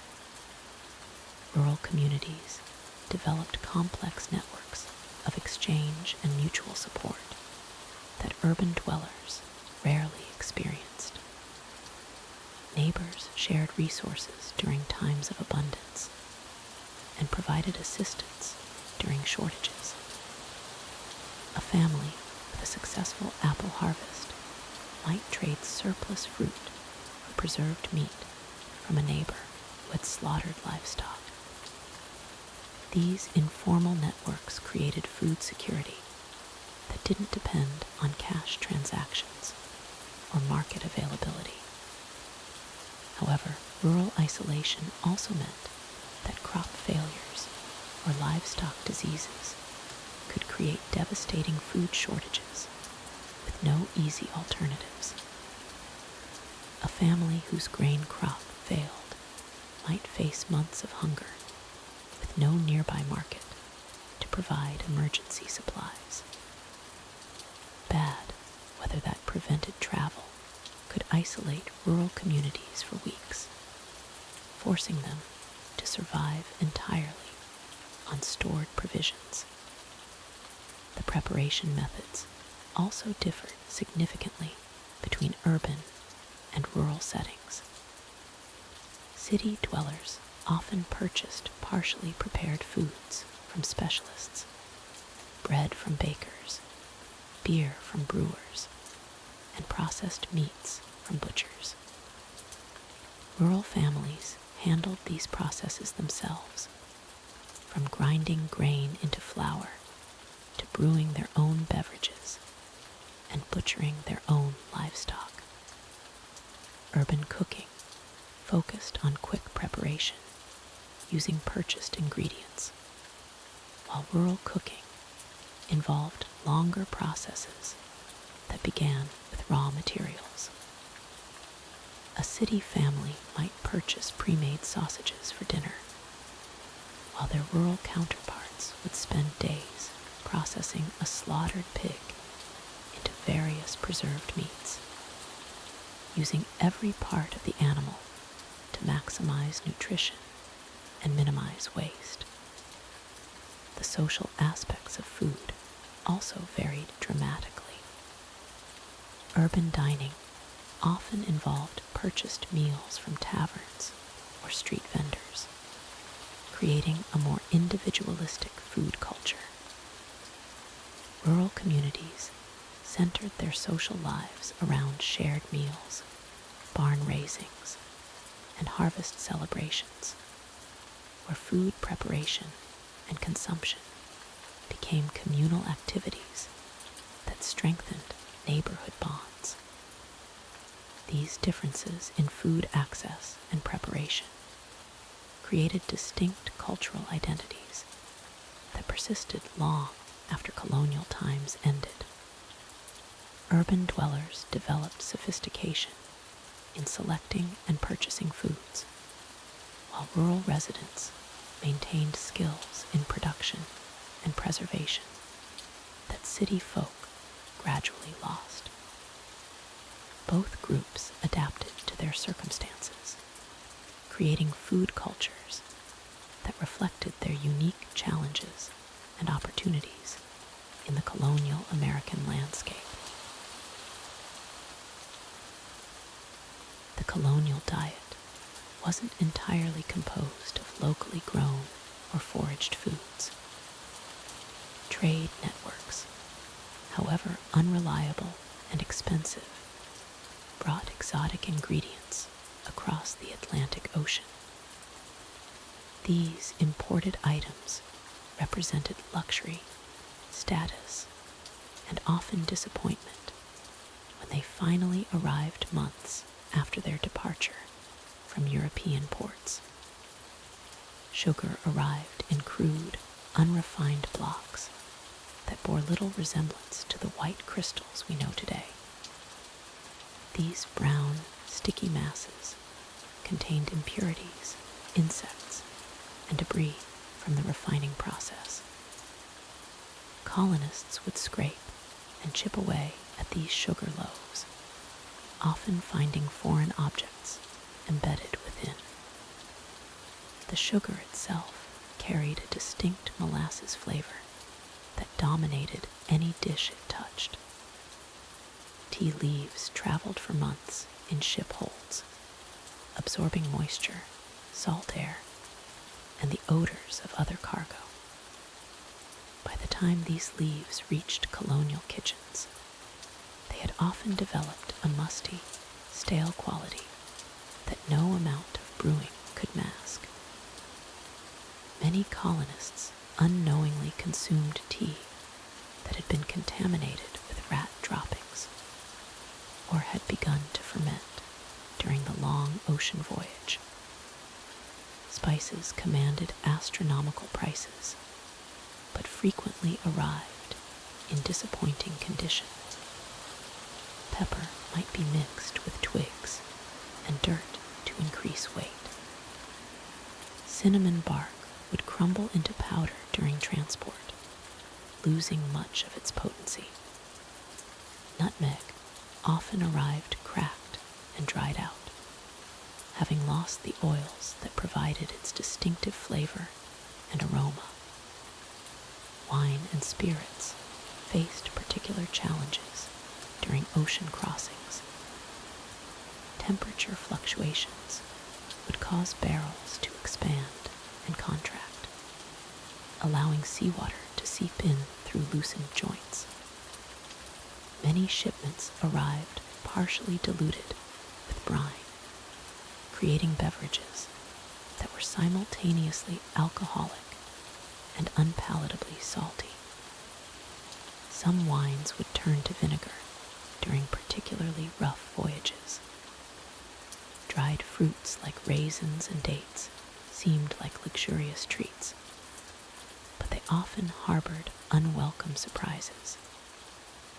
Insects would lay eggs in the sweet flesh before drying, and colonists would discover small worms or larvae when they bit into what they thought was a plump raisin. The drying process itself was often incomplete, leaving pockets of moisture where mold could flourish. Olive oil, when it could be obtained, frequently arrived rancid from exposure to heat and light during transport. The oil would develop a bitter, acrid taste that could ruin entire dishes. Many colonists learned to use imported oils sparingly, not from frugality alone, but because the flavor had become so unpleasant that it overwhelmed other ingredients. Cheese imports presented their own set of problems. Hard cheeses might survive the journey relatively intact, but they often arrived covered in a thick layer of mold that had to be scraped away. The cheese beneath might be edible, but it carried flavors absorbed from the ship's hold tar, rope, and sometimes more unpleasant odors from nearby cargo. Rice arrived in large sacks that had been exposed to moisture and pests during the voyage. Weevils and other insects would infest the grain, leaving behind eggs and larvae that would continue to multiply even after arrival. Colonists would sift through rice carefully, removing visible insects, but many remained hidden within individual grains. Imported flour faced similar contamination issues. Stored in ship holds alongside other cargo, flour would absorb odors and moisture. It might arrive smelling of fish, tar, or worse. The grinding process in European mills wasn't always sanitary, and flour could contain fragments of stone from the grinding wheels, creating an unpleasant gritty texture in baked goods. Preserved meats like ham and bacon arrived in various states of decay. The preservation process itself was inconsistent, and the long journey would test the limits of any curing method Some meats would arrive covered in a white, fuzzy mold that colonists would scrape away. Hopping the meat beneath remained edible. Others would have developed an ammonia-like smell that indicated dangerous spoilage. Coffee beans, when available, often arrived green and required roasting by the colonists themselves. Without proper knowledge of roasting techniques, many batches would be burned or under-roasted, creating bitter, unpalatable brews. The beans themselves might have been damaged by moisture during transport, developing off flavors that no amount of roasting could correct. Chocolate arrived as solid cakes that had often melted and russeletta-fud multiple times during the journey. This process would cause the cocoa butter to separate, creating a chalky, unpleasant texture. The chocolate might also be mixed with sand or other adulterants to increase weight and profit margins for unscrupulous merchants. Vinegar, ironically, was one of the more reliable imports, as its acidic nature helped preserve it during long voyages. However, it often arrived much stronger than intended, having concentrated through evaporation. Colonists would need to dilute imported vinegar significantly, but many lacked the experience to judge proper proportions, resulting in dishes that were either too acidic or too bland. Imported grains like wheat often arrived infested with insects and their larvae. Colonists would spread grain in the sun, hopping to drive out pests, but many remained hidden within individual kernels. Bread made from such grain would sometimes contain visible insects or their remains, adding unwanted protein but unacceptable flavor and texture. The cost of these imported foods meant that even when they arrived in poor condition, colonists felt compelled to use them rather than waste the significant investment. Families would go to great lengths to salvage spoiled imports, scraping away mold, picking out insects, and masking off flavors with whatever seasonings they had available. The unreliability of imports also meant that colonial cooks could never depend on having specific ingredients available. Recipes had to be flexible, with substitutions ready for when expected shipments failed to arrive or arrived in unusable condition. This uncertainty shaped colonial cuisine, making it adaptable, but often disappointing when compared to the sophisticated dishes described in European cookbooks. These imported luxuries, despite their often poor quality, remained symbols of status and sophistication in colonial society. Serving imported tea or sugar to guests demonstrated wealth and worldliness, even if the actual quality of these items was questionable. The very act of possessing goods from across the ocean carried social significance that transcended their culinary value. The colonial food supply faced constant threats from deliberate contamination and accidental adulteration. Unscrupulous merchants regularly mixed cheaper substances into expensive goods, while environmental factors introduced dangerous toxins into everyday meals. These practices created a food system where consumers never knew if their next bite might contain harmful additives or deadly contaminants. Flour represented one of the most commonly adulterated foods in colonial markets. Dishonest millers routinely mixed ground chalk, plaster of Paris, and even sawdust into wheat flour to increase volume and profits. The white powder appearance of these additives made them nearly impossible to detect without careful testing. Colonists often discovered the deception only after baking bread that crumbled strangely or tasted gritty between their teeth. Some millers went even further in their fraudulent practices. They added alum, a chemical compound used in leather tanning, to make flour appear whiter and more appealing to customers. This toxic additive caused severe digestive problems and could lead to long-term health complications. The practice became so widespread that colonial authorities struggled to identify and prosecute offending millers. Ground bone meal frequently found its way into flour supplies, particularly during times of grain shortage. Millers collected bones from butcher shops and graveyards, grinding them into fine powder that closely resembled wheat flour.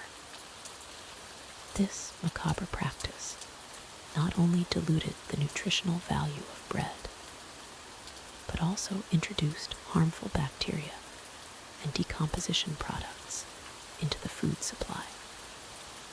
Sugar faced similar adulteration challenges throughout the colonial period. Merchants mixed sand, ground rice, and even lead-based compounds into refined sugar to increase profits. The lead additives proved particularly dangerous, causing gradual poisoning in families who consumed sweetened foods regularly. Children were especially vulnerable to these toxic effects, developing learning difficulties and behavioral problems from chronic lead exposure. Coffee and tea suffered from extensive contamination in colonial markets. Unscrupulous dealers mixed roasted chicory root, ground acorns, and burnt breadcrumbs into coffee beans to stretch supplies. These additives created bitter, unpalatable brews that lacked the stimulating effects customers expected. Tea faced similar treatment, with merchants adding dried leaves from local plants, sawdust, and even sheep dung to bulk up expensive imported varieties. Spices commanded high prices in colonial America, making them prime targets for adulteration. Merchants regularly mixed ground brick dust into paprika, sawdust into cinnamon, and flour into expensive imported pepper. These practices not only cheated customers financially, but also introduced harmful substances into cooking. The brick dust contained lead and other toxic metals, while the sawdust could harbor dangerous fungi and bacteria. Milk contamination presented ongoing challenges for colonial families. Dairy farmers often watered down milk to increase volume, reducing its nutritional value significantly. Worse yet, some added chalk or plaster to restore the white appearance of diluted milk. These additives caused digestive problems and provided false reassurance about milk quality to unsuspecting consumers. The practice of milk skimming created additional contamination risks. Farmers removed cream for butter production, then added various substances to restore milk's appearance and consistency. Common additives included flour, starch, and even ground animal brains. These organic materials quickly spoiled in warm weather, introducing harmful bacteria into the milk supply. Cheese production faced contamination from multiple sources during the colonial period. Makers often used rennet from diseased animals, introducing pathogens into the cheese-making process. Poor storage conditions allowed mold and bacteria to proliferate, creating products that were dangerous to consume. Some producers deliberately added colorings made from toxic substances to make their cheese appear more appealing. Alcoholic beverages suffered from widespread adulteration throughout colonial America. Tavern keepers routinely watered down rum, whiskey, and beer to maximize profits. They added various substances to restore alcohol content and flavor, including methanol, which could cause blindness or death. Lead-based sweeteners were commonly used in cheaper alcoholic beverages, creating long-term health problems for regular consumers. Wine faced particular contamination challenges due to improper storage and transportation. Merchants often used lead-lined containers to store and transport wine, causing dangerous levels of lead contamination. The sweet taste of lead compounds actually made contaminated wine more appealing to colonial consumers, who unknowingly poisoned themselves with each glass. Honey and maple syrup experienced adulteration from various sources during the colonial period. Producers mixed corn syrup, molasses, and even toxic substances like lead acetate to increase volume and enhance sweetness. The lead compounds created an intensely sweet flavor that masked their presence, making detection nearly impossible without chemical testing. Meat contamination occurred through both accidental and deliberate means in colonial markets. Butchers sometimes sold meat from diseased animals, while others used chemical preservatives that were harmful to human health. Salt contaminated with lead compounds was commonly used for meat preservation, introducing toxic substances into cured products like bacon and ham. Fish preservation methods often introduced dangerous contaminants into seafood supplies. Colonial fishermen used various chemical treatments to prevent spoilage during transport, including compounds containing mercury and lead. These toxic preservatives accumulated in fish tissue, creating serious health risks for consumers who ate contaminated seafood regularly. Vegetable contamination resulted from poor agricultural practices and environmental factors. Farmers often used human waste as fertilizer, introducing harmful bacteria and parasites into crop production. Lead-based pesticides were commonly applied to prevent insect damage, leaving toxic residues on fruits and vegetables that persisted through harvest and consumption. The colonial food system's lack of regulation allowed these dangerous practices to continue unchecked for decades. Without government oversight or consumer protection laws, merchants faced few consequences for adulterating food products. This created a marketplace where profit often took precedence over public health, leaving colonial families vulnerable to a wide range of foodborne illnesses and toxic exposures. Detection methods for food adulteration remained primitive throughout the colonial period.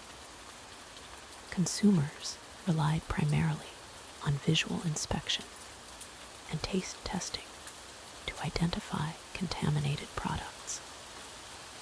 These methods proved inadequate for detecting many dangerous additives, particularly those that closely mimicked the appearance and flavor of genuine ingredients.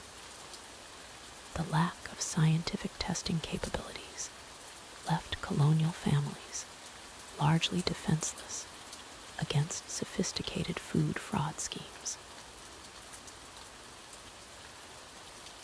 The colonial tavern was more than just a place to drink. It was the social hub of every community, where weary travelers sought shelter, locals gathered for news, and everyone hoped to find a decent meal. But the reality of tavern food was often far from appetizing. Tavern keepers faced unique challenges in feeding their patrons. Unlike private households that could plan meals for a known number of people, taverns had to prepare food for an unpredictable crowd. This meant keeping large quantities of food warm for hours, often resulting in overcooked, dried-out meals that bore little resemblance to fresh cooking. The typical tavern meal centered around what was called ordinary fare.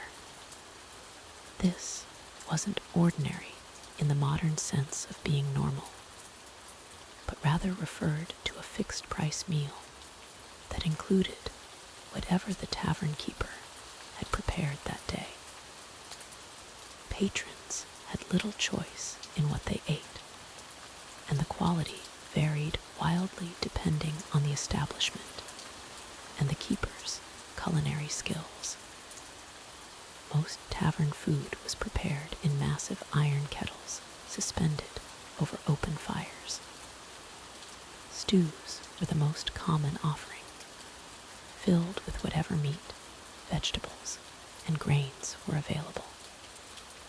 These concoctions simmered for hours, with new ingredients added throughout the day as supplies arrived or leftovers needed to be used up. The result was often a murky, indefinable mixture that changed flavor and texture with each ladle. Meat in taverns was particularly problematic. Tavern keepers often purchased the cheapest cuts available, including parts of animals that private households would reject. Organ meats, gristle-heavy portions, and meat from older animals were common.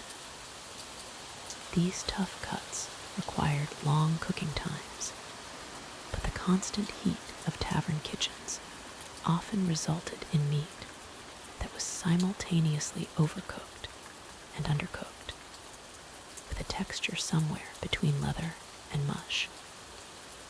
The bread served in taverns was frequently stale or moldy. Tavern keepers bought bread in bulk from local bakers, but without proper storage, it quickly deteriorated. Moldy bread was often served anyway, with patrons expected to scrape off the visible mold and eat what remained. Some taverns attempted to disguise stale bread by soaking it in ale or wine, creating a soggy, alcoholic mess that was somehow considered a delicacy. Vegetables in taverns were typically overcooked to the point of complete breakdown. Root vegetables like turnips, parsnips, and carrots were boiled until they lost all structure, becoming a flavorless mush. Leafy greens fared even worse, often cooked until they were dark, slimy, and bitter. The long cooking times were partly due to food safety concerns, but also because tavern keepers believed that thoroughly cooked food would last longer without spoiling. Dairy products in taverns were a constant source of concern. Milk, butter, and cheese had to be stored without refrigeration, often in cellars that were damp and poorly ventilated. Sour milk was common, and tavern keepers often tried to mask the taste by adding spices or honey. Butter frequently turned rancid, developing a sharp, unpleasant flavor that permeated any dish it touched. Cheese, while more stable than other dairy products, was often infested with mites or had developed a hard, inedible rind. The cooking methods used in taverns contributed significantly to the poor quality of the food. Most tavern kitchens had only one or two large fireplaces, meaning that everything had to be cooked over the same fire. This led to flavors mixing in unintended ways, with the smoke from roasting meat affecting the taste of bread, and the steam from boiling vegetables creating a humid environment that made everything soggy. Tavern keepers often employed untrained cooks, usually young servants or family members who had little experience in preparing food for large groups. These cooks worked in hot, smoky conditions with minimal equipment, trying to feed dozens of people with limited resources. The results were predictably inconsistent, with meals ranging from barely edible to completely inedible, depending on the cook's skill and the day's circumstances. The serving conditions in taverns added another layer of unpleasantness to the dining experience. Food was typically served on wooden trenchers that were rarely washed properly between uses. These wooden plates absorbed flavors and odors from previous meals, creating a lingering taste that affected every subsequent dish. Utensils were scarce, with many patrons expected to bring their own knives and spoons. Tavern ale and beer, while safer to drink than water, were often of poor quality. Many tavern keepers brewed their own beverages, but without proper knowledge of fermentation, the results were frequently sour, weak, or contaminated. Some taverns served ale that had been watered down to stretch supplies, while others offered drinks that had been sitting in barrels for months, developing off flavors and sometimes harmful bacteria. The communal nature of tavern dining created additional hygiene problems. Patrons ate from shared dishes, drank from common cups, and often shared beds in the tavern's lodging rooms. This close contact facilitated the spread of diseases, and many travelers reported falling ill after staying at taverns, though they couldn't always determine whether the sickness came from the food, drink, or simply being in close quarters with other travelers. Despite these challenges, taverns served an essential function in colonial society. They were often the only option for travelers, and they provided a gathering place for communities spread across vast rural areas. Tavern keepers who managed to serve decent food built reputations that drew customers from miles around, while those who consistently served poor meals quickly found their establishments empty. The quality of tavern food varied significantly by region and season. Taverns in port cities had access to a wider variety of ingredients, including imported spices and preserved foods, while rural taverns were limited to local produce and whatever traveling merchants might bring. Winter months were particularly challenging, as fresh ingredients became scarce and preservation methods were pushed to their limits. Some taverns specialized in particular types of food, often based on the background of their keepers. German immigrants might serve sauerkraut and sausages, while English keepers focused on meat pies and puddings. However, even these specialized establishments struggled with the basic challenges of colonial food preparation and storage. The reputation of tavern food was so poor that many travelers carried their own provisions whenever possible.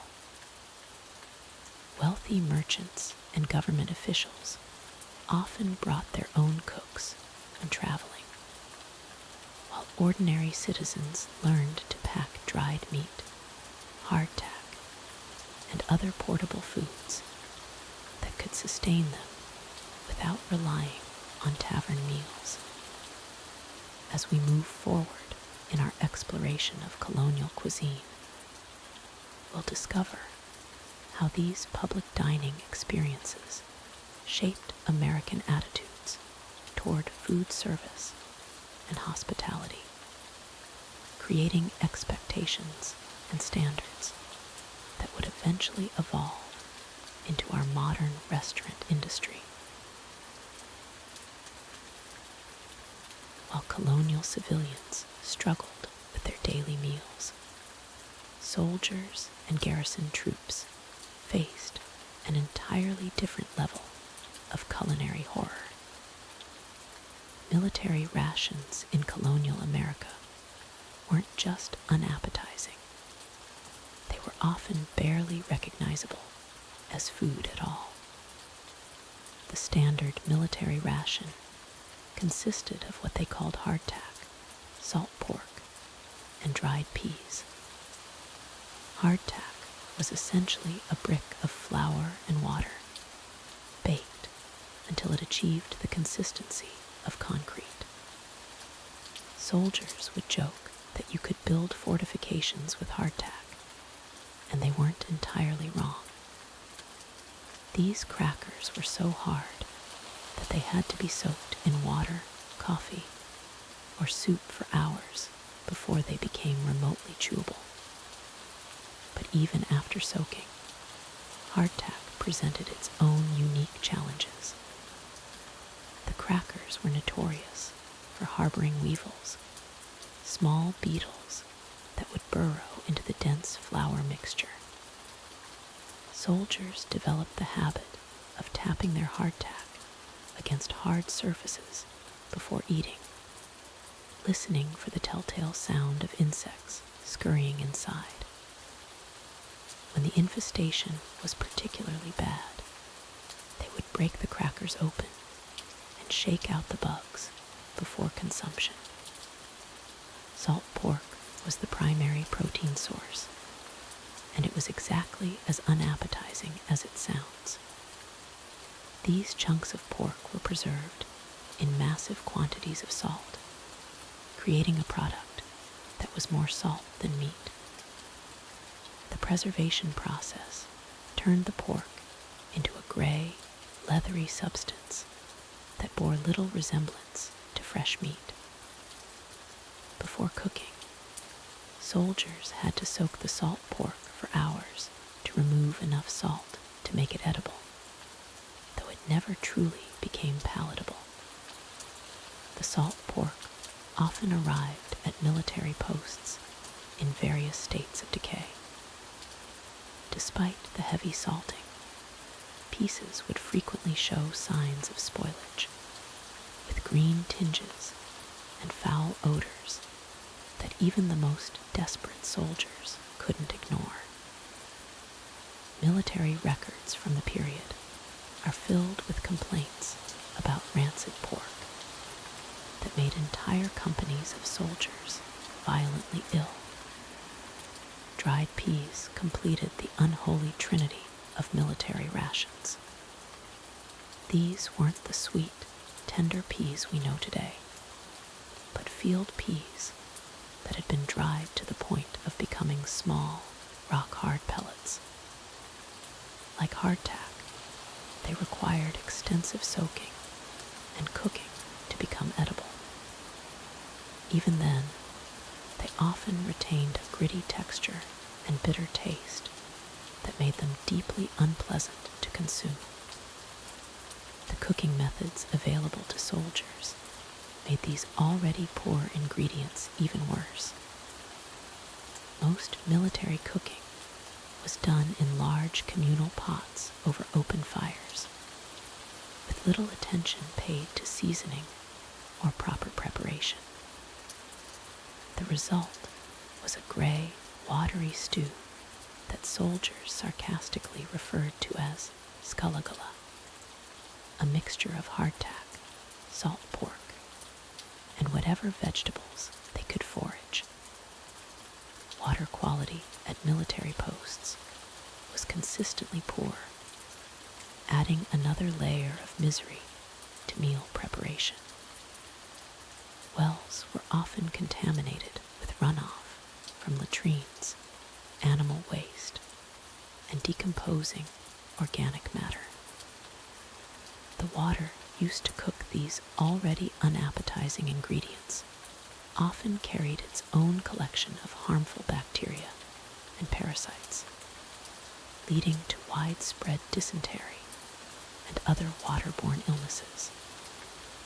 Supply lines to remote garrisons were unreliable at best, meaning that even these poor quality rations often arrived spoiled or infested with vermin.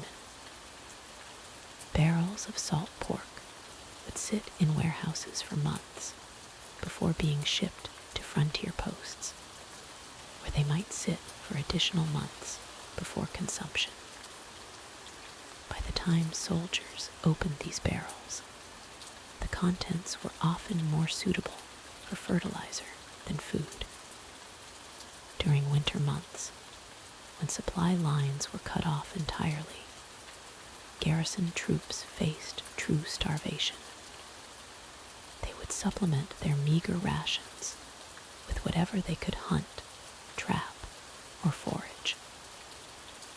This led to the consumption of squirrels, raccoons, tree bark, and even leather from boots and belts when desperation set in.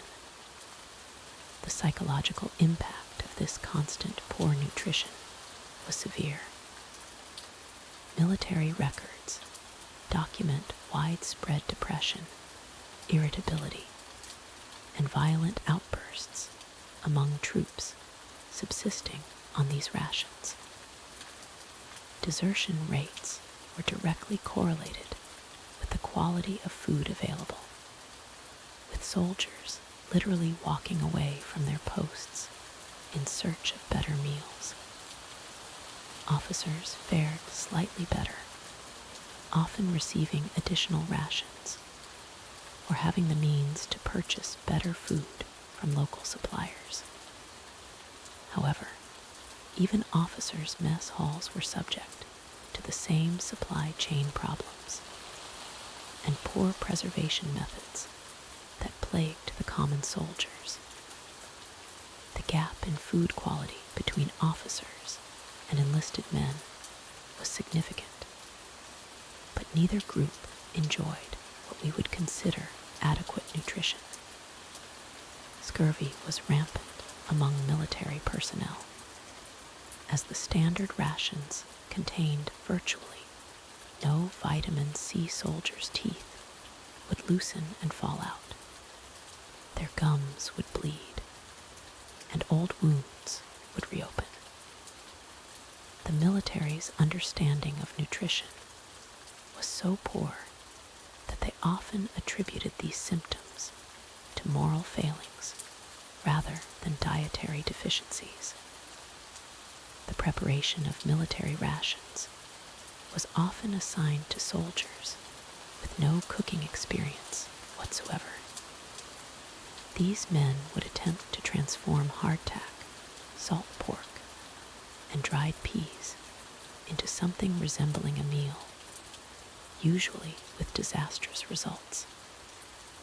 The lack of proper cooking equipment meant that most food was either burned on the outside and raw on the inside, or boiled into an unrecognizable mush. Attempts to improve military rations were met with bureaucratic resistance and cost-cutting measures. Military contractors were paid based on the weight of food delivered, not its quality, leading to widespread fraud and the delivery of spoiled or adulterated products. Salt pork might be injected with water to increase its weight, or hardtack might be made with sawdust mixed into the flour. The long-term health consequences of subsisting on these rations were severe and lasting. Veterans of colonial military service often suffered from chronic digestive problems, malnutrition-related diseases, and dental issues that plagued them for the rest of their lives. The military's failure to provide adequate nutrition created a generation of men whose health was permanently compromised by their service. This systematic failure of military nutrition would continue well beyond the colonial period, contributing to the challenges faced by American forces in subsequent conflicts. The lessons learned from these early experiences with military rations would eventually lead to improvements. But for colonial soldiers, mealtime remained one of the most dreaded parts of military life. When war came to colonial America, the already challenging task of feeding families became a desperate struggle for survival. The Revolutionary War transformed food from a daily concern into a matter of life and death. As armies marched through farmlands, trade routes collapsed, and entire communities found themselves cut off from their usual sources of sustenance. Continental Army's relationship with food was nothing short of catastrophic. General Washington's troops at Valley Forge became the most famous example of wartime starvation. But their suffering was merely one chapter in a much longer story of hunger that plagued American forces throughout the conflict. Soldiers would go days without proper meals, surviving on what they called fire cake, a mixture of flour and water baked on hot stones that had the consistency of leather and about as much flavor. Military rations, when they existed at all, consisted of salt pork so heavily preserved it had turned black, hardtack biscuits that required soaking in water or coffee to become remotely edible, and dried peas that had often been stored so long they refused to soften no matter how long they were boiled. The salt pork officially called salt horse by the soldiers, was frequently rancid and crawling with maggots. Troops would joke grimly that the meat was so tough it could be used to sole their boots, and many probably considered doing exactly that. The hardtack presented its own unique challenges. These thick, dry biscuits were designed to last indefinitely, but they also became breeding grounds for insects. Soldiers would tap their hardtack against their mess kits before eating, listening for the telltale sound of weevils moving inside. The infested biscuits earned the nickname worm castles, and troops developed the practice of eating them in the dark, so they couldn't see what they were consuming alongside their meager rations. Foraging became an essential survival skill for both armies and civilians caught in the war's path. Soldiers stripped fruit trees bare, dug up root vegetables from abandoned gardens, and hunted whatever small game they could find. Wild onions, dandelion greens, and even tree bark became dietary staples.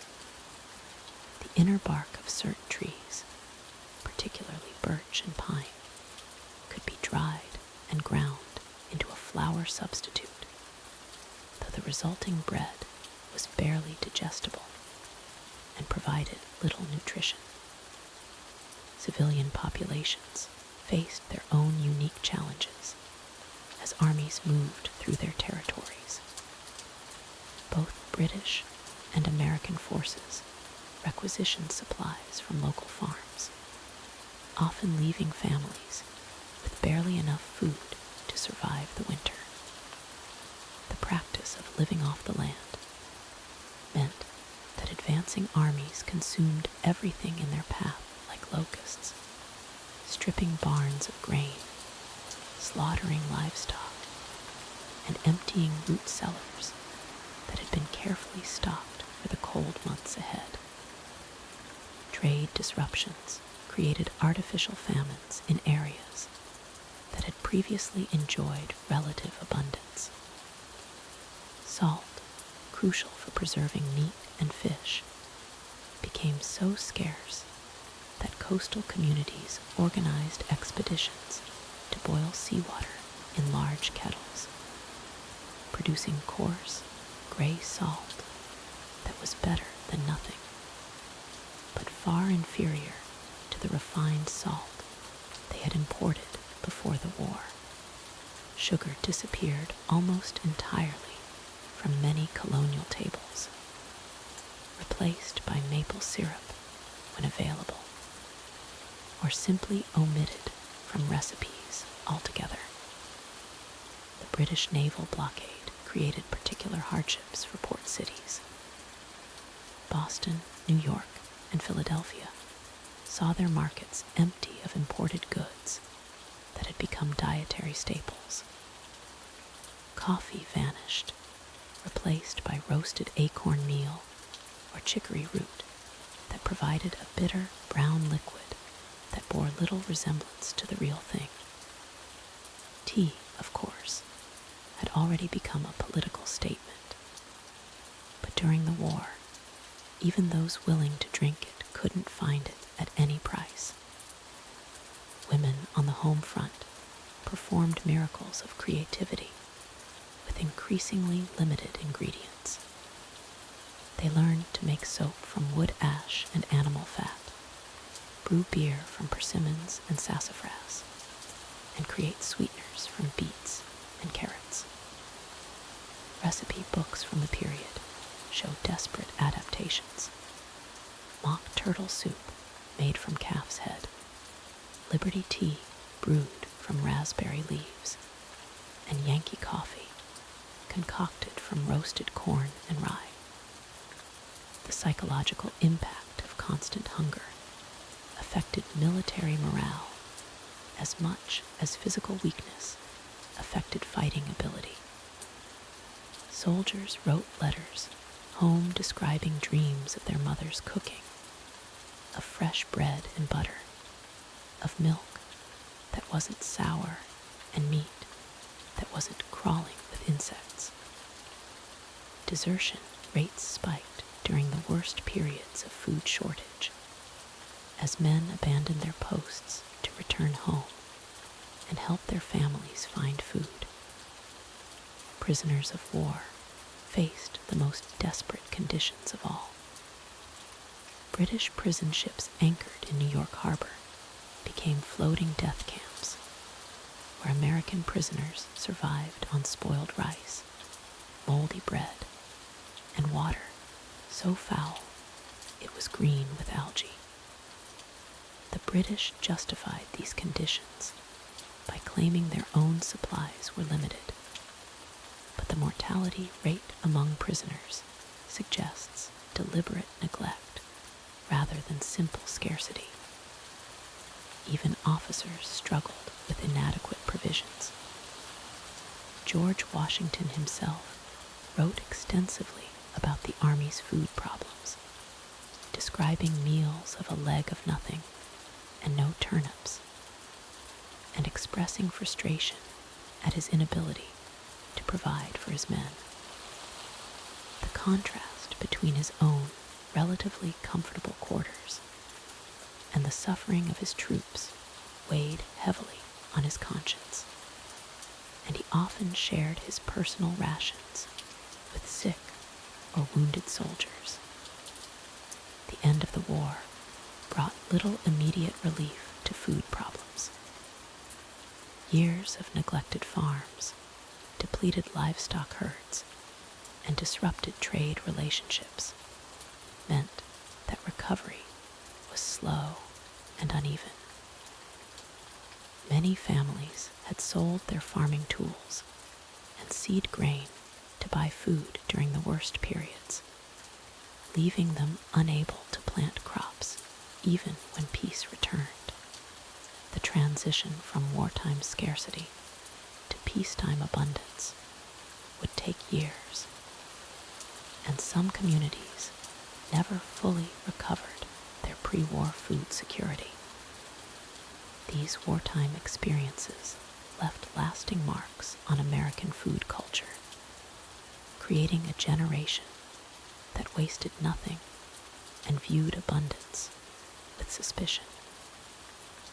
The memory of hunger during the Revolution influenced American attitudes toward food storage, preservation, and self-sufficiency for decades to come, shaping a national character that valued resourcefulness and preparation above culinary refinement.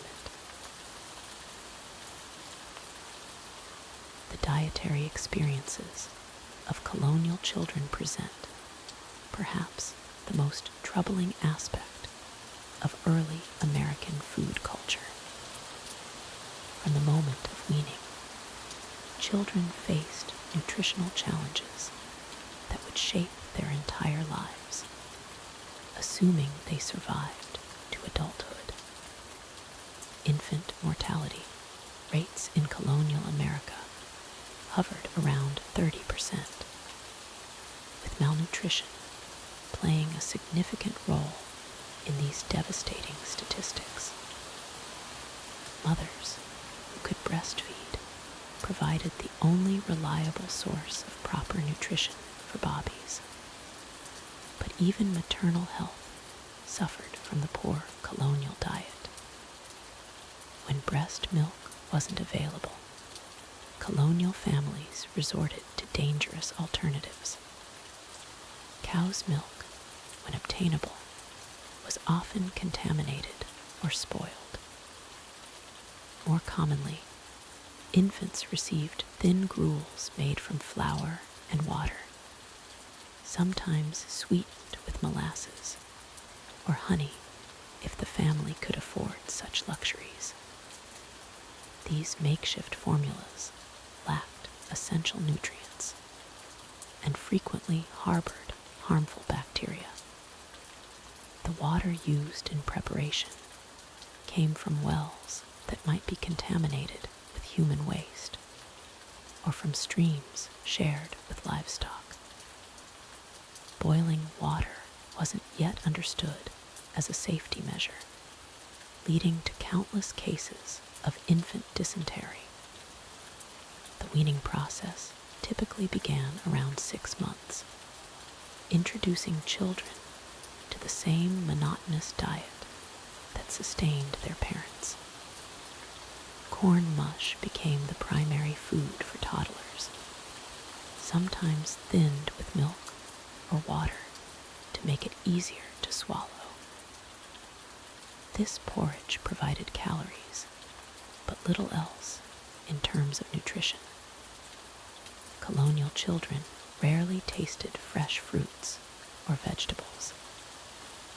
Apples, when available, were more likely to be fermented into cider than eaten fresh.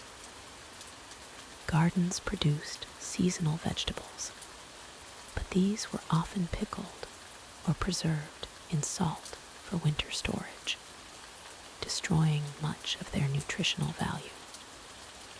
Meat appeared infrequently in children's diets, reserved primarily for adult workers who needed strength for physical labor. When children did receive meat, it was usually the least desirable cuts, often heavily salted or smoked to the point of being nearly inedible. The lack of calcium in colonial children's diets led to widespread rickets, a disease that caused severe bone deformities. Without access to fresh milk or leafy greens, children's bones failed to develop properly, resulting in bowed legs, curved spines, and stunted growth. Scurvy also plagued colonial children, particularly during long winters when no fresh foods were available. Their gums would bleed, teeth would fall out, and wounds would fail to heal. Many children bore the scars of scurvy throughout their lives, if they survived the disease at all. Colonial parents, lacking knowledge of nutrition, often made dietary choices that seemed logical but proved harmful. They believed that spicy or acidic foods would damage children's delicate constitutions, eliminating many potentially beneficial foods from young diets. Children were expected to eat whatever was placed before them, regardless of taste or quality. Complaints about food were seen as signs of moral weakness or ingratitude. This cultural attitude meant that even when better food was available, children might not receive it. The preparation of children's food followed the same unsanitary practices used for adult meals. Wooden bowls and spoons, rarely cleaned properly, harbored bacteria that caused frequent stomach ailments. Children learned to eat with their hands when utensils weren't available, further increasing their exposure to contamination. Seasonal variations dramatically affected children's nutrition. Spring brought the promise of fresh greens, but families often consumed these immediately, failing to preserve them for year-round nutrition. Summer provided brief respites with berries and early vegetables, but autumn quickly returned children to their winter diet of preserved foods. Colonial children frequently suffered from parasitic infections, worsened by poor nutrition that weakened their immune systems. Intestinal worms were so common that they were considered a normal part of childhood, with parents administering harsh herbal remedies that often caused more harm than good. The psychological impact of chronic hunger shaped colonial children's relationship with food throughout their lives.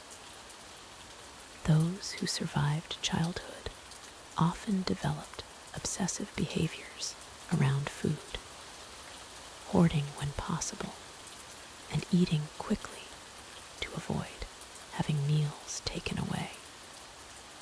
Educational opportunities for children were limited partly due to malnutrition. Hungry, weak children couldn't concentrate on lessons, and many families prioritized finding food over formal education. This cycle perpetuated ignorance about proper nutrition and food safety.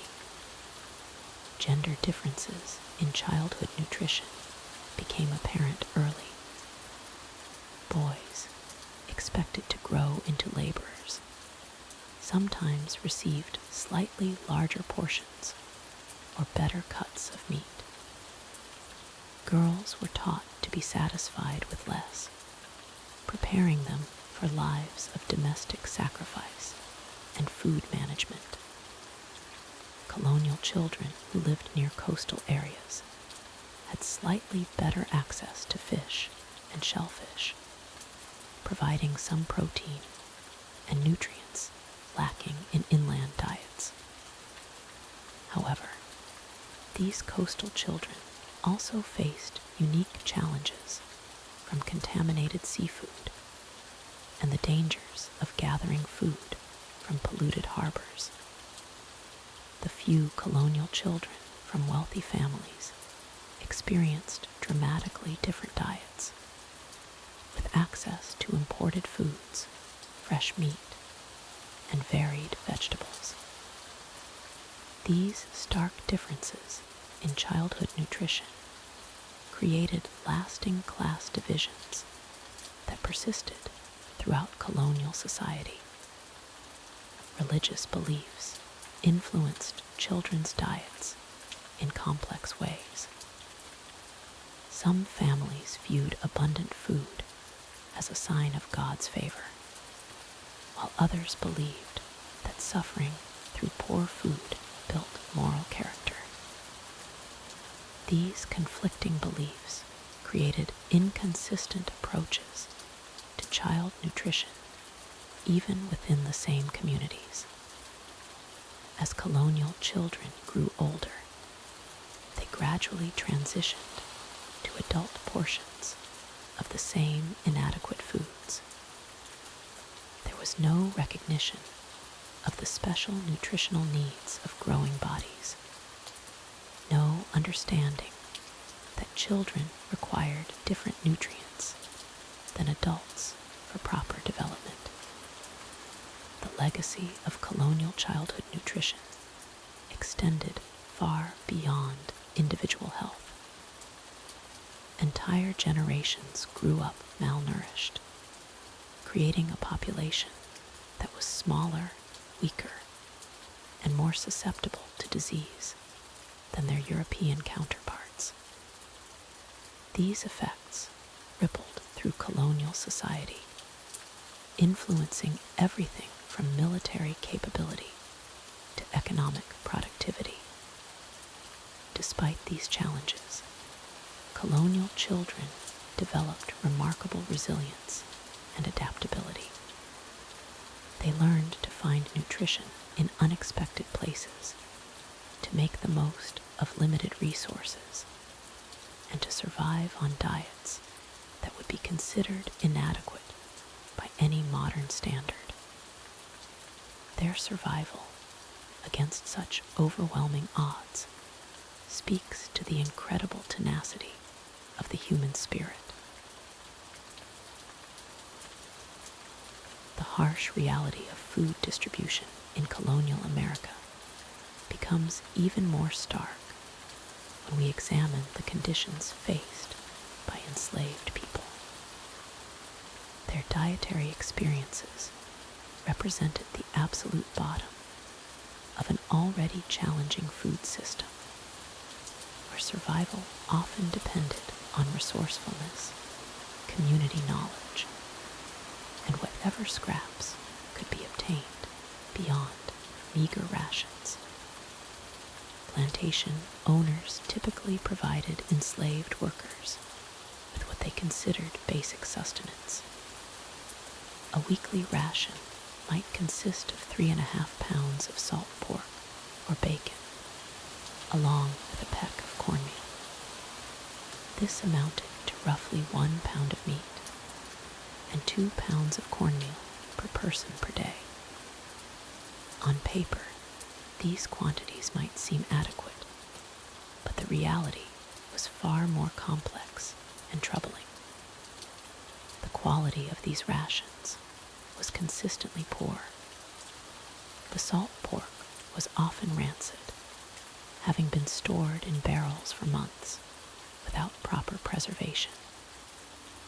The meat would develop a greenish tinge and emit a putrid odor that could be detected from considerable distances. Enslaved cooks learned to mask these flavors through creative seasoning and extended cooking times, but the underlying spoilage remained a constant health threat. Cornmeal formed the foundation of most meals, but this too came with significant challenges. The corn was frequently moldy, infested with weevils, or ground so coarsely that it was difficult to digest properly. Many enslaved people developed digestive issues from consuming poorly processed grain, leading to chronic malnutrition despite seemingly adequate caloric intake. Water access presented another layer of difficulty. Enslaved quarters were often located far from clean water sources, forcing people to rely on whatever was available nearby. This might include stagnant pond water, contaminated wells, or streams that had been polluted by livestock or human waste. The lack of clean water made food preparation even more challenging and increased the risk of waterborne diseases. Cooking facilities in slave quarters were primitive at best. Most families shared outdoor fire pits or had access to simple hearths with minimal cooking implements. A single iron pot might serve an entire family for all their cooking needs, from boiling cornmeal mush to preparing whatever vegetables or meat they could obtain. The lack of proper cooking equipment meant that food safety was constantly compromised. Many enslaved people attempted to supplement their meager rations through various means. Some were permitted small garden plots where they could grow vegetables like okra, sweet potatoes, collard greens, and black-eyed peas. These gardens became crucial sources of nutrition, providing vitamins and minerals that were entirely absent from the standard rations of salt pork and cornmeal. Foraging became an essential survival skill. Enslaved people developed extensive knowledge of edible wild plants, roots, and berries that could be gathered during brief periods of free time. They learned to identify pokeweed, wild onions, persimmons, and various nuts that could add both nutrition and flavor to their limited diet. This botanical knowledge was often passed down through generations and shared within the community. Fishing and hunting, when permitted, provided additional protein sources. Some enslaved people were allowed to fish in nearby streams or ponds during evening hours or on Sundays. Others might trap small game like rabbits, possums, or birds.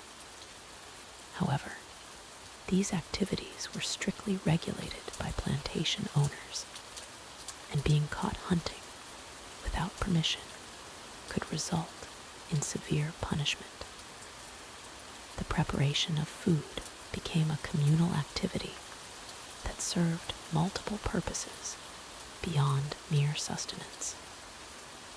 Enslaved women often cooked together, sharing techniques, ingredients, and stories while preparing meals. These gatherings provided crucial social support and helped preserve cultural traditions that connected them to their African heritage and created new American foodways. Seasonal variations dramatically affected food availability and quality. During winter months, fresh vegetables disappeared entirely, leaving enslaved people dependent on stored grains and preserved meats. Spring brought relief in the form of wild greens and early vegetables, but also represented the period when stored food supplies were most likely to be depleted or spoiled. Children faced particular nutritional challenges. Young enslaved children often received even smaller rations than adults, and their growing bodies required nutrients that were simply unavailable in the standard plantation diet. Many children showed signs of malnutrition, including stunted growth, tooth decay, and increased susceptibility to diseases. Mothers would often sacrifice portions of their own meager rations to ensure their children received slightly better nutrition. The psychological impact of food scarcity cannot be understated. Constant hunger created a state of perpetual stress and anxiety. The uncertainty of when the next adequate meal might be available affected decision-making, social relationships, and overall mental health. Food became not just sustenance, but a symbol of control, dignity, and survival. Some enslaved people developed remarkable culinary skills despite these constraints, creating flavorful dishes from the most basic ingredients. They learned to make cornbread without proper leavening agents, to season bland salt pork with wild herbs, and to create nutritious stews from vegetable scraps and bones. These cooking techniques would eventually influence American cuisine far beyond the plantation system. The contrast between slave quarters and plantation houses was stark and deliberate. While enslaved people subsisted on cornmeal and rancid pork, plantation owners enjoyed elaborate meals featuring fresh meats, imported delicacies, and abundant vegetables grown in their own gardens. This disparity served as a constant reminder of the brutal inequalities built into the colonial food system. Medical care related to nutrition was virtually non-existent for enslaved people. Scurvy, pellagra, and other deficiency diseases were common, but rarely treated. Plantation owners viewed enslaved people primarily as economic assets, providing just enough food to maintain basic functionality while minimizing costs. The long-term health consequences of chronic malnutrition were considered irrelevant to the economic equation. Despite these overwhelming challenges, enslaved communities developed remarkable resilience and creativity around food. They created complex networks for sharing resources, developed innovative preservation techniques, and maintained cultural food traditions that would survive for generations. Their ability to create nourishment and community from the most meager resources represents one of the most powerful examples of human adaptability in American history. The food experiences of enslaved people in colonial America reveal the darkest aspects of the era's nutritional landscape, where basic human needs were subordinated to economic interests and social control. Yet, within this system of deprivation, we also find extraordinary examples of ingenuity, community, and cultural preservation that would profoundly influence American food culture for centuries to come. At the very bottom of colonial society's food hierarchy sat the indentured servants, whose meals were so meager and monotonous that even the poorest free colonists looked down upon their dining conditions. These bound laborers, who had traded years of their freedom for passage to America, found themselves trapped in a system where adequate nutrition was considered a luxury they hadn't earned. The typical indentured servant's daily ration consisted of what masters deemed the absolute minimum necessary to keep their human property functional. A standard allocation might include 1 pound of cornmeal, half a pound of salt pork or beef that was often more gristle than meat, and perhaps a small portion of molasses or rum. This wasn't generosity. It was calculated sustenance designed to extract maximum labor while minimizing expense. Breakfast for an indentured servant was invariably a bowl of hasty pudding, that ubiquitous colonial mush made from cornmeal boiled in water.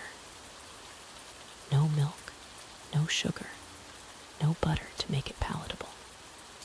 Just thick, gray porridge that stuck to the ribs and provided enough energy to begin another day of Beckbrookham labor. The lucky servants might receive a small piece of bread, though this was often stale and sometimes moldy, considered perfectly acceptable for those who had no choice in the matter.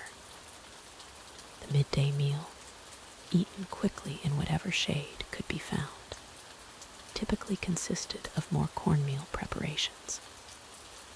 Johnny cakes, those flat corn pancakes, were cooked on hot stones or griddles without any fat or flavoring.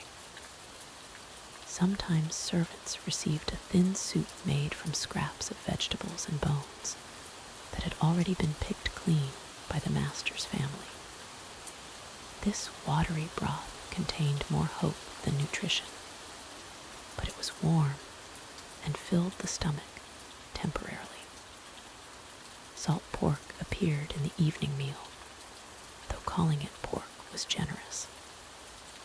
These were often the fattiest, most undesirable cuts, preserved in so much salt that they required extensive soaking before cooking. Even then, the meat remained tough and intensely salty, requiring large quantities of water that wasn't always readily available.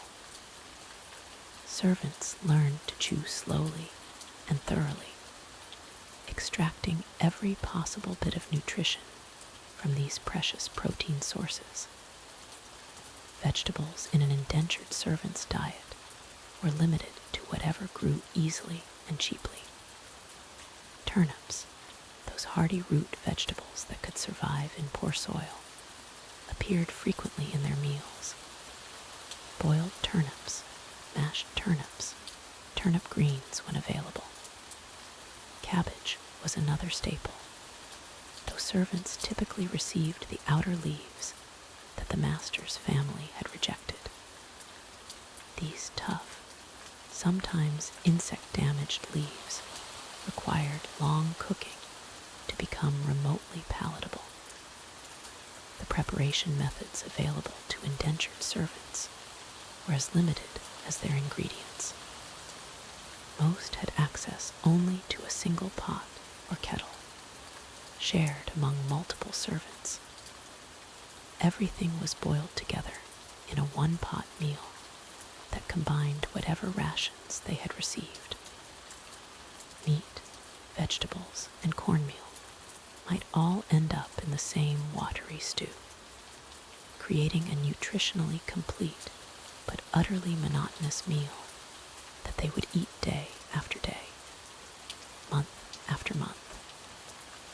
Seasonal variations in servant meals were minimal but treasured.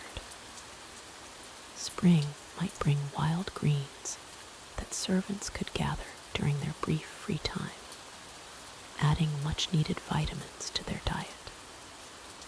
Summer occasionally provided access to fruits that had fallen from trees or vegetables that had been deemed unfit for the master's table. These small additions to their diet were celebrated as rare treats in an otherwise unchanging culinary landscape. The psychological impact of such dietary restrictions was profound. Servants wrote in letters and diaries about dreaming of the foods they had known before their indenture, of bread with butter, of fresh meat, of vegetables that hadn't been boiled into submission. The constant hunger and food monotony became another form of control, a daily reminder of their reduced status in colonial society. Water quality for indentured servants was often questionable at best. While masters might have access to better wells or springs, servants typically drew their water from whatever source was most convenient, regardless of its cleanliness. This contaminated water was used for cooking, drinking, and cleaning, contributing to the high rates of illness among the servant population. Some indentured servants attempted to supplement their meager rations through various means. Those working on farms might try to catch small animals or gather wild foods, though they risked punishment if caught. Urban servants sometimes received table scraps from their master's meals, though this was considered a privilege that could be revoked at any time. The constant search for additional food became a survival skill that consumed much of their mental energy. The contrast between servant meals and those of their masters was stark and intentional. While the master's family might enjoy roasted meats, fresh bread, and varied vegetables, servants could smell these tantalizing aromas while eating their own bland rations. This daily reminder of their inferior status was perhaps as psychologically damaging as the physical effects of malnutrition. Cooking skills among indentured servants often deteriorated during their years of service. With access to so few ingredients and cooking methods, many forgot the culinary knowledge they had brought from their home countries. The ability to prepare diverse, flavorful meals became another casualty of the indenture system, leaving many servants poorly prepared to feed themselves adequately, even after gaining their freedom. The long-term health effects of such restricted diets were severe. Malnutrition led to weakened immune systems, making servants more susceptible to the diseases that regularly swept through colonial communities. Scurvy, rickets, and other deficiency diseases were common among the servant population, though masters often attributed these ailments to laziness or moral failing rather than inadequate nutrition. As we drift deeper into sleep, imagine the quiet desperation of those indentured servants, gathered around their single cooking pot, sharing their meager evening meal. The soft bubbling of watery stew, the scrape of wooden spoons against pewter bowls, the unspoken understanding that tomorrow would bring the same limited fare. Their dreams of freedom included not just liberty from service, but the simple pleasure of choosing what to eat, when to eat it, and how much they could afford. In this hierarchy of colonial hunger, they occupied the lowest rung, their empty stomachs a constant reminder of their temporary but binding servitude.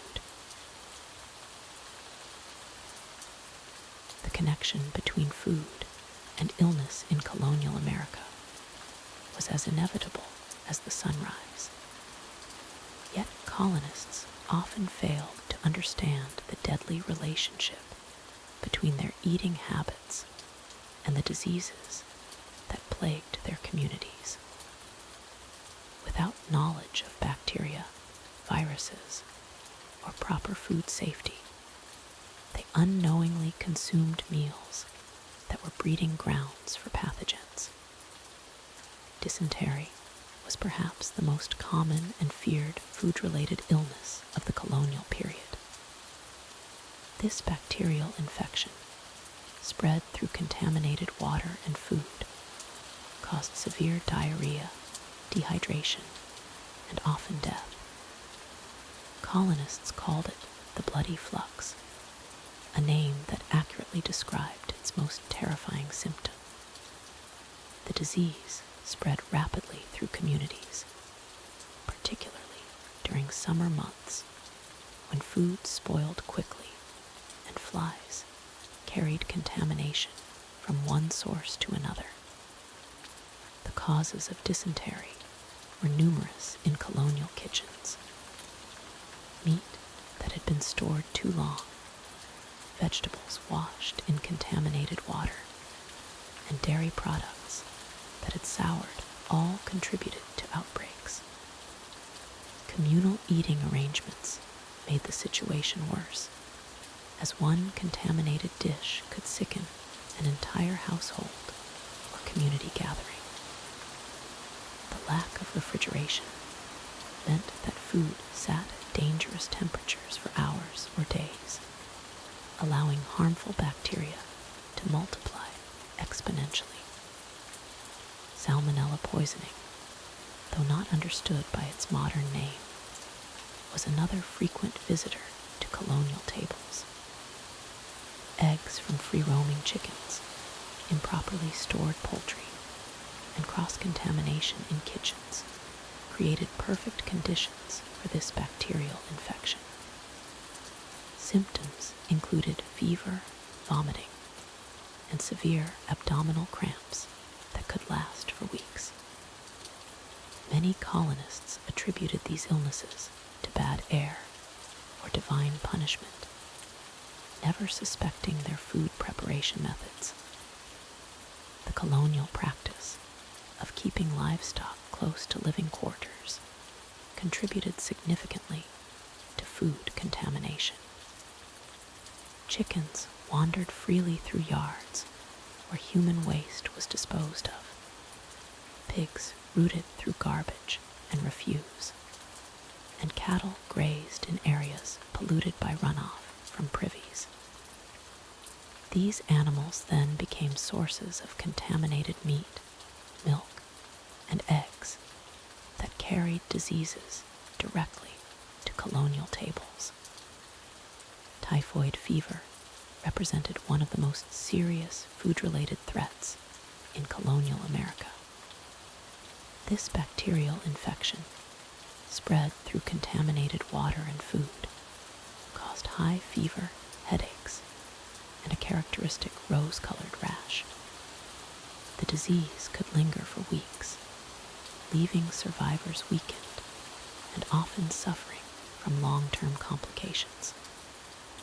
Typhoid outbreaks were particularly devastating in crowded settlements where sanitation was poor and water sources were easily contaminated.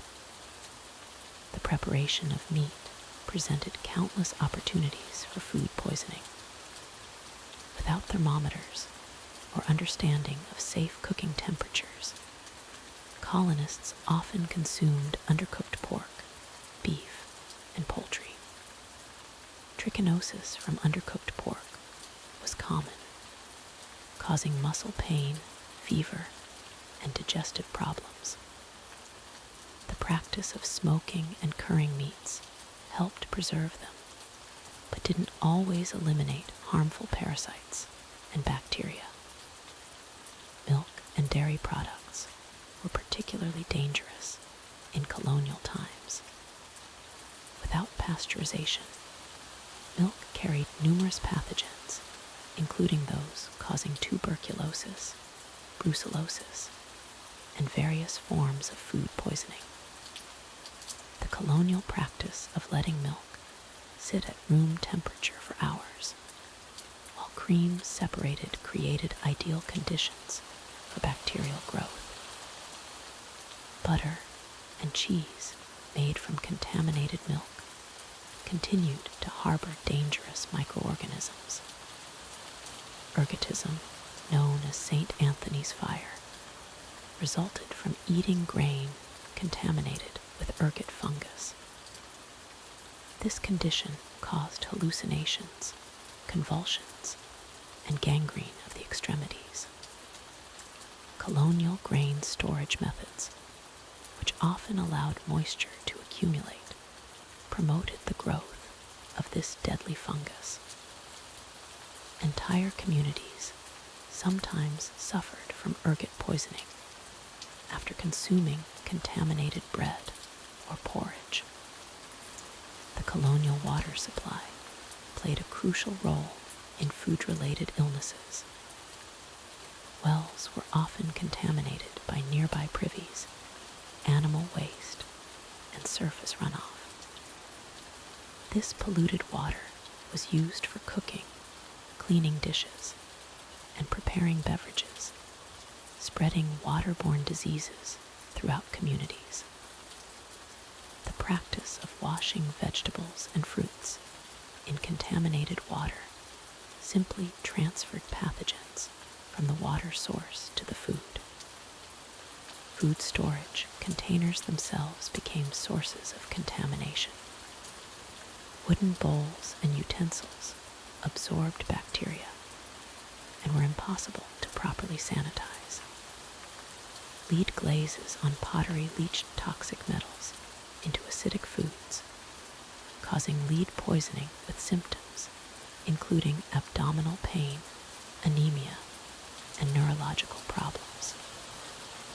Pewter dishes, popular among wealthier colonists, also contained lead and contributed to chronic poisoning. The colonial practice of communal cooking and eating amplified the spread of food-related illnesses. Large pots of stew or porridge that sat over fires for hours provided perfect breeding grounds for bacteria. Shared utensils and serving dishes spread contamination from person to person. Community gatherings, religious festivals, and harvest celebrations often resulted in widespread illness, as contaminated food affected dozens of people simultaneously. Seasonal patterns of food-related illness plagued colonial communities. Summer brought the highest rates of dysentery and food poisoning, as heat accelerated spoilage and fly populations exploded. Spring often meant consuming stored foods that had developed mold or become infested with insects during winter months. Fall harvest celebrations, while joyous, frequently resulted in illness from consuming large quantities of improperly prepared foods. The treatment of food-related illnesses in colonial times was often more dangerous than the diseases themselves. Physicians prescribed mercury, bloodletting, and powerful purgatives that weakened patients further. The lack of understanding about dehydration meant that patients suffering from dysentery or food poisoning often died from fluid loss rather than the underlying infection. Home remedies, while sometimes helpful, were just as likely to cause additional harm. Children and elderly colonists suffered disproportionately from food-related illnesses. Their weaker immune systems made them more susceptible to contamination, and their bodies were less able to recover from the dehydration and malnutrition that accompanied these diseases. Infant mortality rates were staggeringly high, with many deaths directly attributable to contaminated milk or food. The economic impact of food-related illnesses extended far beyond individual suffering. When key members of farming families fell ill during planting or harvest seasons, entire crops could be lost. Artisans and merchants who became sick lost income and customers. Communities sometimes lost significant portions of their population to food-related epidemics, disrupting social and economic structures for years. Despite these constant threats, colonists developed some protective practices through trial and error. They learned to avoid certain foods during hot weather, developed preservation techniques that reduced some risks, and gradually recognized patterns between food consumption and illness. However, without scientific understanding of disease transmission, these protective measures were often incomplete or inconsistently applied. The legacy of colonial food-related illnesses shaped American attitudes toward food safety for generations. The hard-learned lessons about preservation, preparation, and storage became part of cultural knowledge passed down through families. These experiences laid the groundwork for the food safety regulations and practices that would eventually develop as scientific understanding advanced, though that progress would come at the cost of countless colonial lives lost to preventable food-related diseases. The kitchen tools available to colonial cooks were surprisingly limited and primitive by today's standards. Most cooking implements were handmade by local blacksmiths or carved from wood by the family themselves.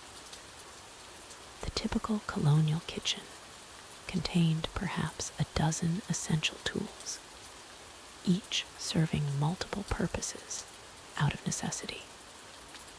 The most important tool was the long-handled wooden spoon, carved from maple or cherry wood. These spoons were used for stirring, serving, and even disciplining children when necessary.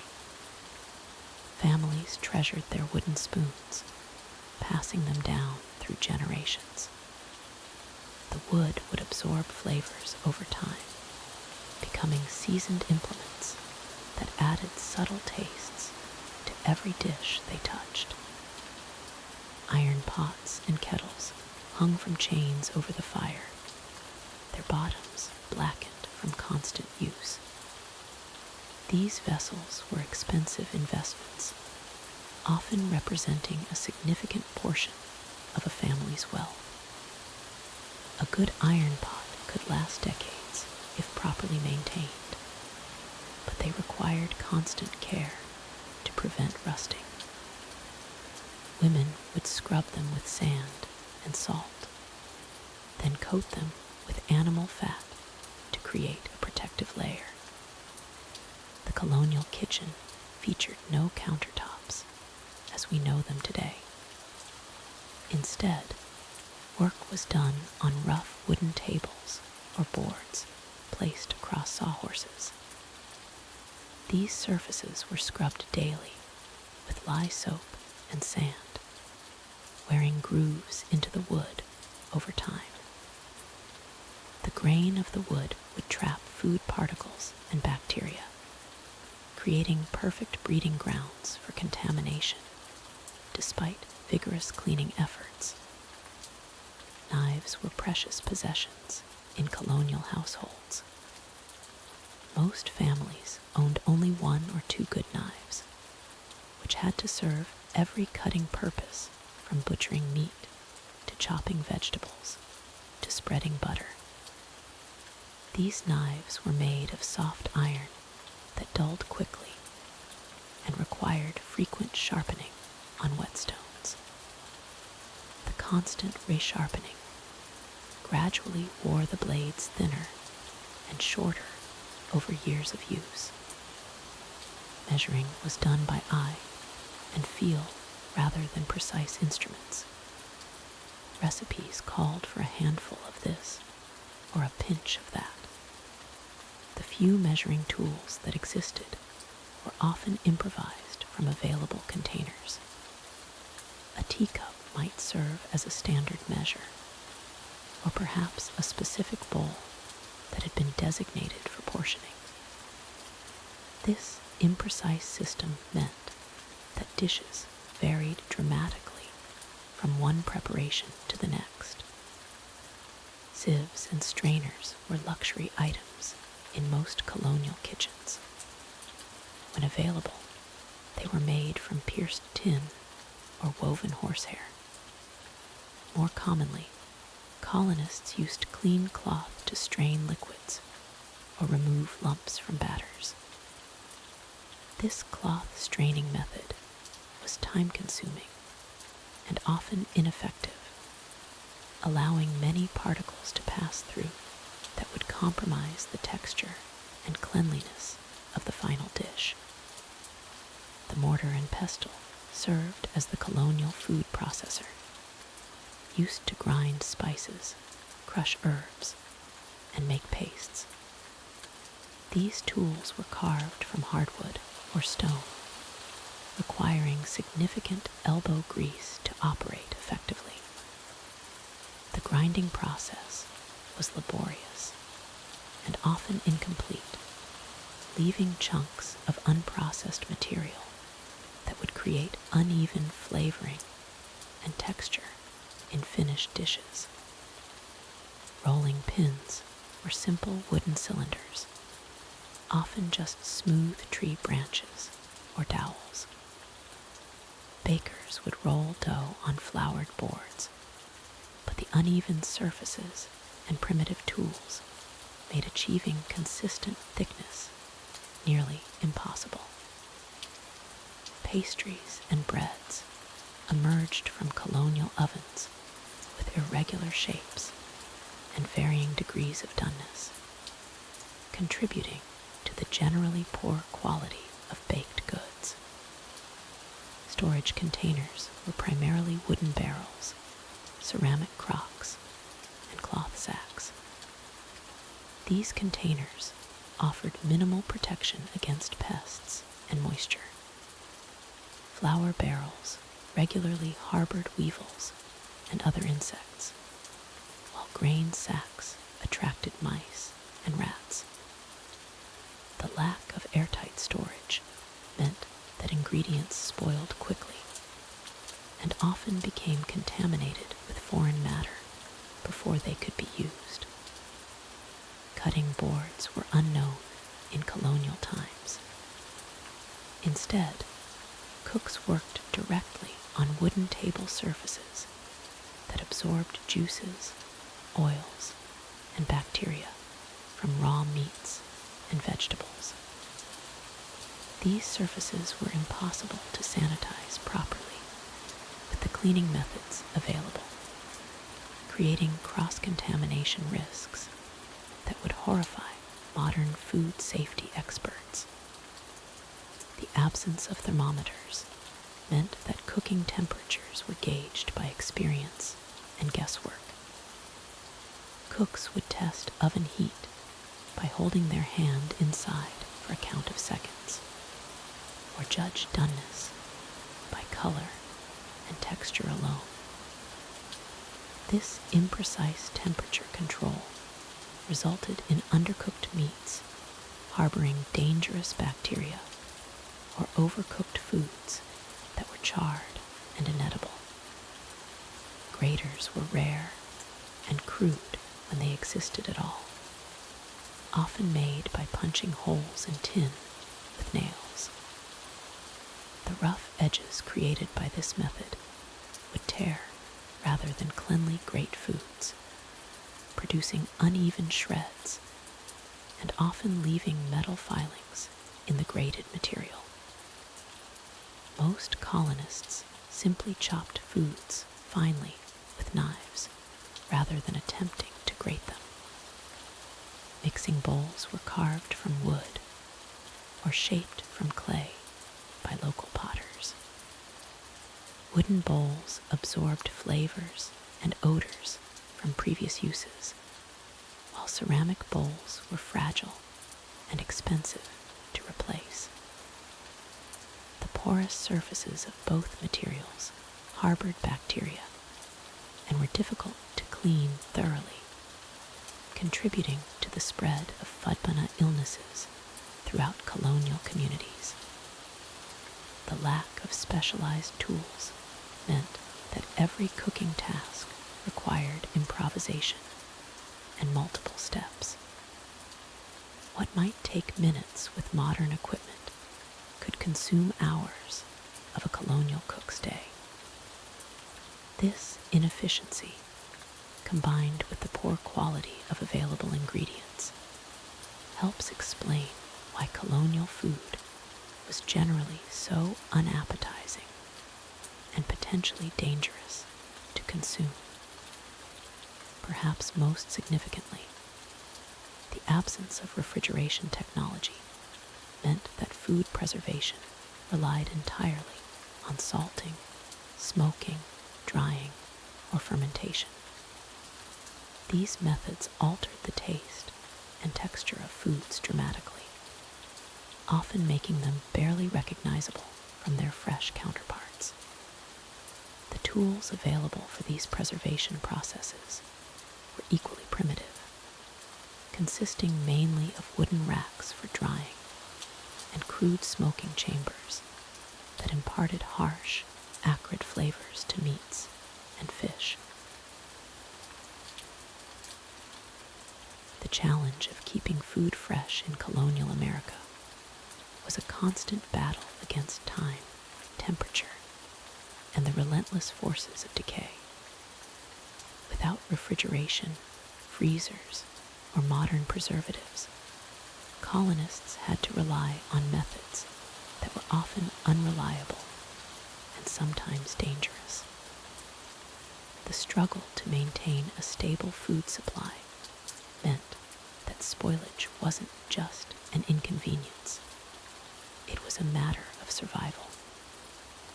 Root cellars were among the most common storage solutions, dug deep into the earth where temperatures remained relatively stable throughout the year. These underground chambers, typically lined with stone or wood, provided a cool, dark environment that could extend the life of vegetables like potatoes, turnips, and carrots. However, even the best root cellars had their limitations. Moisture could seep in, creating perfect conditions for mold and rot. Rodents frequently found their way into these storage spaces, contaminating entire stores of food with their droppings and urine. The construction of a proper root cellar required significant labor and resources that many families simply couldn't afford. Poor families often had to make do with shallow pits covered with boards and dirt, which provided minimal protection against temperature fluctuations. These makeshift storage areas were particularly vulnerable to flooding during heavy rains, which could destroy months' worth of carefully preserved food in a matter of hours. Grain storage presented its own unique set of challenges. Wheat, corn, and other grains had to be kept completely dry to prevent spoilage. But achieving this in humid climates was nearly impossible. Colonists stored grain in wooden barrels, ceramic crocks, or specially built granaries, but moisture could still find its way in through tiny cracks or during the loading process. Wet grain would quickly develop mold, creating toxic compounds that could cause serious illness or death if consumed. Weevils and other grain insects were a constant threat to stored cereals. These tiny pests could infest entire storage areas, laying eggs that would hatch into larvae that consumed the grain from the inside out. By the time colonists discovered an infestation, significant portions of their grain stores might already be ruined. Some families tried to combat insects by mixing their grain with ash or placing aromatic herbs in the storage containers. But these methods were only partially effective. The storage of meat presented perhaps the greatest challenges of all. Fresh meat could only be kept for a few days at most before it began to spoil, and the signs of spoilage weren't always immediately obvious. Colonists learned to rely heavily on their senses, checking meat for changes in color, texture, and smell. However, dangerous bacteria like salmonella and botulism could be present even in meat that appeared and smelled normal. Salted meat, while longer lasting than fresh, required careful monitoring to ensure the salt barrier remained intact. If the salt coating was damaged, or if moisture penetrated the preservation layer, bacteria could quickly take hold. The high salt content also made the meat extremely unpalatable, requiring extensive soaking and preparation before it could be consumed. Many colonists complained that heavily salted meat was so tough and salty that it was barely edible, even when properly prepared. Dairy products posed their own storage nightmares. Milk would sour within hours in warm weather, and without proper cooling, butter would turn rancid and develop a bitter, unpleasant taste. Cheese, while more stable than milk or butter, could still develop dangerous molds if not stored in the right conditions. Blue-green molds that grew on cheese weren't the carefully cultivated varieties we know today, but potentially toxic wild molds that could cause serious illness. The lack of reliable storage meant that colonists had to constantly make difficult decisions, about which foods to consume first and which to preserve for later. Foods that showed the slightest signs of spoilage often had to be consumed immediately, regardless of whether they were appetizing or not. Throwing away food was simply not an option for most families, as it could mean the difference between surviving the winter and starving. Seasonal variations made storage even more challenging. Summer heat accelerated spoilage rates dramatically, while winter cold could freeze stored foods, changing their texture and sometimes making them inedible. Spring thaws could flood storage areas, and autumn humidity could promote mold growth just when families were trying to preserve their harvest for the coming winter months. The psychological stress of food storage cannot be understated. Colonial housewives spent enormous amounts of time and energy checking and rechecking their stored foods, knowing that a single oversight could result in the loss of precious supplies. The constant worry about whether food would last through the winter months created a persistent anxiety that affected entire families. Children learned early to never waste food and to eat whatever was put before them, regardless of its condition. Community storage efforts sometimes helped distribute the risk, but they also created new problems. Shared storage spaces could become contaminated more easily, and disputes often arose over whose food had spoiled and who was responsible for the loss.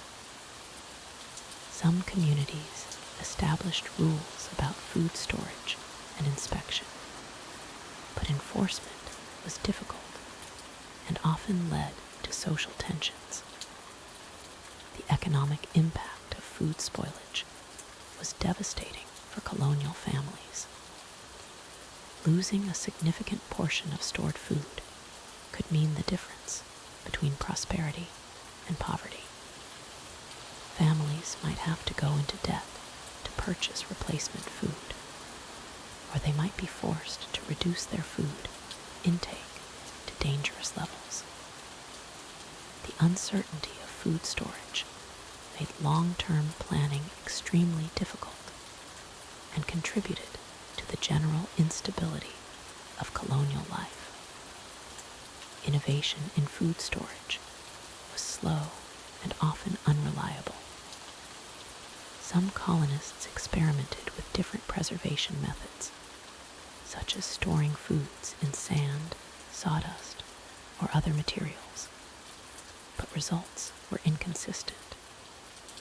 The lack of scientific understanding about bacteria and spoilage meant that many storage attempts were based on superstition or incomplete knowledge, leading to continued failures and food loss.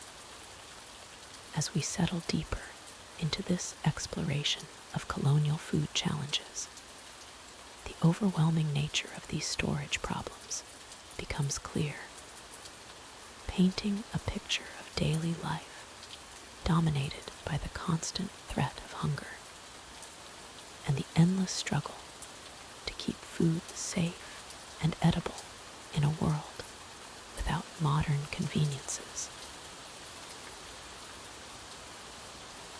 The intersection of food and faith in colonial America created a complex web of dietary restrictions, religious observances, and spiritual meanings that profoundly shaped what colonists ate and when they ate it.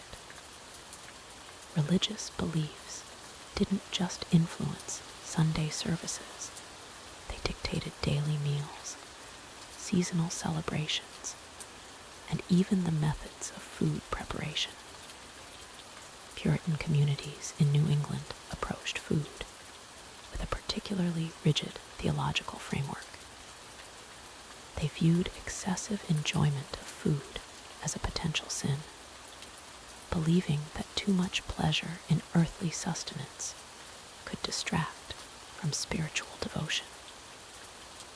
This philosophy led to deliberately plain cooking methods and the rejection of elaborate seasonings or preparations that might be considered indulgent. The Puritan concept of fasting held enormous significance in colonial food culture. Unlike the occasional fasting we might know today, Puritan fasting was a community-wide practice that could last for days or even weeks. During these periods, colonists would consume only the most basic foods, often just bread and water, while dedicating themselves to prayer and spiritual reflection.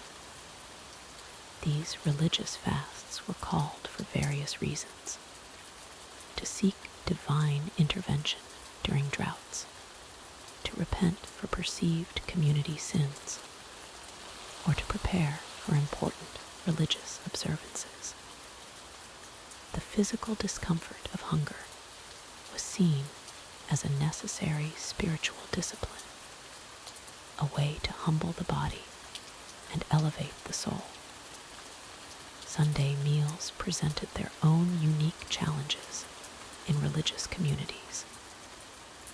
The Sabbath prohibition against work meant that all food preparation had to be completed before sundown on Saturday. This led to the development of specific dishes designed to be prepared in advance and eaten cold or kept warm with minimal intervention. The famous New England baked beans became a Sabbath staple precisely because they could be prepared on Saturday and left to cook slowly overnight in communal ovens. Families would bring their bean pots to the village baker's oven, where they would simmer throughout the night and be ready for Sunday dinner without violating Sabbath work restrictions.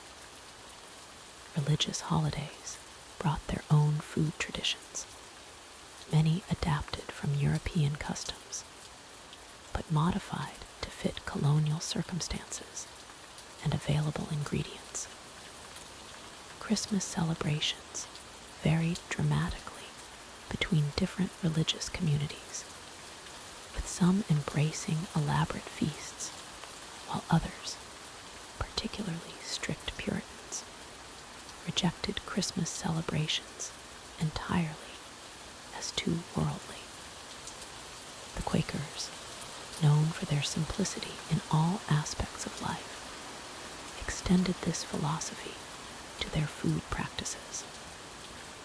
They avoided elaborate meals, expensive ingredients, and anything that might be considered ostentatious. Their meals were characterized by plain preparation, simple seasonings, and a focus on nourishment rather than pleasure. Catholic communities, particularly in Maryland and parts of Pennsylvania, maintained different food traditions that included observance of Lent and other fasting periods. During Lent, colonists would abstain from meat, eggs, and dairy products, relying instead on fish, vegetables, and grains. This created seasonal variations in diet that were driven entirely by religious calendar rather than agricultural availability. The practice of saying grace before meals was universal across Christian colonial communities, but the length and content of these prayers varied significantly. Some families would offer brief thanks, while others, particularly in Puritan households, would engage in lengthy prayers that could last several minutes before each meal. Religious beliefs also influenced food sharing and hospitality practices. Most Christian denominations emphasized the importance of feeding the hungry and welcoming strangers, leading to customs of communal meals and shared food resources during times of scarcity. Church communities often organized collective food preparation for weddings, funerals, and other significant events. The concept of gluttony as a sin created interesting tensions in colonial food culture. While religious teachings warned against overeating and excessive indulgence, the harsh realities of colonial life meant that when food was available, it made practical sense to consume as much as possible to prepare for potential future scarcity. Different religious groups brought their own specific food traditions from their countries of origin. German Lutheran communities maintained traditions of specific holiday foods, while Dutch Reformed churches preserved their own customs around food preparation and consumption. These traditions often had to be adapted to available colonial ingredients and conditions.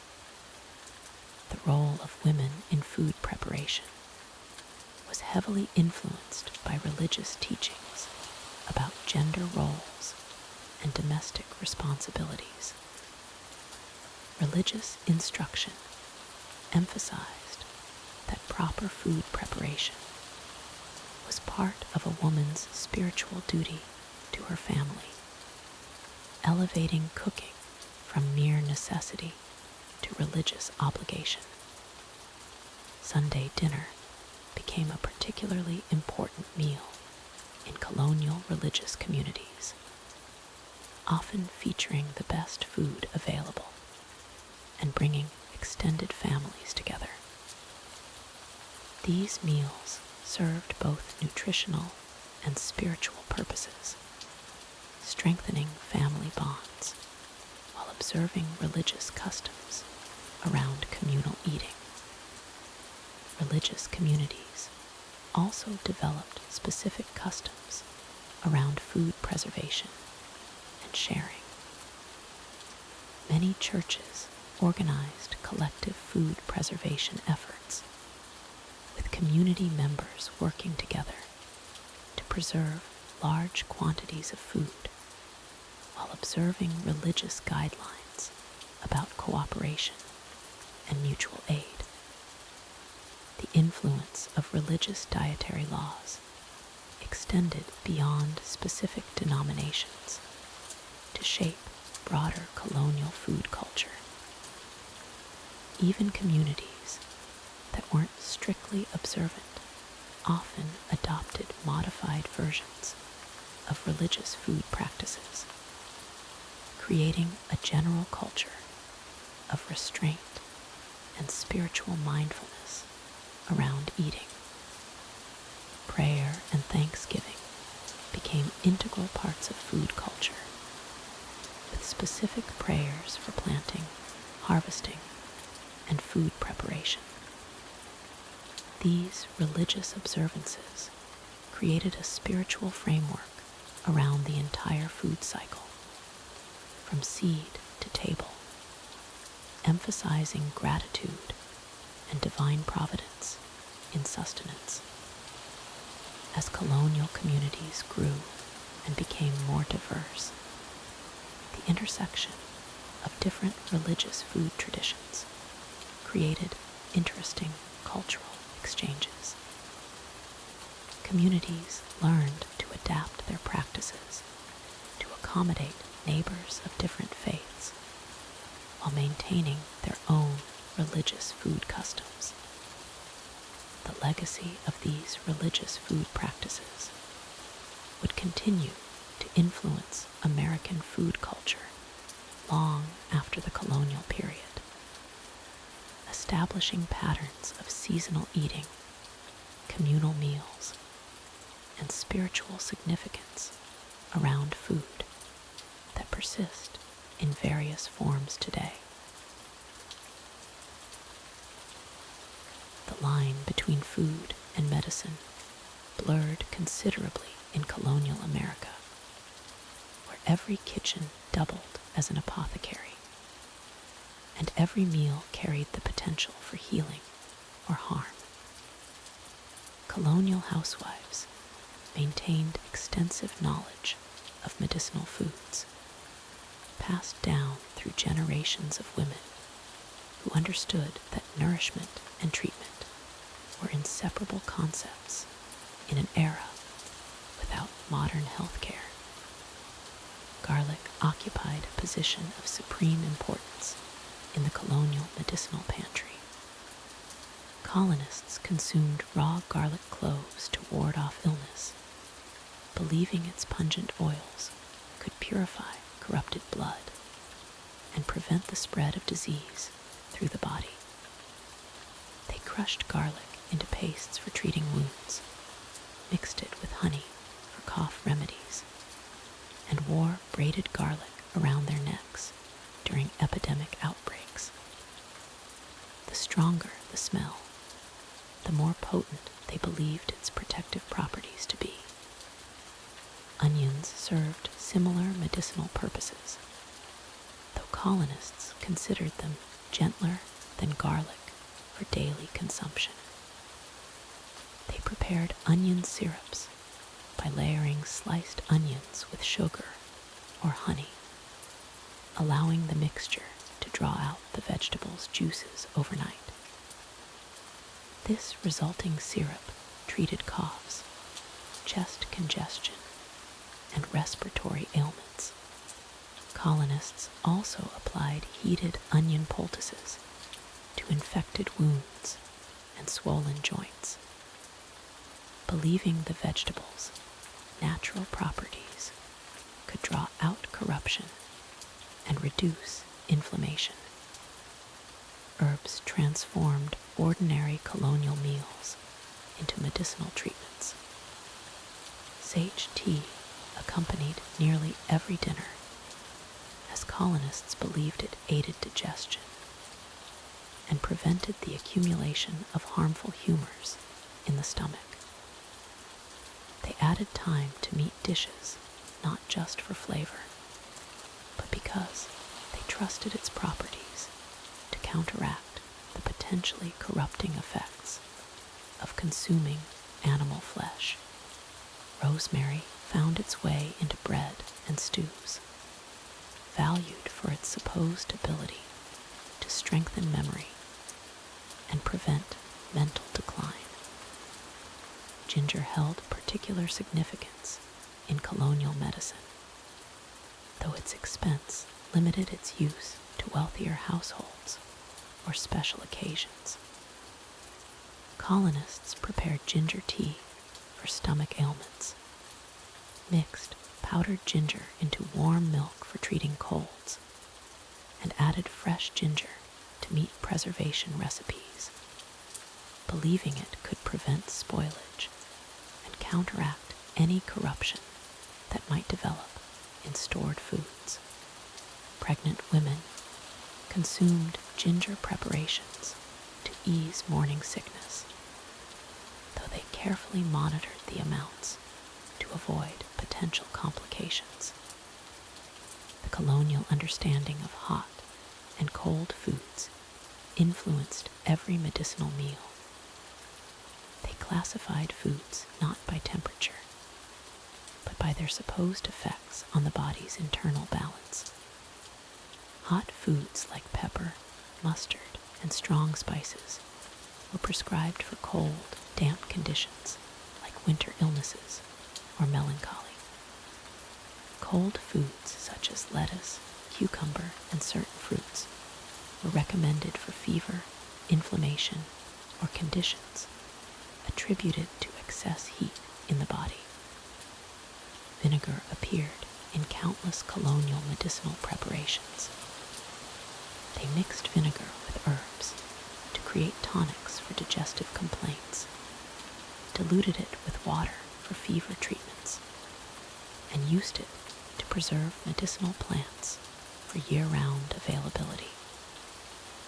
Four Thieves Vinegar, a blend of vinegar with garlic, herbs, and spices, was believed to provide protection against plague and other epidemic diseases.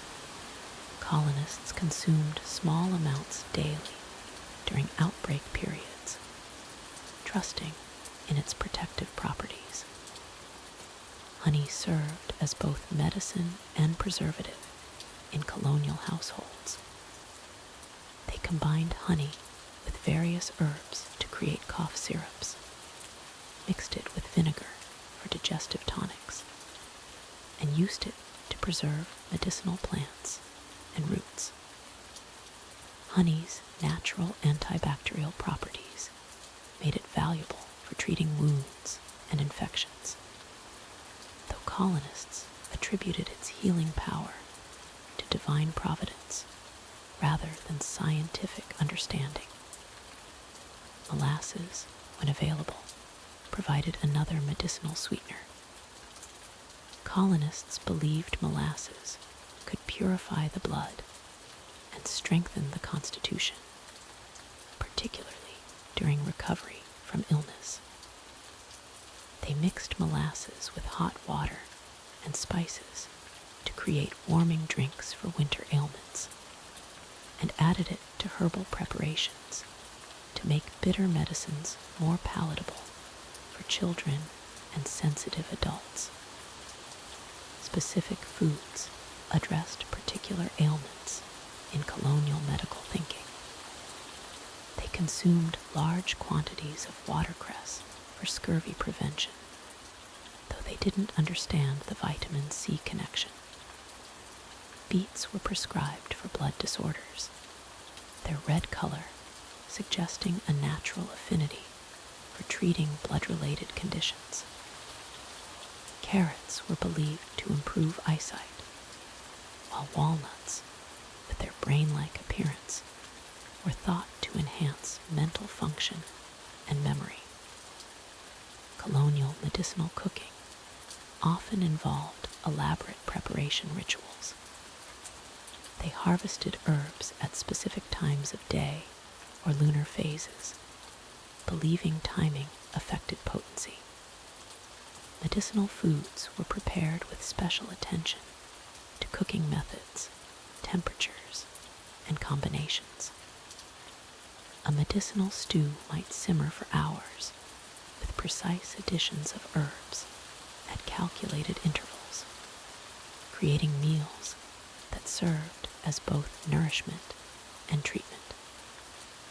The doctrine of signatures influenced colonial food medicine significantly.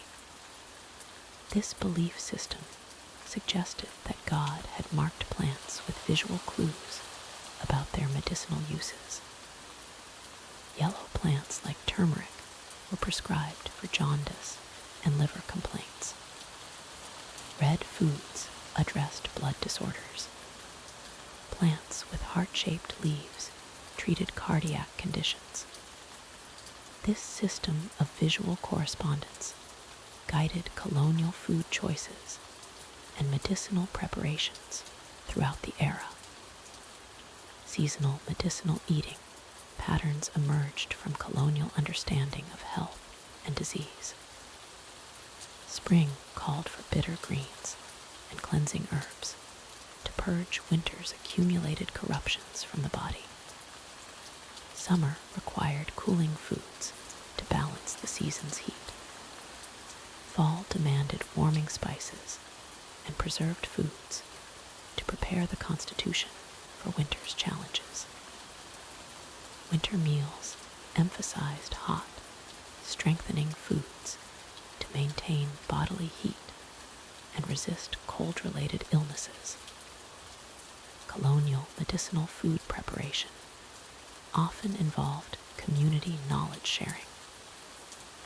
Women exchanged recipes for medicinal preparations, passed down family remedies through generations, and adapted treatments based on available local ingredients. This communal approach to food medicine created regional variations in medicinal cooking, with each area developing specialties based on local plants, climate conditions, and cultural influences from different immigrant populations. The effectiveness of colonial medicinal foods varied dramatically, though some treatments showed genuine benefit. Willow bark tea, containing natural aspirin compounds, effectively reduced fever and pain. Ginger genuinely helped with nausea and digestive issues. Garlic's antimicrobial properties provided real infection-fighting benefits. However, many treatments relied more on faith and tradition than actual therapeutic value, creating a complex mixture of genuine medicine and hopeful superstition in colonial kitchens. These medicinal food practices shaped colonial eating habits profoundly, creating meals that prioritized health benefits alongside basic nutrition. Every ingredient served multiple purposes. Every meal carried therapeutic intentions, and every kitchen functioned as a center for family health care. This integration of food and medicine reflected colonial America's practical approach to survival, where every resource served multiple essential functions in the challenging business of staying alive and healthy in a harsh new world. As we've explored throughout this gentle journey, through nearly 4 hours of colonial American food history, the reality of eating in colonial America was far from the romantic vision often portrayed in modern media and popular culture. From the earliest settlements at Jamestown and Plymouth, where colonists faced the terrifying prospect of starvation during the infamous starving times, to the more established communities of the Revolutionary period, food remained a constant source of anxiety, illness, and social division. The adulterated bread that formed the backbone of most colonial diets, filled with sand, ground bones, and sometimes even sawdust, would be considered inedible by today's standards. Yet for colonial Americans, this coarse, gritty sustenance was often the difference between life and death. We've seen how meat, when available, was heavily salted to the point of being nearly inedible, or smoked until it resembled leather more than food. The preservation methods necessary for survival in an age without refrigeration meant that protein sources were often rancid, tough, and so heavily preserved that they required soaking for hours before they could even be chewed. Fish pulled from increasingly polluted colonial waterways carried their own risks, while game animals became scarcer as settlements expanded and hunting grounds diminished. Even the wealthy, with access to imported delicacies and fresh provisions, faced constant uncertainty about the safety and quality of their food supply. The beverages that colonial Americans relied upon for daily hydration tell their own story of compromise and danger. Small beer, cider, and rum weren't consumed primarily for pleasure, but because they were often safer than the contaminated water supplies that plagued colonial settlements. The ale that workers drank throughout their long days was weak, often sour, and frequently adulterated with questionable additives to stretch supplies or mask spoilage. Even tea, when it became available, was often of poor quality and mixed with leaves from other plants to reduce costs. The Boston Tea Party itself was as much about the quality and taxation of this essential beverage as it was about political representation. Throughout our exploration, we've witnessed how social class determined not just the quantity of food available, but its very safety and palatability. While wealthy merchants might enjoy white bread made from carefully sifted flour, the poor subsisted on dark, coarse loaves that could contain anything from ground peas to tree bark. The contrast between a plantation owner's table, laden with imported spices and preserved delicacies, and a slave's meager rations of cornmeal and salt pork, illustrates the profound inequalities that food represented in colonial society. Indentured servants, children, and the urban poor all faced their own unique challenges in securing adequate nutrition, often resorting to whatever scraps or foraged materials they could find. The seasonal nature of colonial food supply created a rhythm of feast and famine that shaped every aspect of daily life. Spring brought the desperate hunger of families whose winter stores had run low, while summer offered brief abundance that had to be carefully preserved for the harsh months ahead. Autumn harvests determined whether a family would survive the winter, and failed crops could mean death for entire communities. The techniques used for food preservation, smoking, salting, pickling, and drying, were matters of life and death, not culinary preference. Root cellars, smokehouses, and careful rationing became the difference between survival and starvation.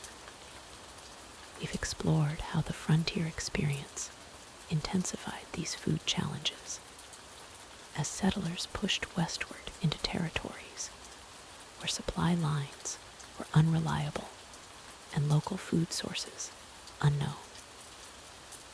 Maritime provisions on the ships that connected colonial America to the wider world were often worse than what people ate on land, with sailors subsisting on hardtack so infested with weevils that they learned to eat it in the dark to avoid seeing the insects.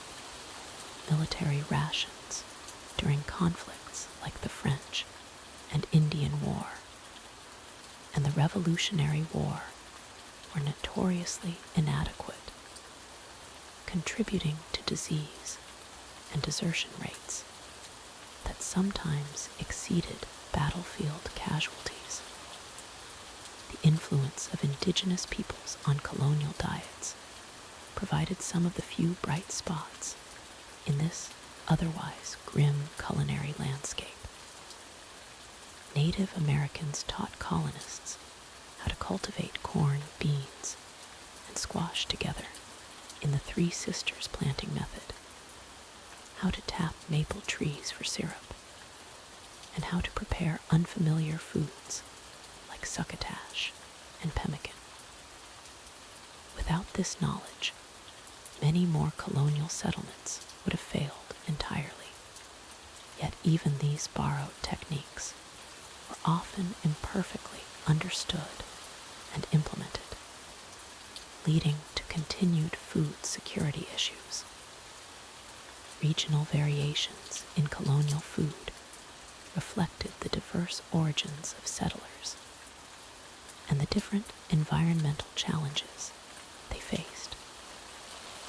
New England's rocky soil and harsh winters created different dietary patterns than the Chesapeake's tobacco-focused agriculture or the rice plantations of South Carolina.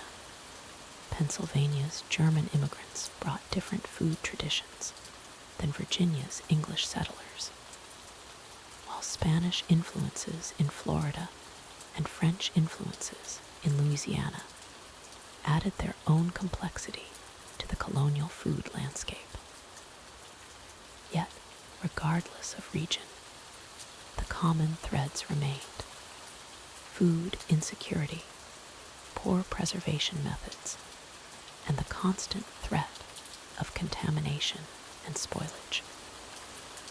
Religious and medicinal aspects of colonial food culture reveal how deeply intertwined eating was with spiritual and physical well-being. Puritan communities viewed certain foods as morally questionable, while Catholic settlers observed different fasting and feast day traditions. Medicinal foods and herbal remedies were often indistinguishable from regular meals, as families attempted to treat everything from scurvy to dysentery with whatever plants and preparations they could find or afford.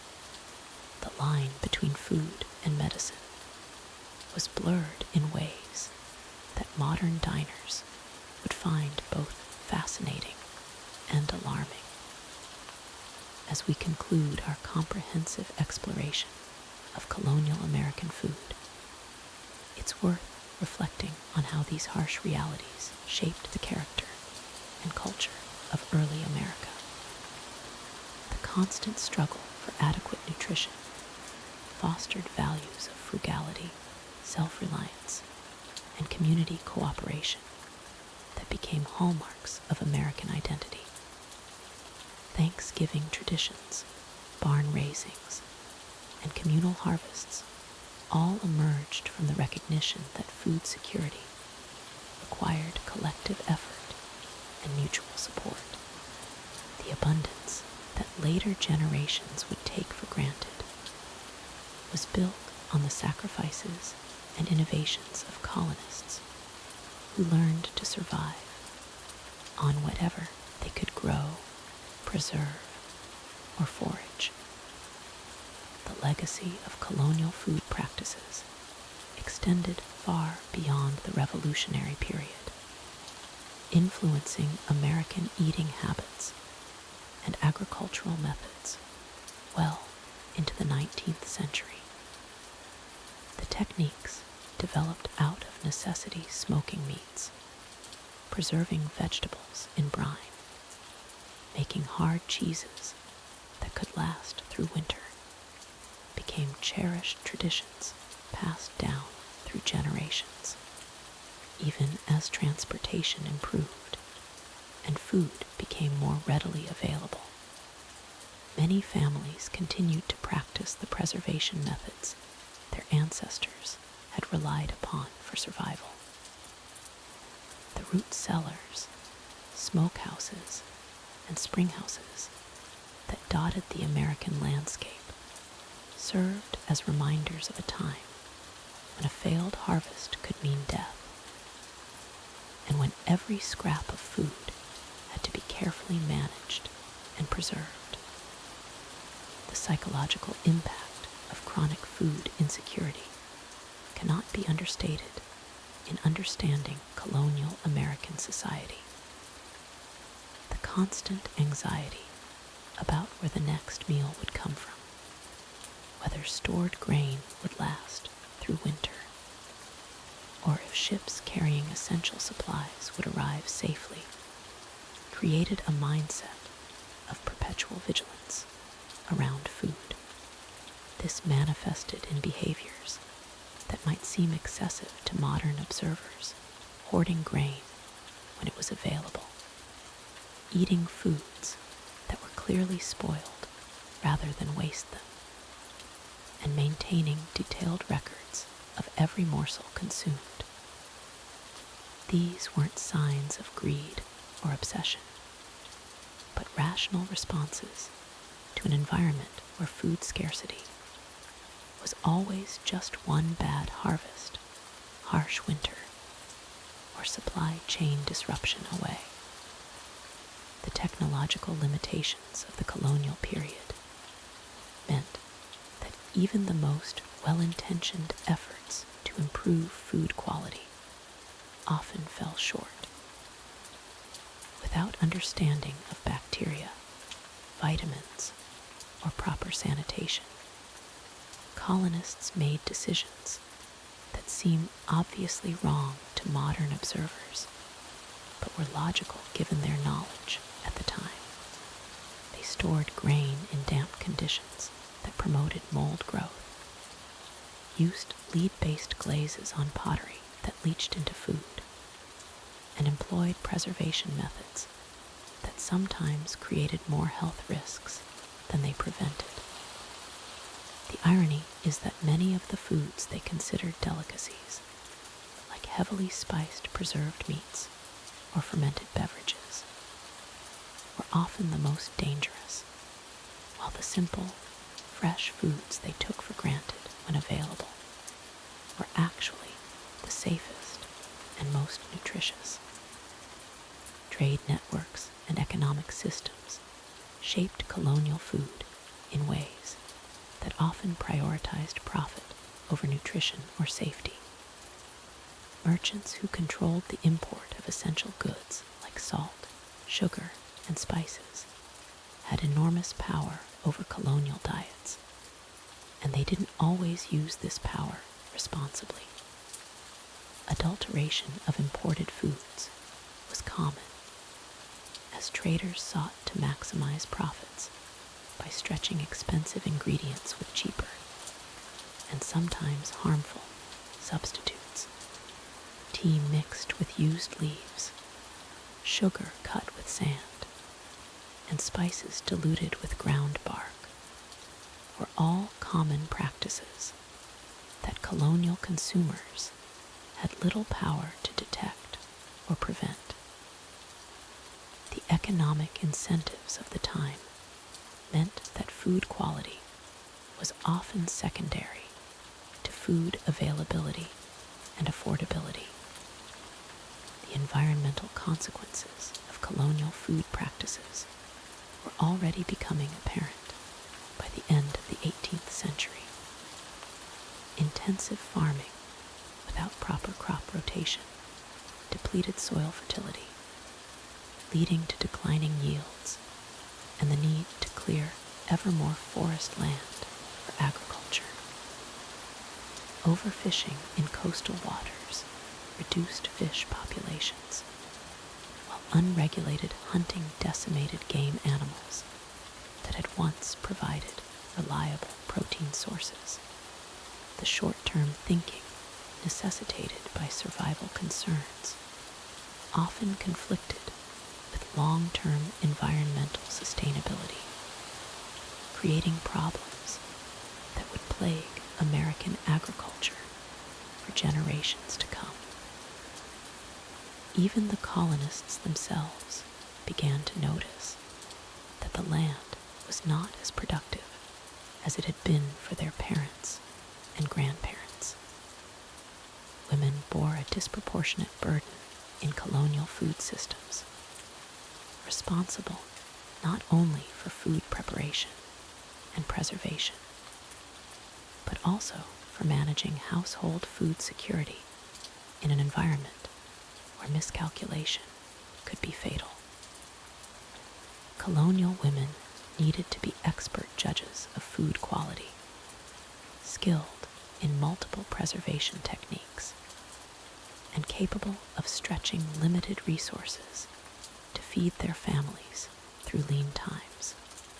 They developed an encyclopedic knowledge of wild plants, seasonal availability, and food storage that was passed down through through generations of mothers and daughters. Their work was largely invisible and unrecorded, yet it was absolutely essential to colonial survival.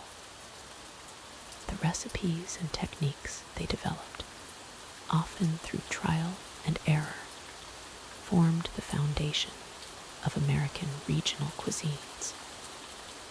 The contrast between colonial food reality and the myths that developed around it reveals how nostalgia can distort historical memory. Later generations, enjoying greater food security and variety, romanticized the colonial period as a time of simple, wholesome eating and self-sufficient living.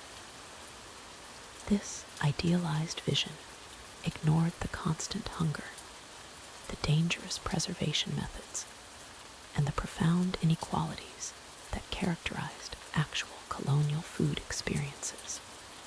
The myth of the colonial feast, with tables groaning under the weight of abundant harvests, obscured the reality that such abundance was rare and often followed by periods of severe scarcity.